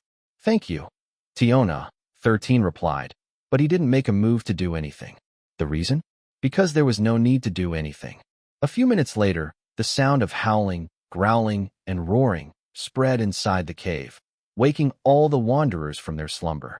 Even Shasha, who had been sleeping soundly a while ago, opened her eyes and immediately stood up. "Brother," Shasha said with a solemn expression on her face. "It's fine," 13 replied. "Let's go out and see if those wolves have already been taken care of." The 10-year-old walked towards the cave entrance, with Shasha following a step behind him. The other wanderers also joined, holding their weapons, ready to fight if necessary. When they left the cave and walked past the waterfall, a scene that they never expected to see was happening right in front of their eyes. Freewebble.cm, the moons of Soltero were bright, so the surroundings were well illuminated. A tigerkin was surrounded by over a dozen wolves, and all of them were growling at him. Several wolves lay on the ground, either unconscious or groaning in pain due to their broken legs that made them unable to stand up. Percival, who was completely surrounded, had a grin on his face because although he was outnumbered, he was confident that he would be able to defeat these wolves one by one without any problems. His hands and feet were covered in golden flames, enhancing his speed, strength, agility, and dexterity. Simply put, as long as he didn't stand still, it was nearly impossible for mere rank 2 monsters to land a blow on his body. With a yelp of pain, the wolf nearest Percival was kicked in the chin and was sent flying backwards. The other wolves took this opportunity to lunge at the tigerkin, but the latter casually dodged all the attacks and delivered his own counterattack when an opportunity presented itself.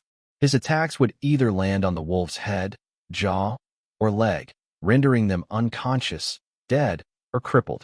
After 3 years of following 13, the tigerkin had truly mastered his martial technique, Emperor's Might, which was created by a lionkin who wished to become the next king of beasts.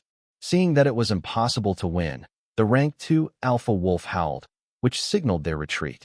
Percival rubbed his nose and watched the wolves flee with their tails tucked between their legs. At that exact moment, the tigerkin heard a voice that was coming from behind him. "Not bad, Taiga," 13 said with a smile. "You did well." "Of course, master," Taiga replied before turning around to look at the 10-year-old, whom he had accompanied on a journey filled with ups and downs. "This much is no fee." Percival wasn't able to say the rest of his words because the moment he turned around to look at his master, his gaze also landed on the beautiful young lady standing beside him. Shasha's body was glowing faintly in the moonlight, making her look surreal. Her long blonde hair and green eyes that looked similar to his master, Xylen, caught his attention, making him forget how to breathe for a few seconds.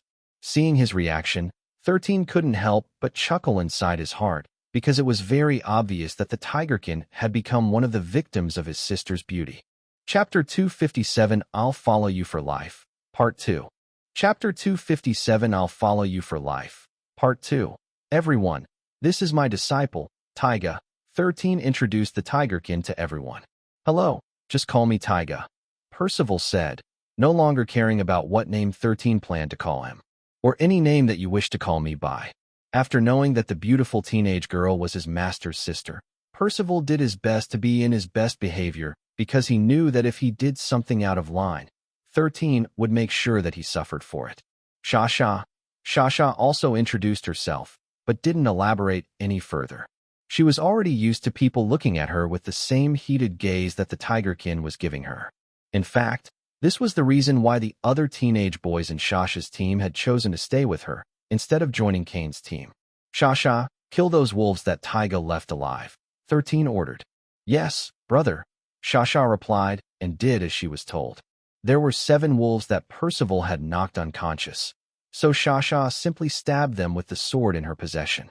After killing them all, she received 2 items, and one of them was a wolf avatar. The other was a dagger with the insignia of a wolf on its handle. It was a dagger that would return to its owner once it was thrown, making it a very useful throwing weapon. We're going back to sleep, so make sure that those wolves bleed out, so we can cook them tomorrow, Taiga. Yes, master. Percival pounded his chest, as if to assure him that everything would be done according to his orders. 13 then held Shasha's hand and pulled her back to the cave, so that they could go back to sleep. Several hours later, when 13 opened his eyes, he found his sister still sleeping beside him. The other wanderers were already awake, and busy grilling some of the bear's meat that they would turn into jerky later on. Miriam, on the other hand, was busy cooking meat stew, using the vegetables that Xylen had given her.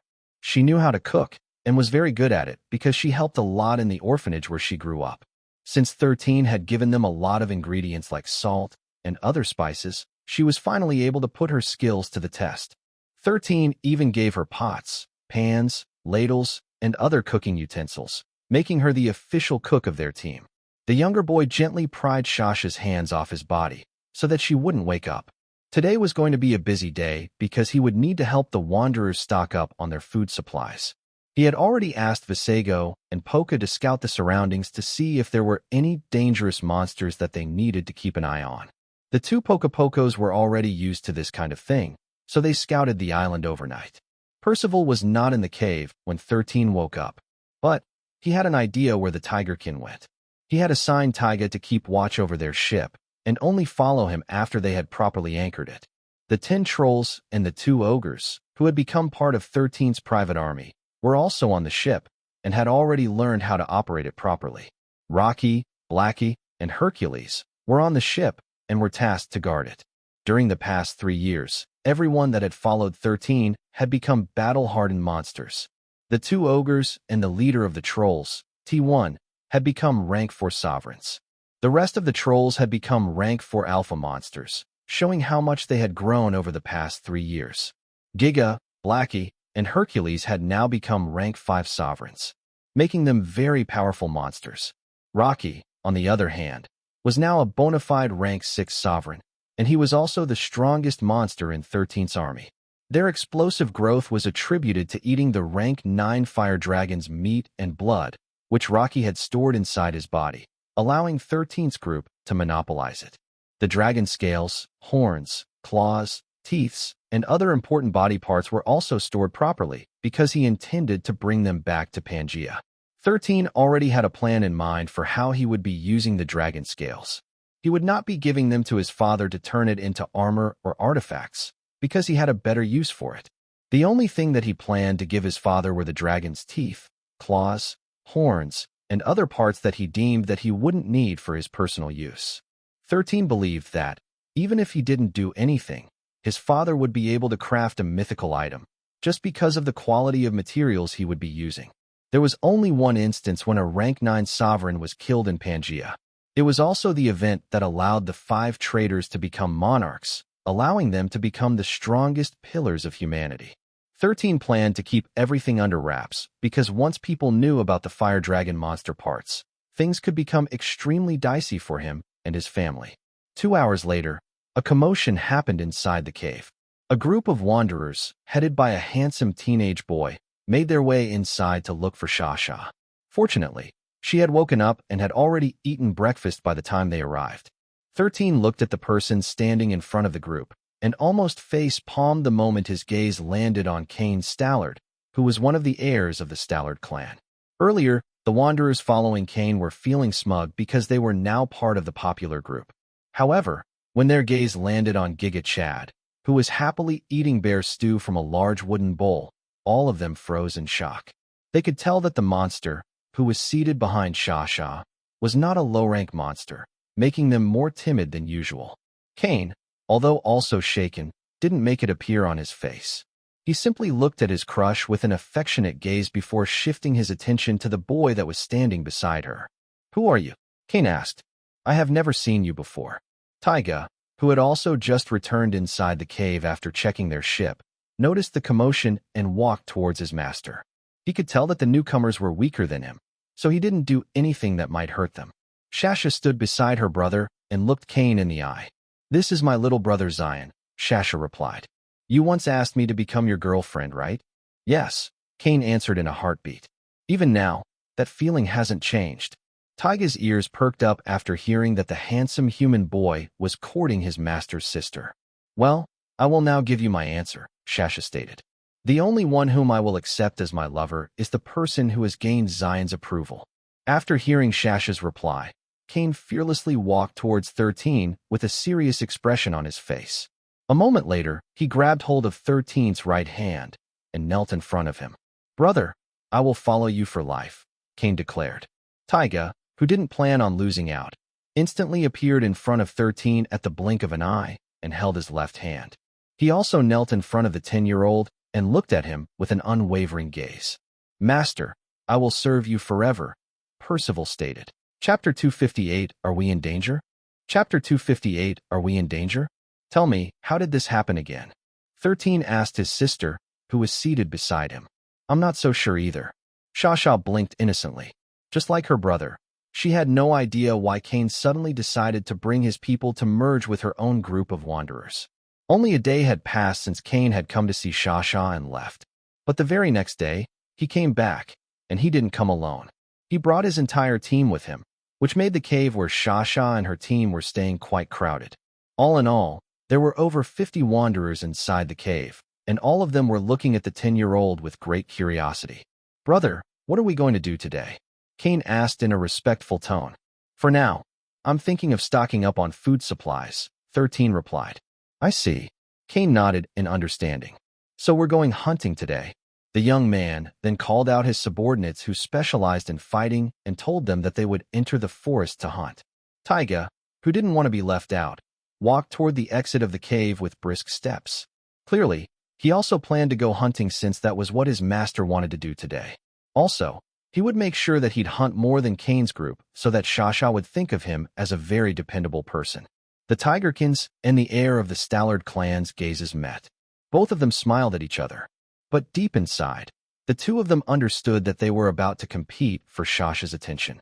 13 watched this exchange with an amused expression on his face. How could he possibly not know what these two fools were thinking? But he didn't do anything to stop them. After all, being productive was better than being unproductive. Right now, he was waiting for Visego and Poca to come back to give their report. He didn't want to wander around the islands blindly, not wanting to encounter the lord of the Arcadia archipelago. Cranky was the current lord of the Valbera archipelago, and according to the letter sent to him by Taiga's mother, Briella, the rank 8 sovereign had made 13's monument his den. Whenever Cranky wasn't hunting, it would rest a few meters away from the boy's statue, which was often visited by pilgrims from all over the Valbera archipelago. Barbarians, Tigerkins, orcs, ogres, trolls, as well as the other races, would go there to pray and make their wishes. When their land was in danger, there was no deity who cared about them. However, 13 did. So instead of praying to Fornius, who no longer cared about them, or Mammon, who only wanted their gold, they decided to make the young boy their spiritual pillar. 13 didn't know if he should be happy or not at this turn of events. He didn't even know if there would be another opportunity to return to the Valbera archipelago. Of course, the other races knew this as well. But since even the Lord of the Warzur Plains protected the pilgrims who visited the hero's monument, their desire to worship the boy only strengthened in their hearts. Just as 13 was thinking along these lines, 2 birds descended from the sky and landed on the log where he and Shasha were sitting. "Welcome back, Visego, Poca," 13 said before taking out 4 wooden bowls from his spatial storage. He filled 2 bowls with nuts and the other 2 with water. The boy knew that the 2 Pocos were tired from their mission, so he decided to let them eat and drink to their fill before hearing their report. Shasha, who recognized what kind of birds they were, looked at them with great curiosity. "Brother, are these Pocopocos?" Shasha asked. "Aren't they very mischievous birds?" "But these two seem different somehow." "They are indeed mischievous," 13 replied. "But without their help, I would have a hard time surviving in this world." Visego's agreement with him had already come to an end. However, the Pocopoco chose to remain with him and even stated that he would wait until 13 had returned safely to Pangaea before returning to visit his friends in the birthplace of the Pocopocos. Poca, who didn't have a contract with 13, decided to continue tagging along on the journey as well. Perhaps after participating in the epic battle against the Magian prince, Arundel, she thought that being with the younger boy would be very exciting and entertaining. So, just like Visego, she said that she would wait until 13 had completed his last mission before she went with Visego back to their birthplace. Half an hour later, the two Pocopocos started chirping. Since 13 could understand any language in the world, it was more convenient for them to talk in this manner. Aside from that, it allowed them to keep their cover as well. After listening to the report of the two Pocopocos, a frown appeared on 13's face. According to them, there were two rank 8 sovereigns present in the Arcadia archipelago. One of them was a rank 8 unicorn, and the other was a rank 8 beholder. The beholder was actually a Magian who ruled the fourth island of the archipelago called Alcade. The unicorn, on the other hand, lived on the first island, Dubhi. Currently, 13 and the other wanderers were in the second island, Merak. The unicorn was the closest to their location, and 13 had no plans to meet with such a powerful beast that could easily annihilate his people one by one. But he didn't plan on meeting the beholder either. As a Magian, it was very fond of eating wanderers. Of course, not all Magians ate humans. Some even liked to socialize with the latter to a certain extent, allowing peaceful coexistence with each other. When he asked the two Pocopocos if they saw any gate-like structures, or any structures for that matter, the two replied that they saw two pyramid-like structures in the place where the two sovereigns lived. After hearing this information, 13 couldn't help but groan, knowing that this was the worst-case scenario possible. He didn't have to deal with one rank 8 sovereign, but two. Both were equally dangerous and posed a serious threat to their lives. "I should have brought the Grand Ballista with me," 13 muttered helplessly. After the battle with Arundel ended, Arthas, the Tigerkin King, and the Ogre King asked if he could leave the Grand Ballista behind as a relic of the war. Since he had a feeling that the Ogre King would eat him if he refused, he decided to agree and allowed the three kings to take the Grand Ballista to the third island for safekeeping.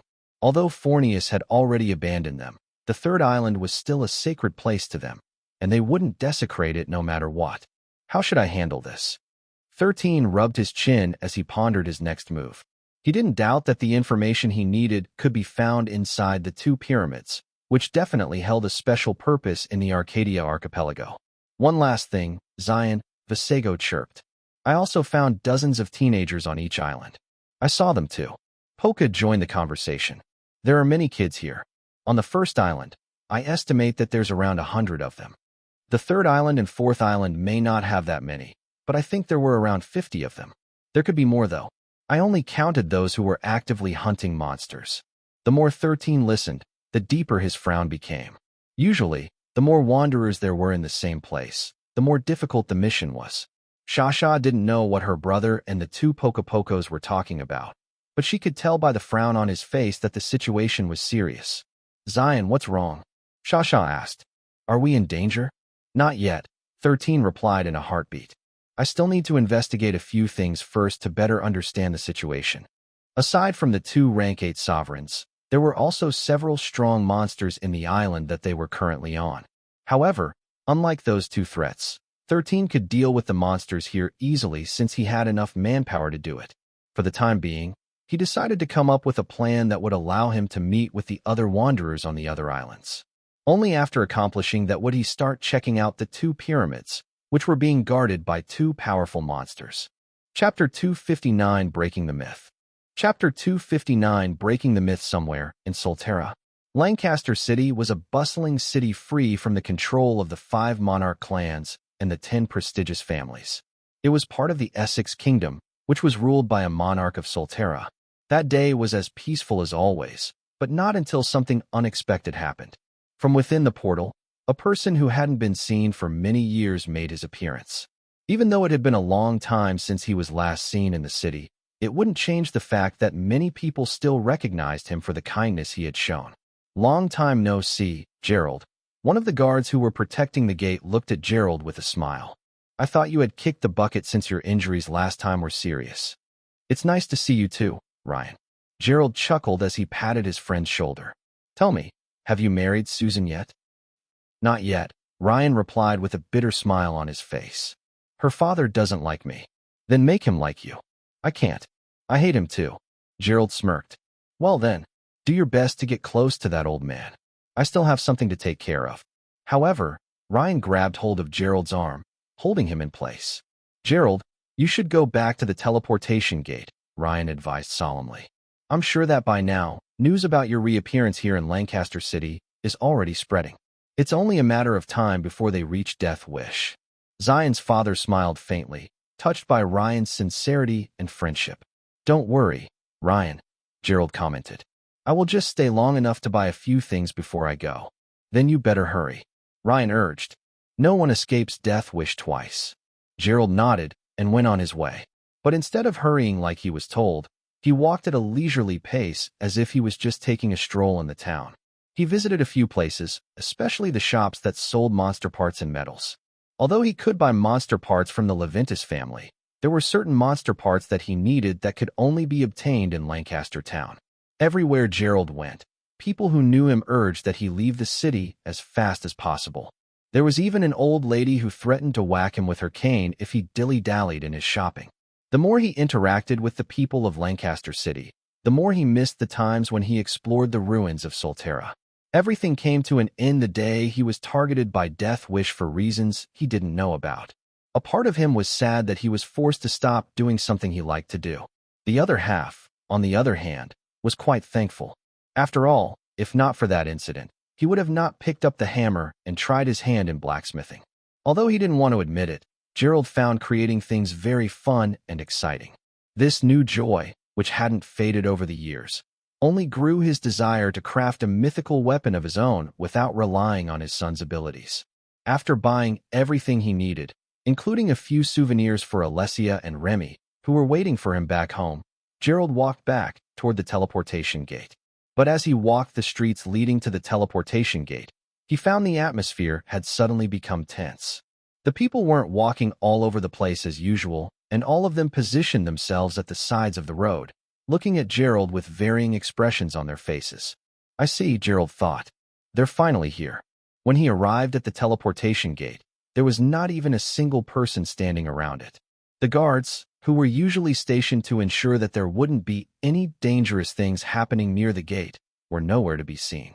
Gerald walked calmly toward the deserted plaza while humming a happy tune.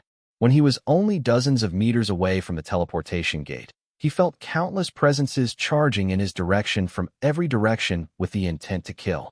Knowing that the moment of truth had arrived, Gerald summoned a giant hammer, which he had personally forged, and swung it around. The sound of metal clashing reverberated in the surroundings as he successfully deflected the attacks of 6 assassins who had come to attack him in broad daylight. But they were not the only assassins who had come to take his life. More assassins came out of hiding and encircled their target with weapons drawn. 20 people, Gerald mused. For champions, and the rest are grandmasters. They're really serious this time. This lineup was more than enough to kill a mere grandmaster 20 times over. Perhaps knowing that their prey had nowhere to run, one of the assassins took a step forward. "You should have stayed away from this place," Gerald Leventis, one of the champion assassins, stated. "No one escapes Death Wish twice." "Really?" Gerald chuckled. "We'll see about that." After saying those words, Gerald made a mad dash towards the teleportation gate, prompting the assassins to attack him at the same time. No matter what happened, they would not allow Gerald to escape, for their reputation was at stake. The 4 champions moved in unison and went for the kill, targeting different vital parts of Gerald's body. As long as one of their attacks landed, the man who managed to escape their assassination in the past would meet his end today.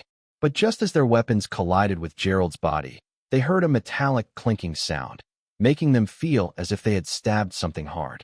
However, Before they could even understand why their killing blows didn't manage to pierce Gerald's clothes, his hammer smashed against the face of one of the champions, making the latter cry out in pain.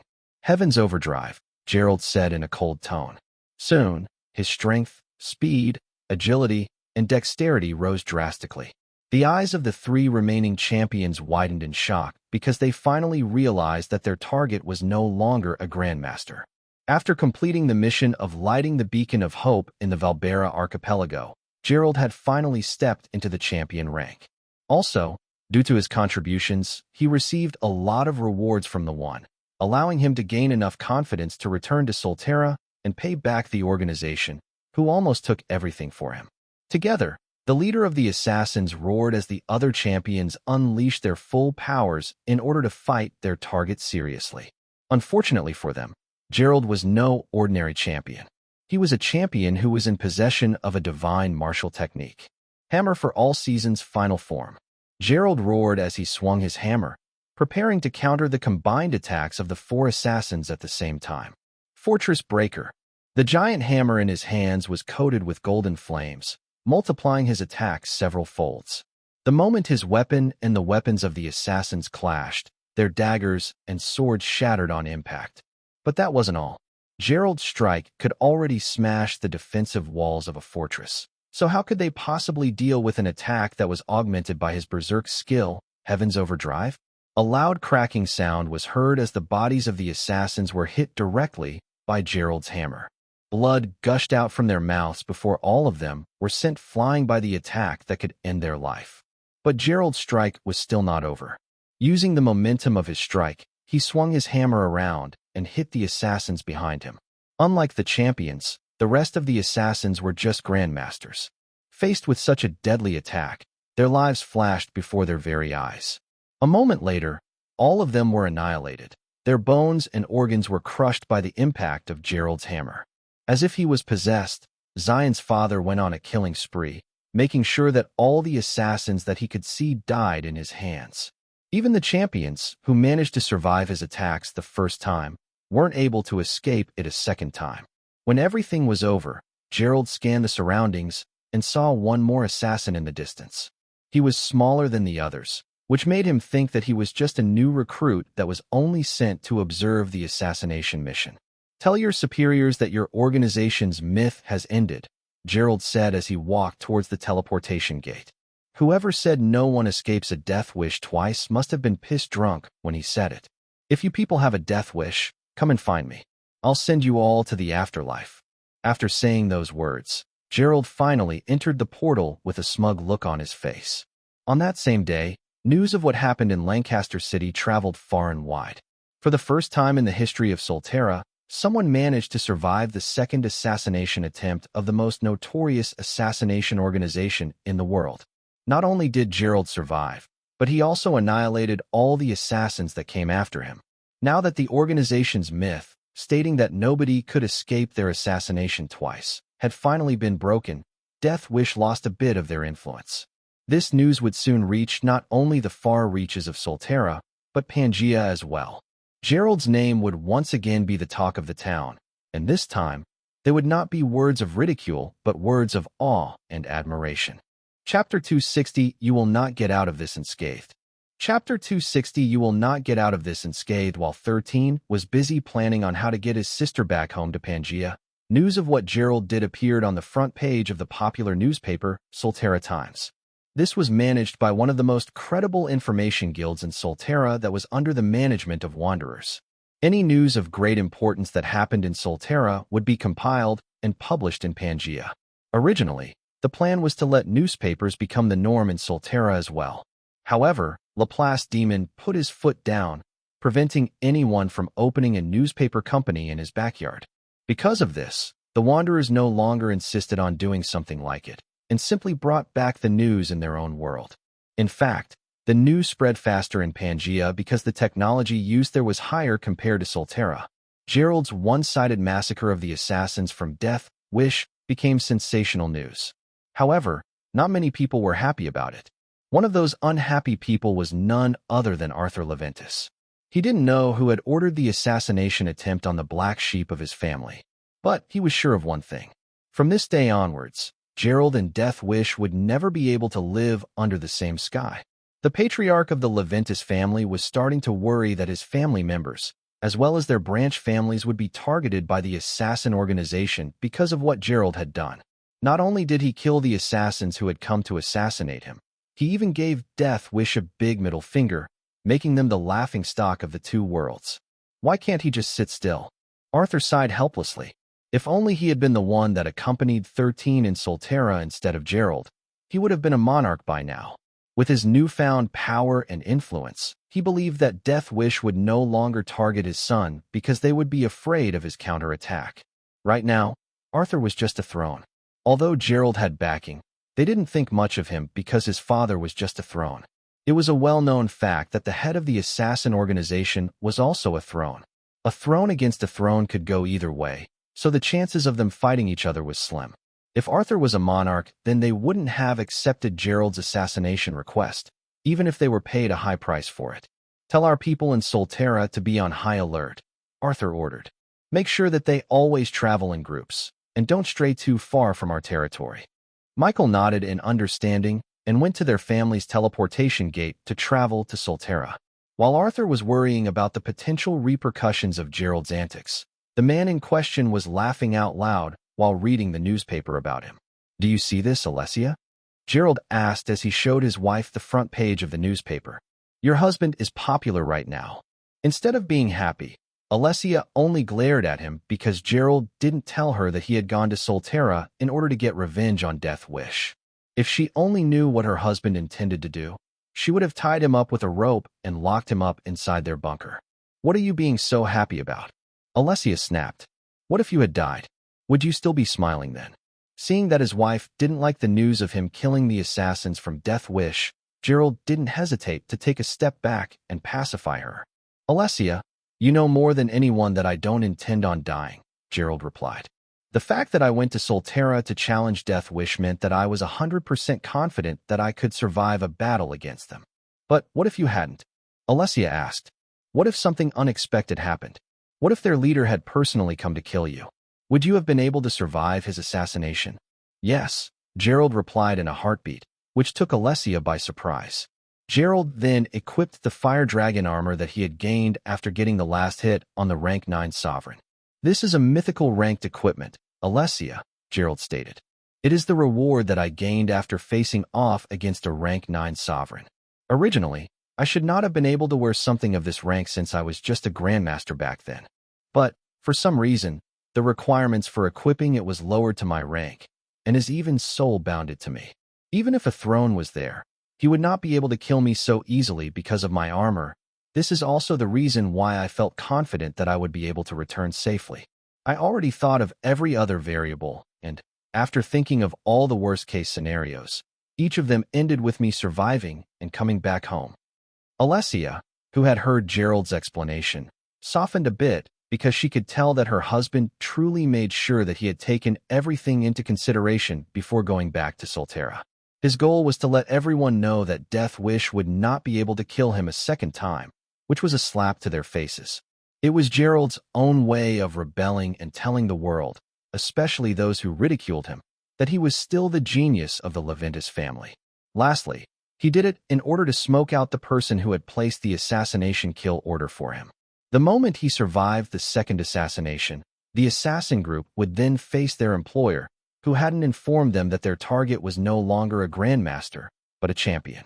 This was a breach of contract, as well as breach in information. If they only knew that Gerald was a champion, the head of their organization would have personally made a move to kill him, instead of sending 5 champions and 15 grandmasters to do the job. Gerald was looking forward to the drama that would follow afterwards. He had managed to kill many of the assassins under Death Wish, and these losses weren't something that could be replaced in a short period of time. Without a doubt, the leader of the assassins would ask for a proper explanation and compensation from their employer. Whoever you are, I'm sure you will not get out of this unscathed, Gerald thought as he hugged his wife, who had finally calmed down. Although I don't know how Death Wish will deal with you, I'm sure you will not be able to show your face in Solterra for a while.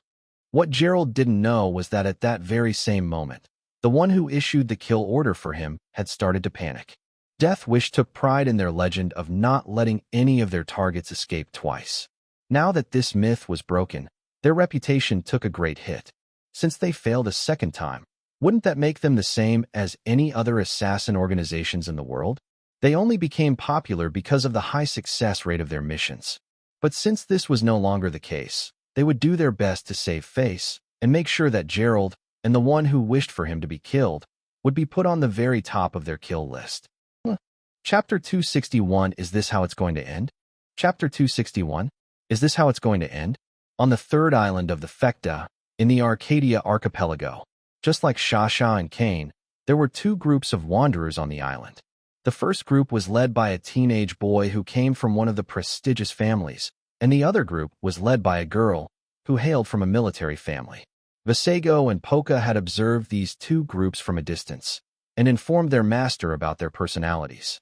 Vasego was watching over the boy whose name was Herman Nightshade, while Poca observed the girl whom everyone in her team referred to as Phoebe. Herman's team was composed of over 40 wanderers, while Phoebe's team was composed of 14.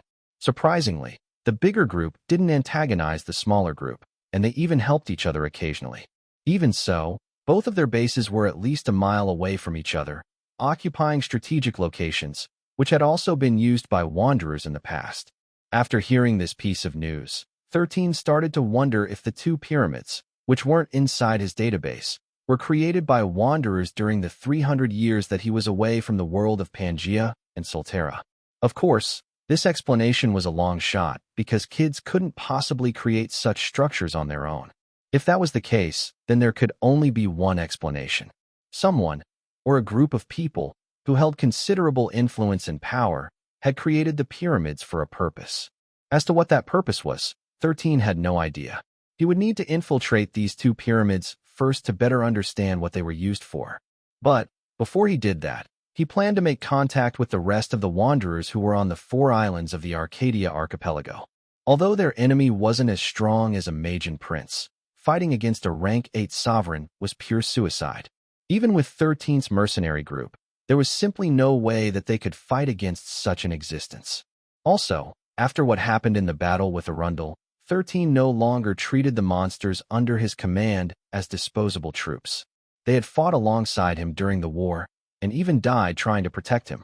13 would never betray those who had given their lives for him, so he treated them well during the 3 years that they were together. Instead of letting them upgrade to become normal rank 4, rank 5, and rank 6 monsters, he made sure to tweak their fates a bit and make them powerful monsters in their own right. O1, O2, and T1 were now rank 4 sovereigns. The rest of the trolls had become alpha monsters, which was something that didn't happen easily. In order to become an alpha, overlord, and sovereign, there were strict conditions that needed to be met. Just like how the golden-eyed hyena evolved into the diabolical hyena by cannibalizing its own kind, 13 made sure that all of his subordinates became the stronger version of themselves. In order for T1 to become a sovereign, he needed to lead a group of trolls to do some kind of mission. After that mission was done, he became something that he wasn't supposed to be, breaking through the ranks of sovereign. Simply put, 13 changed his fate from being an ordinary monster to a boss monster. Unfortunately, it was impossible to make all the trolls become sovereigns because they should always be led by someone. However, it was not impossible for them to become alpha monsters. So, 13 made sure that they all became alpha monsters.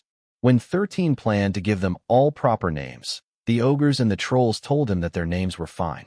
For them, the younger boy was someone that they learned to respect and admire, so they cherished the names that he gave them, even if it was just done on a whim. Percival had also gotten used to 13 calling him Taiga. Just like the ogres and the trolls, he now took pride in his name because it was the name that was given to him by the hero of the Valbera archipelago. In short, it was a great honor being named by him. As Poca was observing Phoebe's group, she noticed that the trees were shaking in the distance. Soon, she and the wanderers heard it. The sound of countless hooves running through the forest, and they were running in their direction. Everyone, back to the base. Phoebe ordered, and all the wanderers, who were just about to go hunt their food for the day, all ran as fast as they could.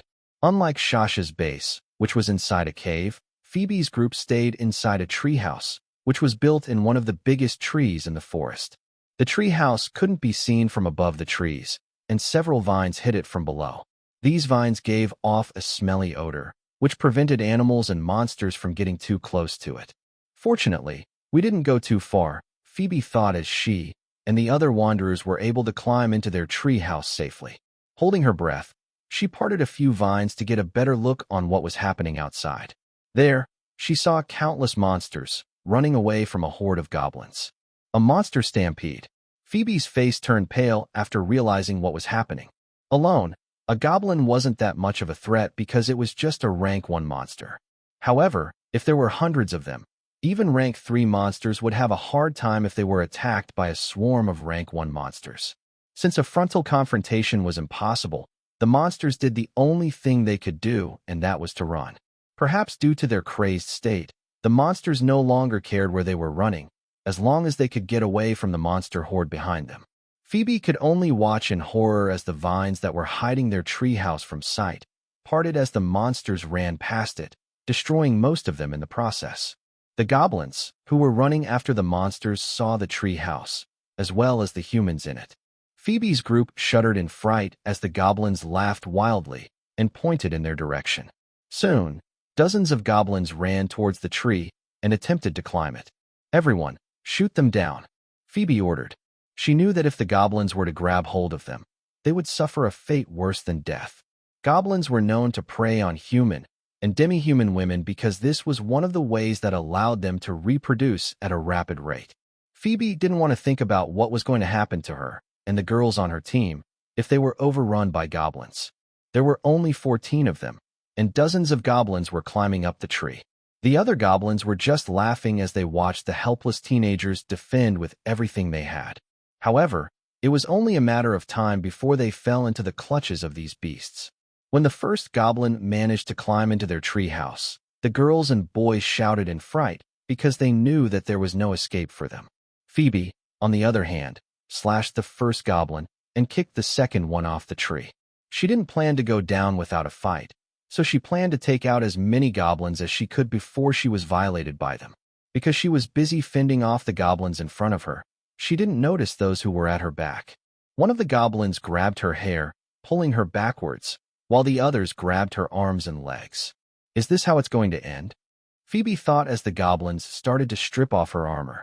The other wanderers were in the same situation as her, with the girls even crying and begging for mercy.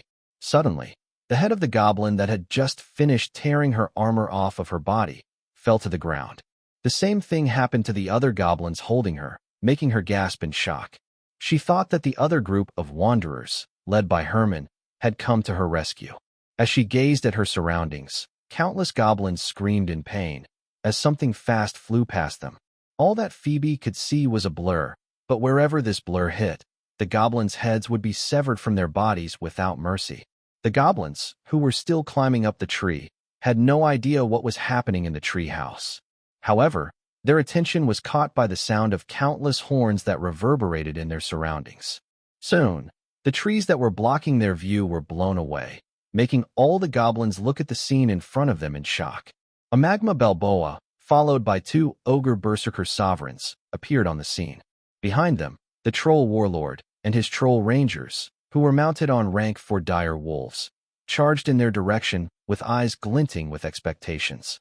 In their eyes, the goblin horde was nothing more than mere experience points, which they needed to become stronger. Rocky didn't head straight into the fight against the goblins. Instead, he allowed his master, who was covered in black metal armor, to jump to the tree house and help the wanderers who were doing their best to resist the goblins, who managed to climb the tree. Tiona, who was the first one to arrive at the scene, sliced off the heads of the goblins by turning her body into a razor-sharp weapon. 13 did the same and killed all the goblins that were within his range. Several minutes later, the tree house had been cleared of its invaders, and the goblin army on the ground retreated. Although they were powerful, they were still intimidated by the extremely powerful monsters, who suddenly appeared out of nowhere. With every swing of the 2 ogres' spiked club, all the goblins they hit turned to meat paste. The alpha trolls, who were also very powerful, started a killing spree with T1 leading the charge. After depositing 13 on the treehouse, Rocky joined the already one-sided battle, making the goblins retreat en masse. Although they could fight against rank 3 and rank 4 monsters easily, they were unable to fight against a group of them, who were fighting together at the same time. 13 walked up to Phoebe and summoned a blanket to cover her body. The goblins had not only managed to rip off her armor, the clothes she was wearing underneath had been ripped to shreds as well. But, aside from a few bruises and scratches, everyone in the treehouse was safe from harm. Phoebe couldn't see the face of her savior because he was wearing a metallic helm. Chapter 262, Do you still wish to stay here? Chapter 262, Do you still wish to stay here? After the goblins escaped from 13's mercenary squad, the Wanderers were finally able to breathe a little easier. Now that the vines that hid their tree house from the sight of the monsters that roamed the forest were gone, they no longer felt safe staying there. 13, who had plenty of spare clothes in his storage ring, gave the Wanderers something to wear because their clothes had been ripped apart by the goblins. Fortunately, none of them died. Even the boys were spared because the goblins didn't think that they were a threat to them. I have a question, Xylen, Phoebe said after making sure that everyone on her team hadn't suffered any serious injuries from the goblin attack. Do you know someone named Rihanna? Yes, 13 replied. Do you know her? 13 was quite surprised that Phoebe knew the girl, whom he hadn't seen for the past 3 years after completing the quest in the Valbera archipelago. I knew it, Phoebe said, as she looked at the boy in front of her, who had removed his steel helm. She talks a lot about you. Rihanna often said that she might not have been able to make it back home if not for your help. She even told me that if I happened to come across you here in Solterra, I should tell you how thankful she is for your help. She, Christopher, Harry, and her hunting party members are now part of a group who communicated with each other frequently in Pangaea. A faint smile appeared on 13's face after hearing that everyone seemed to be getting along. What he needed the most were connections. He didn't know what the background of the other Wanderers were aside from Christopher and Harry. If their parents were business tycoons in Pangaea, wouldn't that be amazing? Do you know what Rihanna's background is? 13 asked. You don't know? Phoebe asked with wide eyes. You really don't know? I didn't ask her anything about her private life. 13 shrugged. Everyone was just busy trying to survive, so knowing their family background was not important. I see. Phoebe nodded in understanding.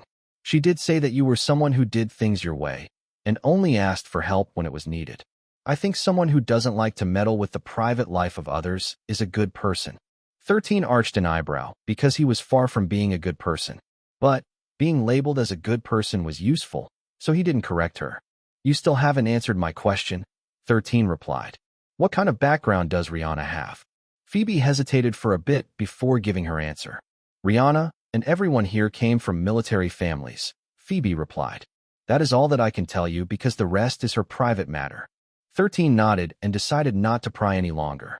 He could just investigate her once he returned to Pangaea, which he believed to be happening very soon. What do you plan to do now? 13 inquired. Do you wish to stay here? No, Phoebe answered in a heartbeat. This place is no longer safe. Can we come with you? Rihanna told me that as long as I am with you, everything will be fine. Phoebe had short black hair and brown eyes, which could have made anyone mistake her for a boy with delicate features. 13 had a feeling that she had cut her hair before she was sent to Solterra, so that it wouldn't get in the way if she were to fight. In fact, the other girls and boys who were part of her team all had short hair, which he believed to be a tradition among the military families in Pangaea. Just like how some soldiers would shave their heads when they joined the army, these children came here perfectly knowing that they would have to fight for their lives. Okay, you can come with me. 13 then looked in the direction where the other Wanderers were last seen by Visago. But I still need to meet the leader of the other group of Wanderers on this island. Are you talking about Herman's group? Phoebe asked. Why do you need to talk to them? I want to know if all of you have the mission called, Enter the Gate of the Moonlight, 13 replied. Yes, that is exactly what our mission is. Phoebe nodded. Is that your mission as well, Xylen? No, 13 replied. But I believe that it has a connection to it. The 10-year-old boy's quest was to prevent the Moon Princess from getting corrupted. Although it wasn't the same quest as entering the Gate of the Moonlight, he believed that the two quests were related to each other. A few minutes later, 13's and Phoebe's groups headed towards the base of the second group of Wanderers on the island of Fecta. Since Phoebe knew who Herman was, the 10-year-old decided that it would be best if she were the one to introduce him to the scion of the Stallard family. But when they were only 100 meters away from the second base of the Wanderers, they immediately noticed that something was wrong. The campsite where they usually gathered was in disarray, and blood stains could be seen on the ground. However, there were no corpses around that could tell them if the blood belonged to monsters or humans, which made Phoebe suddenly feel anxious. "Let's enter the cave," Phoebe said. "Herman told me that the cave where they were staying had an underground network. He offered to let me stay there if I wanted, but since we wanted to operate alone, we decided to reject his offer of forming a single unit." 13 looked at the cave in front of him and frowned. The entrance and the size of the cave was too small for Giga and the trolls to enter. "You go ahead first, but don't go too deep in the cave." 13 smiled at Phoebe. "I need to talk with my team for a bit." "Understood." Phoebe motioned for her team to follow her. All of them had their weapons drawn, ready to fight if ever they encountered something dangerous inside the cave. When the Wanderers were gone, Rocky emerged from the ground and opened its mouth wide. One by one, Giga, the ogres, and the trolls entered his mouth as if this was already part of their routine. Once his private army was inside the Magma Balboa's mobile fortress, Rocky once again burrowed to the ground. He would follow Xylen, while traveling underground to ensure that he could assist him if a powerful monster were to appear inside the cave. Chapter 263, Are You Afraid of the Dark? Part 1. Chapter 263, Are You Afraid of the Dark? Part 1.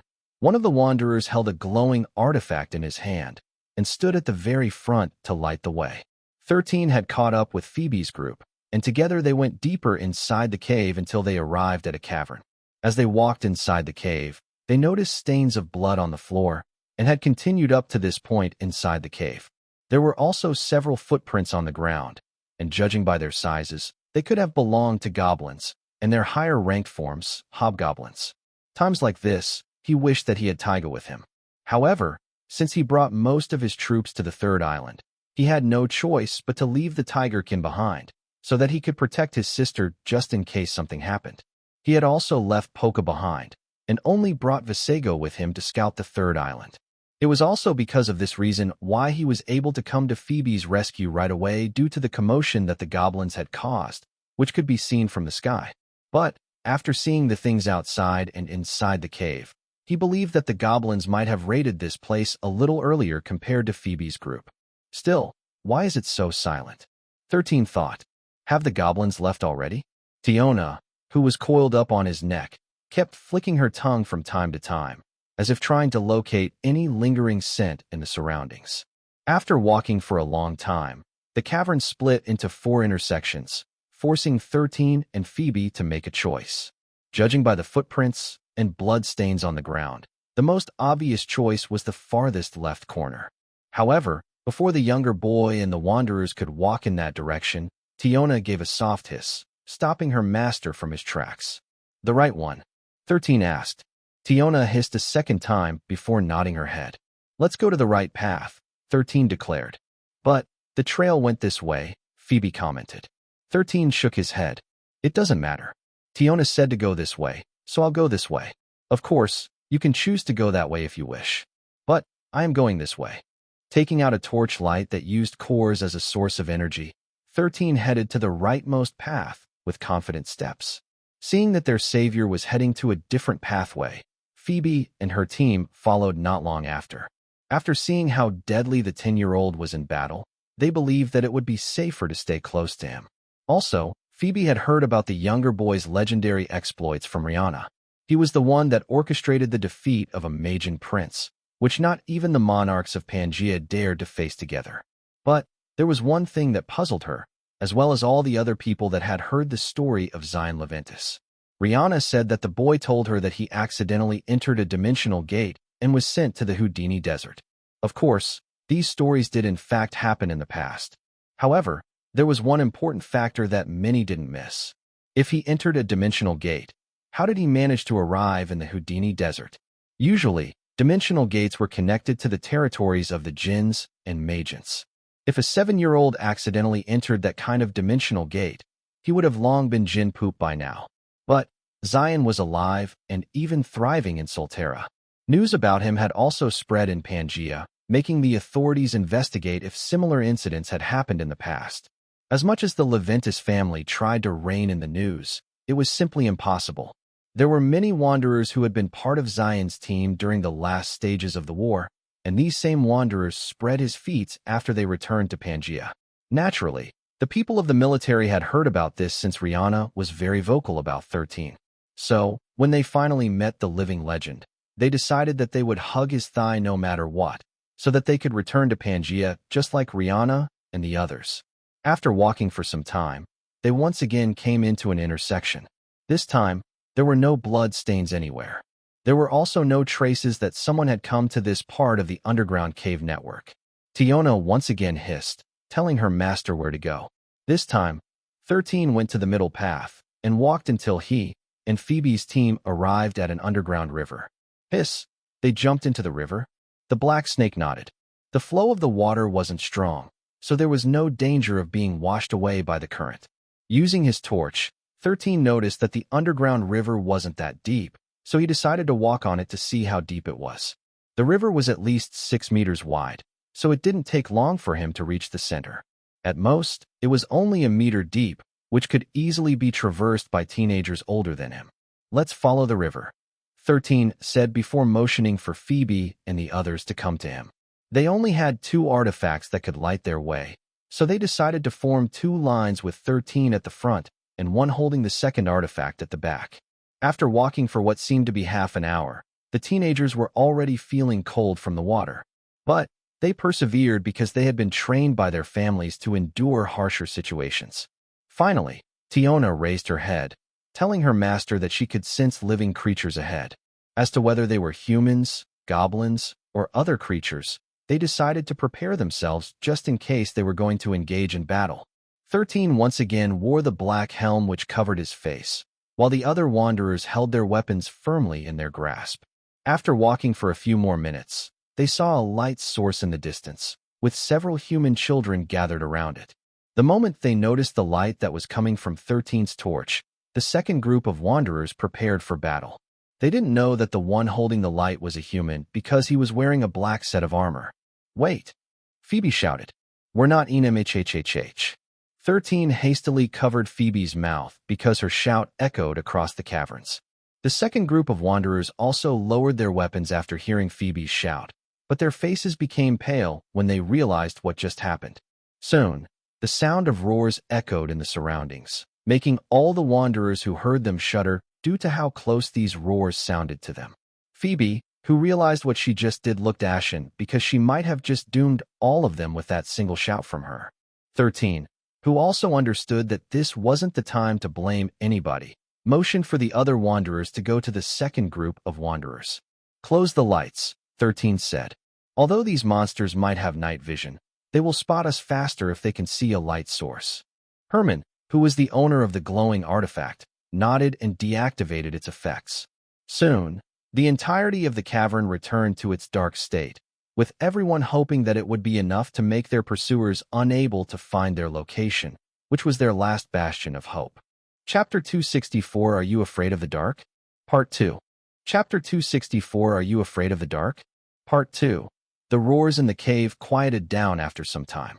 Only the faint sound of the river flowing several meters away from them could be heard in the surroundings. But a soft hissing sound that coincided with the sound of the river soon reached everyone's ears. This lasted for a few seconds before the deafening silence returned. But it was merely a brief calm before the storm, for a loud roar reverberated inside the underground tunnels after a minute passed. This roar felt and sounded very different from the goblins. It was as if an ancient monster had awakened from its sleep and had now emerged to attack those who had stepped inside its domain. Loud screams, shrieks, as well as bellows, filled the underground cavern. The Wanderers, especially the girls, covered their lips with their trembling hands as they screamed silently from fright. The sounds were enough to tell them that someone was attacking the goblins, and whatever it was winning. This chaos lasted for nearly 15 minutes before the screams began to fade. Clearly, the goblins had decided to run away after coming face to face with something that they couldn't defeat. The ensuing silence made everyone's ears ring, deafening to the point that it started to hurt. No one dared to say anything. fearing that doing so might make whatever chased off the goblins come to find them next. But this unanimous decision to keep silent was broken by someone who thought that the coast was already clear. All right, it seems that all of us are now safe. Half a minute later, a faint glow appeared in front of everyone, allowing them to see the boy who was covered entirely in black armor. 13 glanced at the petrified kids who seemed to have forgotten how to breathe after he broke the silence. Finding their reaction funny, he took off his helmet and blew on his torchlight as if blowing a candle, making the surroundings dark again. "What's wrong?" 13 asked as everyone was once again shrouded by the darkness. "Are you afraid of the dark?" As if waiting for that moment, two giant fiery eyes appeared behind the 10-year-old, casting an eerie light in the surroundings. This time, the Wanderers all screamed as the owner of those eyes suddenly made its entire body burst into flames. The magma Balboa, Rocky, wanted to tease the teenagers and give them a fright. He just didn't expect that his appearance would frighten them to the extent that some of them fainted and lost consciousness. 13 glanced behind his back and scratched his head as a reaction to Rocky's antics. Tiona, on the other hand, hissed and praised her subordinate for making a grand entrance. "Don't worry, everyone," 13 said. "This is Rocky, and he is a friend of mine. He won't hurt any of you." Phoebe and the others, who had recognized the magma Balboa, sighed in relief because they really thought that they were goners. When everyone finally calmed down, 13, Phoebe, and Herman started their meeting. Rocky left the scene to check the surroundings and make sure there were no other threats lurking inside the underground cave network. With such a powerful monster as their ally, the Wanderers finally had enough peace of mind to settle down and discuss the situation properly. "First things first, let me introduce myself," 13 said. "My name is Xylen Leventis, and I—" Before 13 could even finish his sentence, one of the girls squealed, forcing 13 to look behind him. For a moment, he thought that another monster aside from the mischievous Rocky had appeared behind him. But, seeing that no one was there, he looked back at the girl that screamed in confusion. "Are you really Xylen Leventis?" the girl who screamed asked in excitement. "The legendary rookie who orchestrated the defeat of a Magian prince." 13 blinked once then twice before replying. "Yes, I am Xylen Leventis," 13 replied. "Wow, he is really Xylen Leventis. To think that he really existed. I thought that it was just propaganda by the Leventis family. Wait, according to the reporters, isn't he the son of Gerald Leventis? The one who was kicked out of the Leventis family? Who cares who his father is? Have you ever seen anyone defeat a Magian prince? Even the monarchs don't dare fight them. Sir Xylen, can I get your autograph? Can I shake hands with you? Hey, can I be your friend? I want to brag when I return to Pangaea that I am a friend of Xylen Leventis." 13 was overwhelmed by the reaction of the Wanderers because he had no idea that his name had already spread far and wide in Pangaea. Little did he know that he was now the idol of a lot of Wanderers, especially those who had just become rookies. Of course, the Leventis family prevented anyone from interviewing Gerald and his family to ask for confirmation about their son's appearance in Solterra. However, even if outsiders didn't manage to get their side of the story, the Wanderers who had been with him started to spread his story far and wide. Since one of the teenagers who had accompanied him on his quest was a scion of the Remington clan, this news gained credibility. Harry also didn't shy away from sharing his experience in the Valbera archipelago to everyone. However, some thought that the news was just an exaggerated story. Even the monarchs didn't believe that a boy who had fought against Magian Prince would survive the encounter. Since no one had seen 13 after the battle in the Valbera archipelago, most people thought that he had died because he wasn't sent back to Pangaea. However, Herman and the other Wanderers, who were seeing him now, all looked at him with awe and worship. 13 suddenly felt Tiona nudging his cheek. It was as if she wanted him to wipe away the smug look that appeared on his face. This was the first time that the system of cannon fodders had people praising him and looking at him as if he was a celebrity, so his body reacted naturally, making him look and feel smug. Phoebe and her team also idolized him. They had grown a bit numb to his extraordinary exploits after hearing Rihanna praise him over and over in their inner circle, so they were able to contain their feelings when he introduced himself to them the first time. Chapter 265. Whatever choices you make, you should not blame others for their outcome. Chapter 265. Whatever choices you make, You should not blame others for their outcome, knowing that things wouldn't progress if he stayed silent.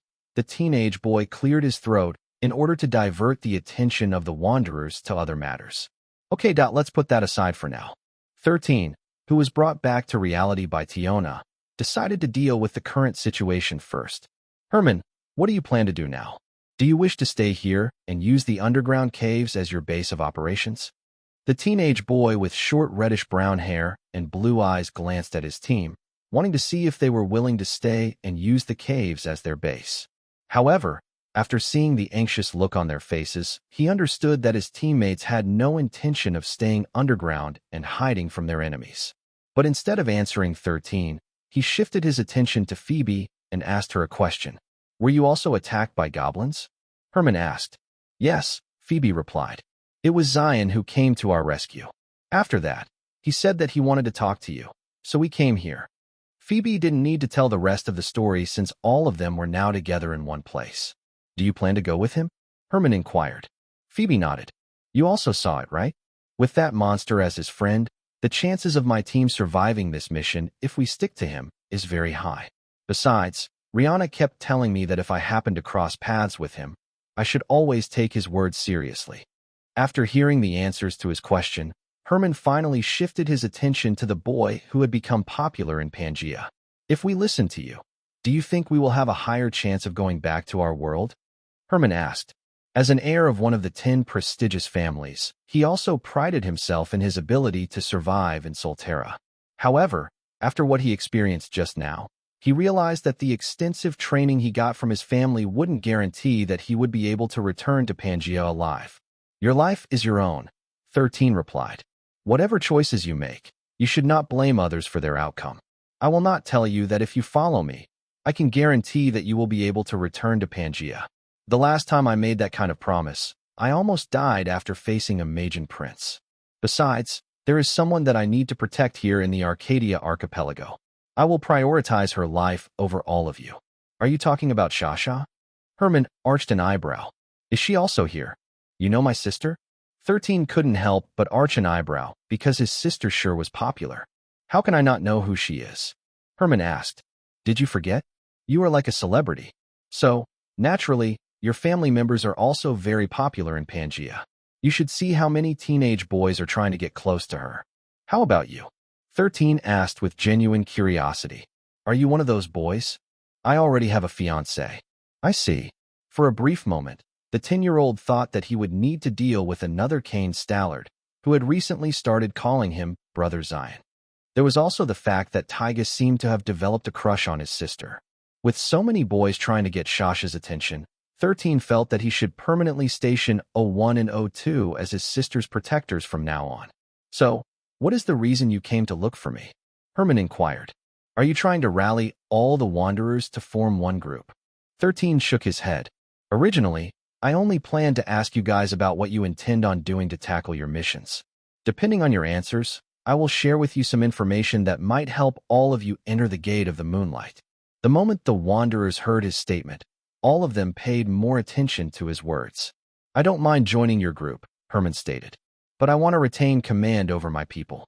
However, if some of them wish to transfer to your sister's team, I will allow them to leave. 13 nodded. How about you, Phoebe? Do you plan to do the same? Yes, Phoebe replied in a heartbeat.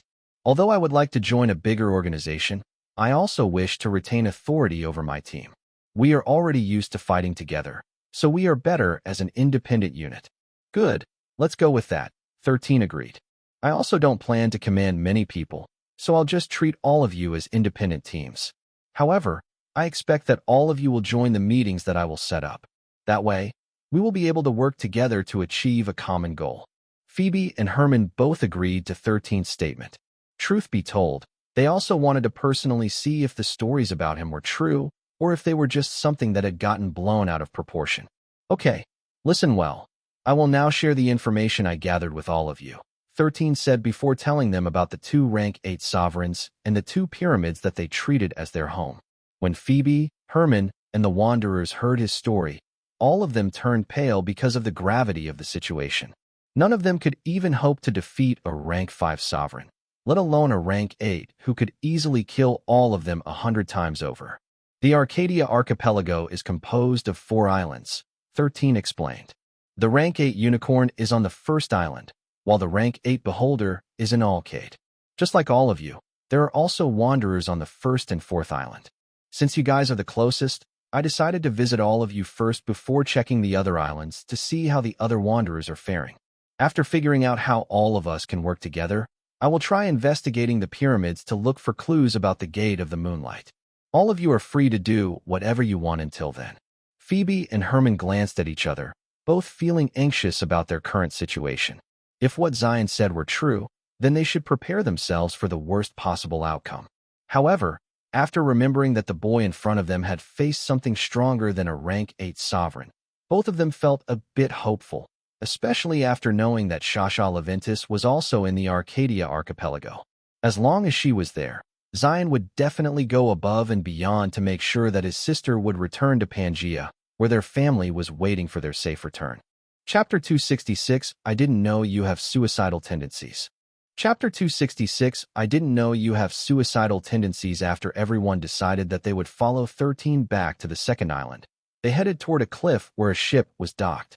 He had asked Rocky to go ahead of them so that he could unload the trolls and the ogres on the ship without arousing any suspicion from the wanderers.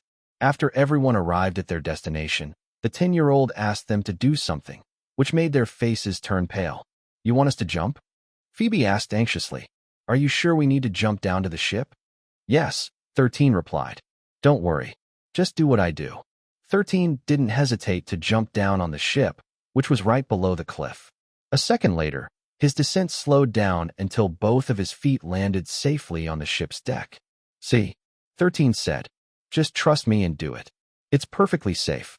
Seeing that none of the wanderers was willing to go first, Herman gritted his teeth before jumping off the cliff. Similar to what happened to the younger boy earlier, his descent slowed down until he landed safely on the deck of the ship. Then, it finally hit him. There were 3 trolls standing on the ship, holding staves, and they were looking up at the cliff as if waiting to see if there would be other teenagers that were going to jump off it. They were the alpha troll shamans, the rare kind of troll that could use spells. Seeing that Herman was safe and sound, Phoebe gathered her courage and jumped as well. When she, too, landed safely on the deck of the ship, the wanderers were finally assured that they had nothing to worry about. The wanderers jumped one by one, and each time they did, the fear on the hearts of the ones who were still on the cliff lessened. A few minutes later, all the wanderers were standing at the deck of the ship, feeling relieved that their little test of courage was finally over. Set sail, 13 ordered, and the trolls and ogres stepped into action. They unfurled the sail, and the 3 troll shamans summoned a gust of wind to push the ship back to the second island, where Shasha was waiting for her brother's return. The second island was also the biggest island of the Arcadia archipelago. Fortunately, Shasha's base was near the beach, so it didn't take long for them to reach their destination. But the ship couldn't be moved to shallow waters, so they had to use the smaller boats that 13 took out from his storage ring. The Ring of the Apocalypse had a storage space of 200 square meters, so he could store a few things inside of it without worry. Since the wooden boats had a simple identical design, 13 had stacked them on top of each other, saving a lot of space. All in all, he had 6 of these small wooden boats, which could hold all of the members of his crew. Since they would be ferrying the wanderers, each ship was manned by 2 trolls, accompanied by 6 wanderers. Although he could fit 1 or 2 more wanderers to make it efficient, he decided that it would be safer for them if they just stuck to 6 wanderers per wooden boat. Herman and Phoebe volunteered to be left behind, allowing their people to go to the shore first. While waiting for the boats to return, the 2 of them talked to 13 and asked him a few questions about the hierarchy of the wanderers on the second island. Similar to what you proposed, there are 2 leaders on the second island, 13 stated. One of them is my sister, Shasha, and the other is Kane Stallard. Kane has more wanderers under his command, and he is acting as their leader even now. Since 13 planned to treat Kane, Phoebe, and Herman as team leaders of their respective teams, he decided to answer all of their questions to the best of his abilities. So, what do you really plan to do after gathering all the wanderers from the first and fourth islands? Herman inquired. Will we all attack one of the rank 8 sovereigns in order to investigate the pyramid? I didn't think that you'd have suicidal tendencies, 13 replied in a teasing tone. Do you really think that ordinary teenage boys and girls, numbering in the hundreds, would have a chance of defeating a rank 8 sovereign? In their eyes, we're just bugs that they can pinch to oblivion. But, depending on the bug, they can be deadly as well, Phoebe countered. Also, you have experience facing off against a Magian prince. Compared to that powerhouse, rank 8 monsters are easier to fight, right? 13 shook his head firmly. This and that are completely different. Although a rank 8 sovereign is weaker than a Magian prince, it doesn't change the fact that it is still a very strong monster. The younger boy didn't want to elaborate that he only managed to win because he had several weeks to prepare an ideal battlefield, as well as the perfect counter to Arundel, which would allow him to have a shot at victory. Their current circumstances were different. He didn't have the resources of thousands of beast cores in his disposal, which would have allowed him to create a rune formation that could trap the unicorn or the beholder.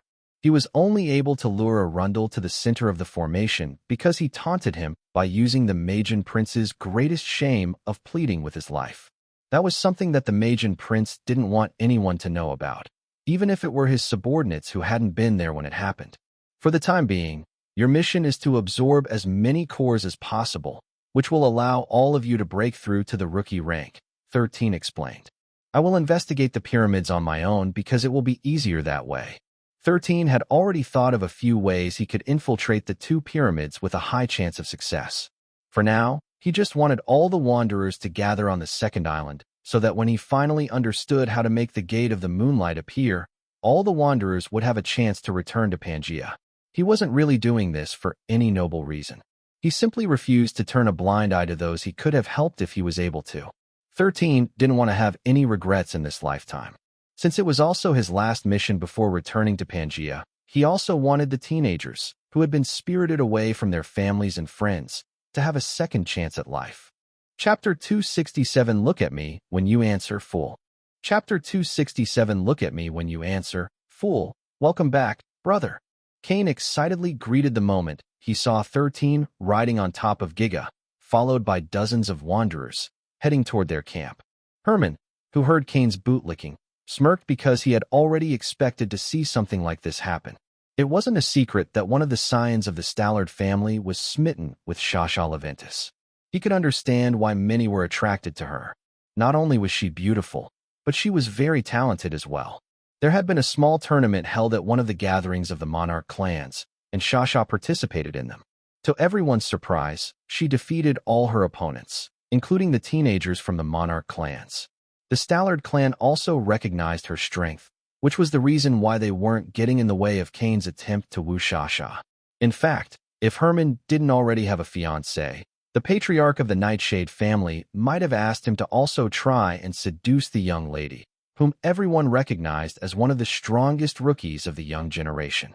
13 ignored Cain and walked past him. The person he wanted to see was Shasha, but his sister was inside the cave and meditating. Cain, who had been ignored, scratched his head before glancing in the direction of the newcomers. He recognized a few faces, and he even smiled when he saw Herman from the crowd. Herman, it's good to see you here, Cain said as he approached his acquaintance. How have you been for the past few weeks? Just fine, Herman replied after seeing that Cain was being friendly with him. Herman had above-average looks, but Cain didn't see him as a threat for Shasha's affection because the former already had a fiancée. How did Brother Xylen convince all of you to follow him? Cain inquired. Did something happen? As someone who was raised by the Monarch clan, Cain believed that Herman wasn't the type to become someone else's subordinate. If he weren't head over heels with Xylen's sister, Shasha, he would have refused to merge their group together. However, after knowing that they were up against 2 rank 8 sovereigns, Cain decided that it was wise to hug 13's thigh. He felt that he'd have a higher chance of surviving if he stuck to him.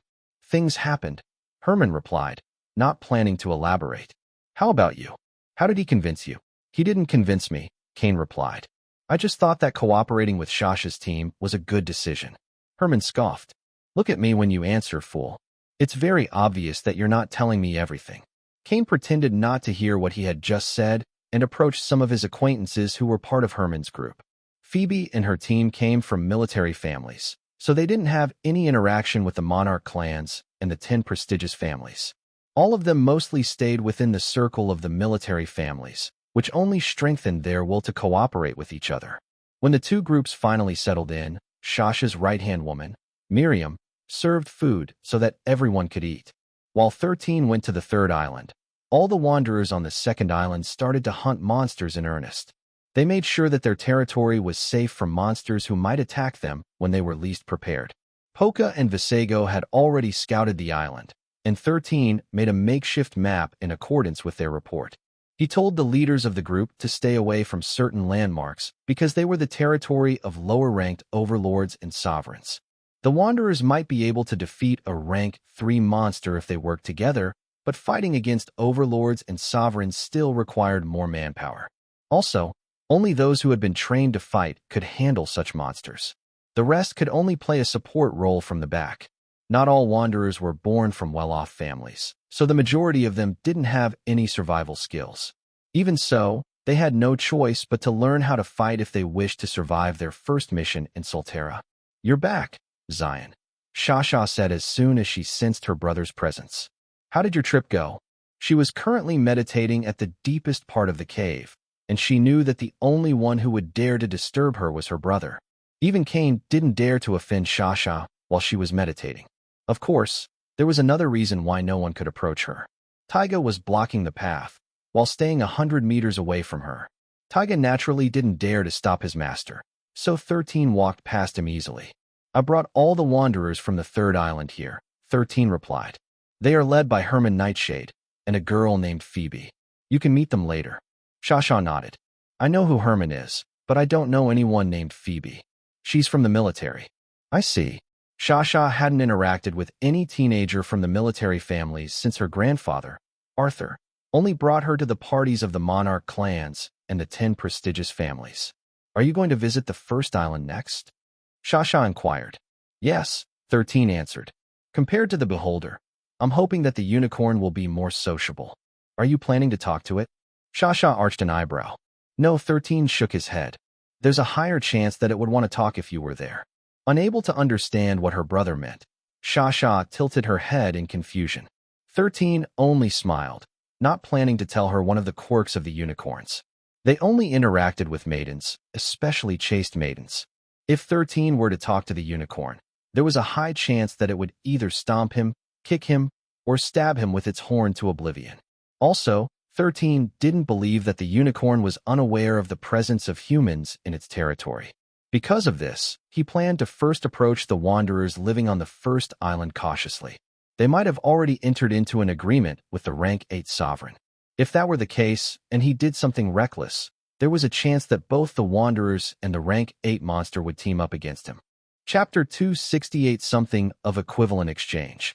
Chapter 268 Something of Equivalent Exchange. Xylen, my dear friend, where are you right now? Kamaisatz rested his hand on the 10-year-old's shoulder and gave the latter the most devilish smile he could muster. "Please tell me your location. I promise I won't send my friends to hunt you down." I am currently in Mammon City," 13 replied casually. "Feel free to visit me anytime." Tisk. Kamaisatz would always ask the young human boy about his location whenever he saw the latter in the conference room of the apocalypse. He was hoping that 13 would slip up so that his whereabouts would finally be known to him. In the past 3 years, the members of the Order of the Apocalypse had shown the boy's face to their subordinates, as well as their acquaintances. They even discreetly placed a bounty on his head, but it was not to kill him. The bounty was only asking for any relevant information related to him, especially where he was currently at. For the past 3 years, 13 had been playing hide and seek with the members of the Order. But to this day, none of them were able to get a scent of his trail. The only one who wasn't making any moves to look for him was none other than Camarasipa. Kamaisatz and the others had tried to hire her services in order to look for 13's location. Unfortunately, whenever they tried, Camarasipa would turn them down. At first, they thought that the reward they offered to give her wasn't enough. They only gave up after Camarasipa told everyone that she was unable to use her divination to locate any member of the Order due to a mysterious power protecting them all. Also, Camarasipa found Xylen quite interesting. The young boy had defeated Arundel despite being at a disadvantage, so she knew that the boy couldn't be someone ordinary. He might be weak, But there was something about him that made her believe that the boy was someone they needed if they wished to break the status quo between the Celestials and the fiends who ruled over Solterra. "All right, please don't disturb me for now, Mr. Deathbat," 13 said as he pried Kamisat's hand from his shoulder. "I need to talk with Metatron. I still haven't gotten my reward from the treasury." Kamisat loudly sighed because he found Xylen's missions very unfair. All the boy needed to do was kill rank 4 sovereigns, and he would gain Apocalypse points, which would allow him to unlock the other layers of the treasury and get some very rare items from its keeper, Metatron. 13 had only been in the Order for 3 years, yet he had already unlocked the second layer and was already halfway to being able to unlock the third layer. Kamisat had joined the Order earlier than Xylen, but he had yet to unlock the second layer. Because of this, he was very bitter about the boy who could just kill rank 4 sovereigns without too much effort. To make matters worse, if he killed a rank 5 sovereign, he would gain 5 points. If he killed a rank 6 sovereign, he would get 30 points. Freeable.com, a rank 7 would net him 100 points, and a rank 8 would net him 600 points. A rank 9 was 4,000 points, and last but not the least, a Magian Prince would give him 10,000 points. 13 often commented that if possible, he would like to kill Kamisat since he looked easier to kill than Arundel, making the Deathbat snort. It was no exaggeration to say that 13 held a very special position within the Order. Some of the members were even considering helping him achieve his goal. After all, once he unlocked the final layer of the treasury, he would be able to receive Pandora's box. This was the one thing that all of them were aiming for, and realistically speaking, the one closest to obtaining it was none other than the weakest member of their organization. After entering the treasury, Metatron appeared in front of him with a smile on his face. "Welcome back, 13, Metatron said. "How are you faring in your new adventure? Did you perhaps come here because you have hit a wall that you cannot overcome using normal means?" "Yes," 13 replied in a heartbeat. "Actually, I am here to ask you for some recommendations, Metatron." In the past 3 years, 13 had acquired 2 more items from the treasury. One of them was a sea conch, which he received after joining the Order. The second one was a portable teleporter, which allowed him to set 3 waypoints that would let him travel to those places almost instantly. But there was a catch. He could only set waypoints to the places where he had been. Aside from that, the teleportation was a one-way thing. For example, if he teleported from the Arcadia Archipelago to the Valbera Archipelago, he wouldn't be able to return to the former if he didn't set a waypoint there. The waypoint could also only carry a maximum of 6 individuals each time. If he were to teleport with Tiona, she would be counted as a second individual. But this was not an issue at all, for he had a way to make things more convenient. He could simply let everyone enter Rocky's mobile fortress and teleport the Magma Balboa with him to the place where he wanted to go, then unload everyone at their destination. Every member of the Order who had managed to unlock the second layer of the gate had this portable teleporter as well. It was Metatron's highly recommended item, and it served the Magian princes and princesses well. "So, what do you need?" Metatron inquired. "Remember, I cannot give you special treatment. You can only receive 1 item this year from the treasury. You will have to wait until after the winter solstice to get another item from the treasury." "I know." 13 nodded. "I have 2 questions. The first one is, will it be possible to exchange items in the treasury for something just as important? For example, information?" "Information?"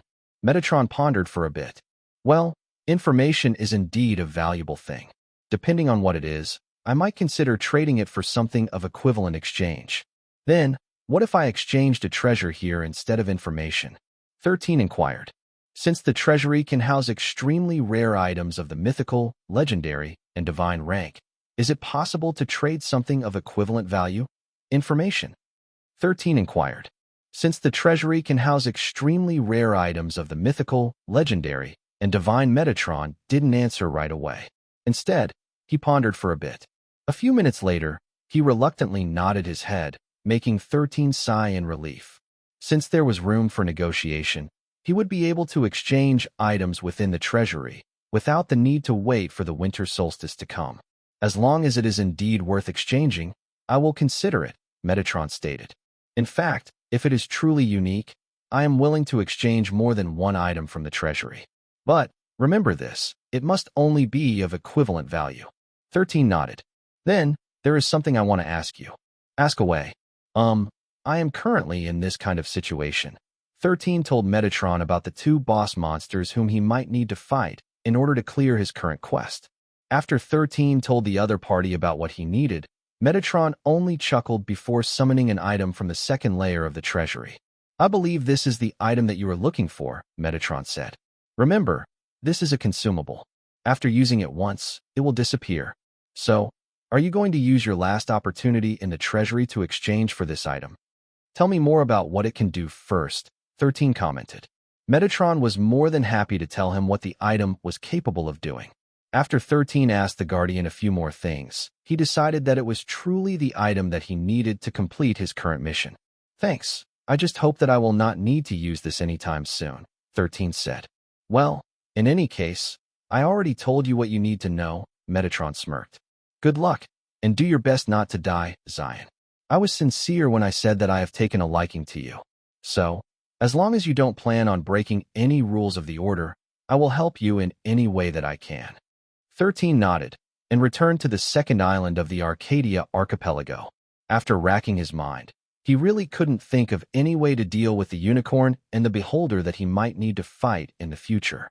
For this reason, he resorted to using his last chance to get an item from the treasury of the apocalypse. I'm going to the first island first, 13 thought. Visego's report will probably give me the information I need without the need for a direct confrontation. 13 had already bid his farewell to Shasha and the others. He also left the bulk of his forces to protect her and the other wanderers. The only creatures who would be accompanying him to the first island were Tiona and Blackie. Since he had evolved into a rank 5 sovereign called a Nightmare Blackhound, Blackie had become stronger and faster than ever before. Also, Blackie was a good swimmer, which was the main reason why he planned to only take Blackie with him on his expedition. Using a boat might alert the unicorn, so he planned to travel as stealthily as he could, lowering the risk of accidentally provoking the rank 8 sovereign, whom he had to face sooner or later. Chapter 269 The southern part of the island is off limits. Chapter 269 The southern part of the island is off limits. It was noon when 13 arrived at his destination. Just as he expected, it didn't take long for Blackie to swim from the second island to the first island. Visego, who had also accompanied him on his trip, flew ahead of him to observe the wanderers, as well as the unicorn from the sky. He knew that his master would want a detailed report of the current situation, so he did his job properly. By the time Blackie touched down on the shore, Visego was already there to greet them while perched on a coconut tree. Master, the unicorn is currently inside the pyramid with his pets, Visego said. Good, 13 replied. Let's visit the first team of wanderers first. Visego nodded and once again took off in the air. 13, on the other hand, told Blackie to rest for a while and follow his scent once he had properly rested. Since Visego was with him, he didn't have to worry about running into strong monsters in the surroundings. They had landed near the territory of the wanderers, so it didn't take a long time for 13 to find their camp. Visego was right. All of them are boys. 13 mused. The unicorn took all the girls. From his perspective, this was the unicorn being merciful to the wanderers. Since it tolerated the boys in its territory, that meant that he would allow them to do whatever they wanted on the first island. But, of course, the unicorn not hurting the boys was still unconfirmed. There might have been a one-sided agreement from both sides since the wanderers didn't dare to offend such a powerful monster. If the unicorn doesn't plan to hurt the wanderers, then I don't need to bring them to the second island, 13 thought. Having wanderers here to keep watch on what is happening in the island is also a good thing. With these thoughts in his head, 13 made his way to the first camp. The first one to make contact wasn't him, but the wanderers who were out on a hunting mission. When they saw a boy that they hadn't seen before, all of them ran in his direction and asked him if he was a wanderer. Yes, I am a wanderer, 13 replied. I just arrived here on this island. Then, why do you have the black snake on your neck? One of the teenage boys asked. Isn't it poisonous? It is very poisonous, 13 replied. I saved it from being eaten by a hawk, so it has taken a liking to me. Tiona, who was coiled up on her master's neck, nodded her head, as if telling everyone that her master was telling the truth. Of course, this was a lie, but sometimes, lying was just as important as telling the truth. Well, it's a good thing that you stumbled to our camp first, the teenage boy commented. If you went to the wrong place, you'd be dead by now. The three other teenagers nodded their heads in agreement to their leader's words. For the time being, why don't you accompany us first? The teenage boy proposed. My name is Rayon, by the way. Rayon was taller than most boys his age, and he also had a lean and toned body. Clearly, he was someone who had trained on how to fight before he was spirited away to Solterra. Okay, I'll come with you because all of you look strong, 13 replied. Rayon rubbed his nose, and the smile on his face widened. The three other teenagers who were part of his hunting team also had a good first impression of the boy. This guy here with the glasses is Tom, Rayon said as he pointed at his friend. The skinny boy is Finn, and this is the smartest person in our group. He goes by the name Joe. After introducing his teammates, 13 introduced himself as Xylen. He didn't add his surname because he didn't want to deal with the aftermath of having the same name as one of the 10 prestigious families. Before following Rayon's team, 13 whistled and told Visego to pass his message to Blackie. For the time being, the nightmare black hound would hide its presence, while doing its best to stay as close to his master as possible. After successfully hunting a rank 1 boar, Rayon and his team made sure to bleed out the monster before carrying it back to their base. 13 didn't do anything and simply watched them hunt the monster as a team, which was, to his surprise, a very impressive feat. Clearly, the 4 teenagers truly understood how to work as a team, so it didn't take them a long time to bring down the rank 1 with their bronze-ranked weapons. Half an hour later, they finally arrived at their destination. All in all, the Wanderers on the first camp consisted of only 18 individuals, including Rayon's team. Along the way, Rayon told him that there had been more of them in the past, but many had died due to the monsters inhabiting the first island. After skinning the boar, the teenagers worked together to roast it over their campfire. There was a spirit of unity, and it confirmed 13's guess that Rayon was the leader of this group of wanderers. After all of them ate together, the other wanderers introduced themselves one by one, allowing 13 to know all of their names. Just like earlier, he introduced himself as Xylen, without mentioning his surname. Then, after thinking that the time was right, he asked an innocent question, which made everyone's face turn solemn. Are there only boys here? 13 asked. A profound silence descended on the camp, and only the crackling of the campfire could be heard. Finally, a few minutes later, Rayon broke the silence and answered 13's question. Do you remember what I told you earlier? Rayon asked. The thing about I'm lucky because I found you guys first? 13 answered. Yes, Rayon nodded. If you wandered to the southern part of this island, you might be dead by now. 13, who showed a look of confusion in his face, made Rayon and the other boys sigh in their hearts. Listen, the southern part of the island is off limits, Rayon stated. There is a monster there that can easily crush you like an insect. What kind of monster? A unicorn. Rayon's face darkened as if he clenched his fists tightly. A monster that goes by the name Vega, Rayon said in a cold tone. It came to us one day and threatened to kill all of us if we didn't agree to its condition. The other teenage boys, who were listening, couldn't help but look down on the ground, feeling helpless as they remembered that fateful day. It said that it would allow us to live and stay here in the island if all the girls were to serve and live with it, Rayon stated. My sister and the rest of the girls agreed to his condition so that we would be spared from death. Fortunately, it allows my sister to visit us once a week to inform us that all of them are safe and sound. According to her, all of them were being treated well, and they didn't have to worry about food or any other necessities ever again. 13 found his words to be exactly what he had thought that the unicorn would do. The girls serving it wasn't necessarily a bad thing because they would be protected by it. Also, they wouldn't need to worry about having to hunt for food because the unicorn would do it for them. My mission is to enter the gate of the moonlight, 13 said after Rayon had finally regained his calm. Do all of you have the same mission? Yes, Rayon nodded. That is the mission we have. Then, do you have any idea on where this gate of the moonlight is? 13 inquired. Rayon frowned and reluctantly gave an answer. I'm not entirely sure, but I think the place where the unicorn lives has a clue about the gate, Rayon answered. In fact, this is what my sister told me, so she is doing her best to investigate the interior of the cave. The unicorn doesn't mind the girls exploring its home. According to my sister, there are several writings etched within the inner chambers of the pyramid. Unfortunately, She didn't know what kind of language that is and how to decipher it. 13 smiled internally after hearing Rayon's words. He had already guessed that the clue to find the Gate of the Moonlight was indeed inside the pyramid. Now that his suspicion was confirmed, he would need to think of a way to infiltrate the pyramid without alerting the unicorn and make sure that he would be able to see those writings for himself.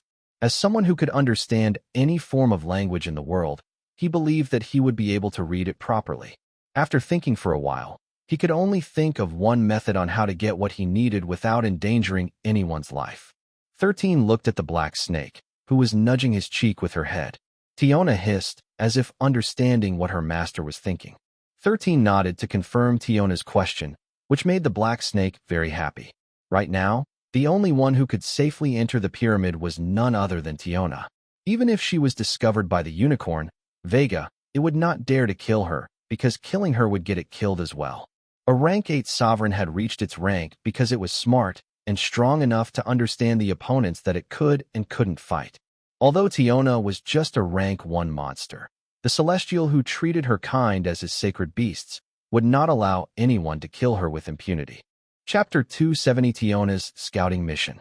Chapter 270 Tiona's Scouting Mission. 13 sat on a boulder not far from Rayon's camp.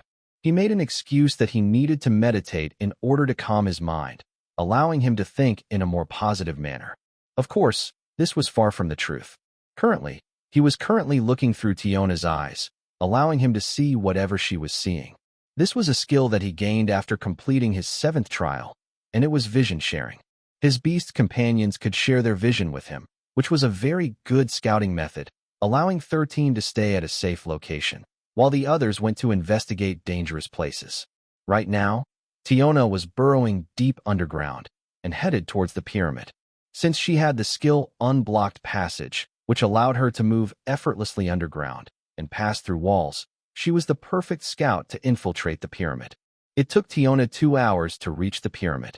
While digging underground, she was using her detection abilities to pinpoint the location of the unicorn. She didn't want the monster to discover her, so she was making sure that it was at the very edge of her detection range. 13, who was feeling a bit nervous about this operation, forcefully calmed himself as Tiona went directly under the pyramid. "Don't do anything reckless, Tiona," 13 said using his other skill, which he acquired after finishing his 9th trial, which was Beast Companion Telepathy. "Your safety is your utmost priority." Tiona hissed telepathically, telling her master that she understood. The boy didn't always use this skill because it took a large toll on his mind, especially since he was still an ordinary human boy and not yet a rookie. Also, he was communicating with Tiona over a great distance, so he couldn't always talk to her, or he would suffer a severe headache afterward. The two of them had already discussed the thing that Tiona needed to do after infiltrating the pyramid. This would save 13 the effort of telling her what to do when she got there. After making sure that the unicorn was outside the pyramid, Tiona poked her head inside the pyramid and looked around. The pyramid was dark, but this was not a problem for Tiona, who had dark vision. She carefully looked around her surroundings, and seeing that there was no one around, she started to crawl up the walls to head deeper inside the structure. Right now, she and 13 were looking for any clues that might help them with the mission that he needed to finish. The pyramid was large, extremely so, and there were many places that couldn't easily be reached using normal means. Fortunately, Tiona's skill, Unblocked Passage, allowed her to pass through walls like a ghost, so no obstacles could bar her way. Finally, after half an hour of searching, Tiona entered a room where a purple tablet was erected. On its surface was an ancient writing, which had long gone extinct in Solterra. Tiona gazed at this monolith from top to bottom, making sure that she saw every symbol that was written on it. 13, who could read and talk any language in the world, would have no trouble translating the monolith at a later time. So after making sure that she saw everything she had to see, she left the scene to go to the next room. A few seconds after she left, a presence appeared in the room of the monolith. A handsome man, who seemed to be in his early 30s, looked around with a frown on his face. He had long silver hair and blue eyes. The most noticeable feature was the silver horn on his forehead, which glowed faintly in the darkness. "Am I just imagining things?" the silver-haired man muttered as he inspected the room. But, no matter how much he looked, he didn't see anything out of place. Half a minute later, he disappeared, and the room returned to its silent and dark state. Tiona was always in her stealth mode, so it was very hard for others to detect her. Of course, she got scared when she suddenly felt that the presence of the unicorn had disappeared from outside of the pyramid and reappeared in the room that she had just left a few seconds ago. For the entire duration that the silver-haired man was inside the room, Tiona didn't dare to move in fear that any movement might alert the magical creature that she didn't want to encounter no matter what to her presence. She was just in the next room, so it was highly possible for the unicorn to detect her movements if she made any attempt to escape. Fortunately, the unicorn left after several minutes, allowing Tiona to regain her calm. This time, she scouted the pyramid more carefully and saw more writings on the walls in the other rooms that she visited. The strategy that her master had given her was simple. She just needed to look at the symbols once then leave, saving time and effort in her scouting mission. After nearly 3 grueling hours, Tiona had finally seen everything inside the pyramid. Within those 3 hours, the unicorn appeared 4 times in the rooms where she had previously visited, making it a very close call. The first 2 times, the unicorn thought that he was just being paranoid. But, on the 3rd and 4th time, he was now certain that someone, or something, had indeed passed by the rooms where he appeared. Unfortunately for him, Tiona had already devised a strategy after the second encounter.